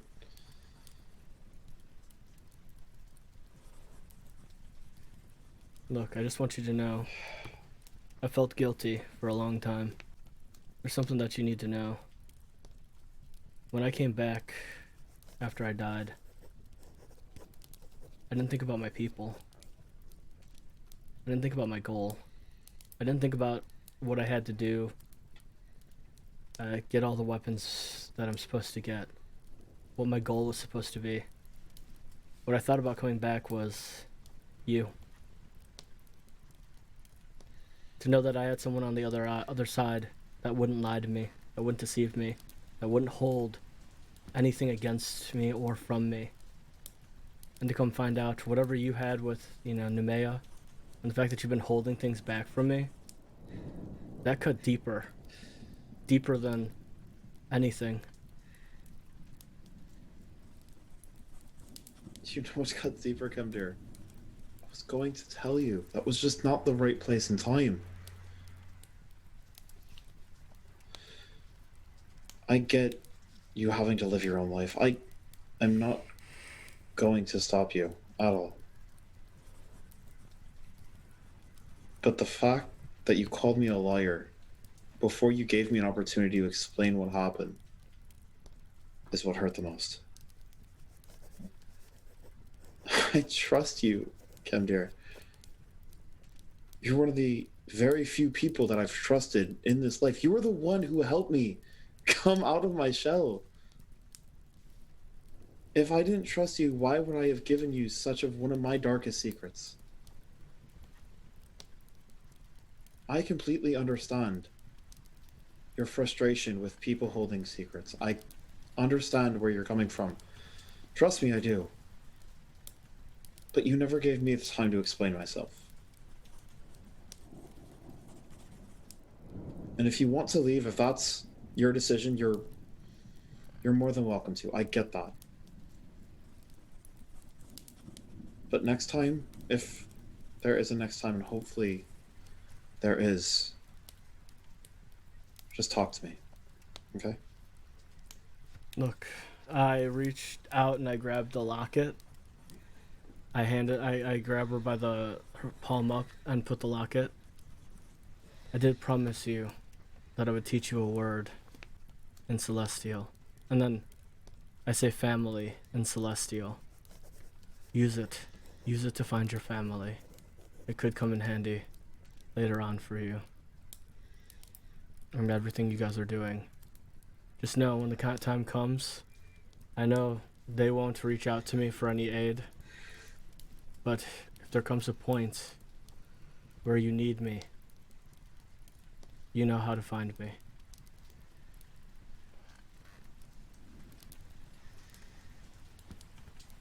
I clutch the locket tightly, reach in and hug Kemdir as tight as he has ever felt from my not so strong arms. I will reciprocate. And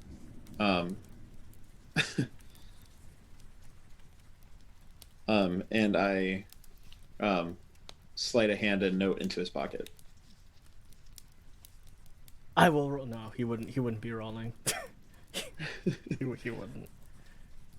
Yeah, he's like, look, I'll be around. It's just our paths as a group just didn't align. You better fucking be around, you asshole. Because if we'll this see. if this is how you're in things, then Christ. Just know, I have many goals. There could be a day when I need to call on people. You all are competent. I meant what I said on the cart. Each and every one of them. They have a great path before them. And then he'll take off the white mask, and then he'll grab you and just kiss you on the forehead. And then he'll just be like, until next time.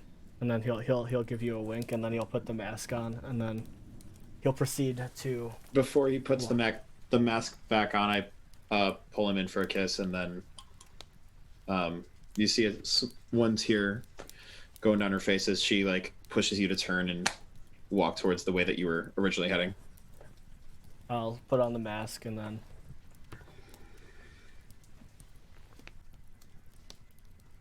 she'll put for the locket. She's going to actually take the mountain necklace that she got from her father and put it on the same chain as the pendant, so they're both on the same chain around her neck. Sounds good. It has been about a week since you guys have made your way from Austereth to Torcon. You all entered the Arbites Guild. This was sort of before you entered all together. You know, you guys probably gained supplies, resting. You all return in. Proctor Tio is there. With a couple of Arbites. They look like to be from Guildworks, and he bows to you all and says, "Well, it's good to see you all. I'm happy that you completed your first contract." He looks at you, Kemdir. He's like, "Well, Kemdir, when you're ready, you, me, and the Marshal Valius will have our little conversation. The rest of you, enjoy your free time till now. Obviously, I'll have Gamora come and find you in a week or two, give you some rest and allow you to take a breather. But work is always abundant here. Yes. How do we upgrade the mud hut? Because holy fuck, that thing's a shithole. The mud hut, I believe, is still being upgraded. How do we upgrade it more? Money. Do you say money? Yeah, he looks at Zypher. He's like, yeah, pretty much. Well, no shite, but I have sunk so much money into mine. You have oh to. My God. You have to invest. Yeah, you're gonna have to invest personally. Into it. I completely understand that, but I'm asking where the requisitions need to be made because I do not remember the last one. There's that merchant, construction. Yeah, there's a construction guy. So however you want to customize Fantastic. your pocket dimension. Yes. And then I will, after they're done, I will look over to Nemea and just like, I will hand her the appropriate amount of money that I need to, since we're redoing it. I will hand her the appropriate amount of money that was my portion for, you know, the time that I was there. Didn't we already? There's a monthly payment plan. I will hand her the appropriate amount of money that I need to, because we don't know, since people have dropped and then money needs to be changed. We're not going to do math right now. I will give her the appropriate amount of money. Just the appropriate amount. You'll pay the money that your portion of the money that was required of that session. I bow my head and I say thank you. And then for your contribution. And then in a message, directly to Nemea and nobody else, I'm gonna just be looking at you through the mask and saying, "I truly am sorry." You still technically have to point at somebody. Well, I'm looking at her as I'm handing her the money. Okay, I'll point. I'll just point at her and just be like. Regardless, it's part of the spell. Yeah, I'll everybody's just like, wow. Unless you're doing your. I'm doing message cantrip. Yeah, or yeah. Yeah, you have I'll to point point at. I'll point. No, I don't think so. I'll look. Don't. Don't. I don't know. Yeah, you point your finger towards the creature within her. Yeah, I'll point at her. Regardless, however I receive that message, I will rub his cheek and pat it warmly, and I will turn away. Yeah. And then I will wait. Yeah. To leave with. Yeah. Okay. Yeah, no, yeah. As the rest of you break off, and as Pratatio walks away with Kemdir into another hall, he turns to her. By the way, when we meet again, we will be meeting with Arbiter Vindi. So find something decent to wear for the meeting. How about a tuxedo? My other set disintegrated in the demon. Whatever works. Your payment's already waiting for you at your middle mud hut. As he gives you a little smirk, and he. That's offensive, darling. Nemea, you can borrow the dress that I got. I obviously have some. I refuse. I am going to get another dress. I will go with you shopping. So we will end tonight's session here. We'll pick up next Sunday. We have finally finished our first contract as a group, and we will move on to next Sunday, where the group will probably do some downtime activities and look to see which contract they want to take up next, and also progress the story. Along with leveling up, we will all level up together next Sunday. Yes! 4 HP, and we are moving up to level 9. So thank you all. And they all get to meet their new teammate. Our new buddy. Yeah, that's gonna be interesting. Also, is Zypher still out cold? No. Oh, okay. He's just shaking. He just hasn't really talking. My name's Demkir. Demkir. I'm also a blood hunter. Yeah, I'm a blood hunter of the. Well, that's unfortunate. It's ironic because Kemdir just gave me all of his weapons and items. As soon as he left, but yeah, you know, I gave everything. No, yeah. But no, before we end the night session, if you guys are over on YouTube or anything like that, please be sure to slap a like and subscribe. We do certainly appreciate it. It helps us go a long way, and we hope to bring out more and great and wonderful content for you all to view and see, and make sure that we're doing the best we possibly can do for y'all. As well as if you guys want to see this on Twitch, it will be in the links below to twitch.tv/showdirt. And then eventually that will be. We will also add, if you want to follow twitch.tv/semantic components, please do. Because once we get everything on the back end done, we will be switching over there. So please give us a follow and set up notifications for that, so that way we can make sure everybody is notified of when we are going live. And with that, ladies, gentlemen, anything in between and out of the spectrum, we are Semantic Components, and we thank you all so much for hanging out with us on this wonderful, wonderful day. Anything else? No? Eh? No. Oh. Oh, okay. Thank you for joining us with an extensive first contract. Yeah. Yay! We are going. I got almost on my hold punch. And This we is will a be pain in raiding the ass. over to Dragons in the Dining Room. So people, everybody, please stick around for the raid. And if you guys want to potentially be part of a raid in the future, come watch us live on Twitch. And thank you for the most important thing, guys, and that is your time. Bye.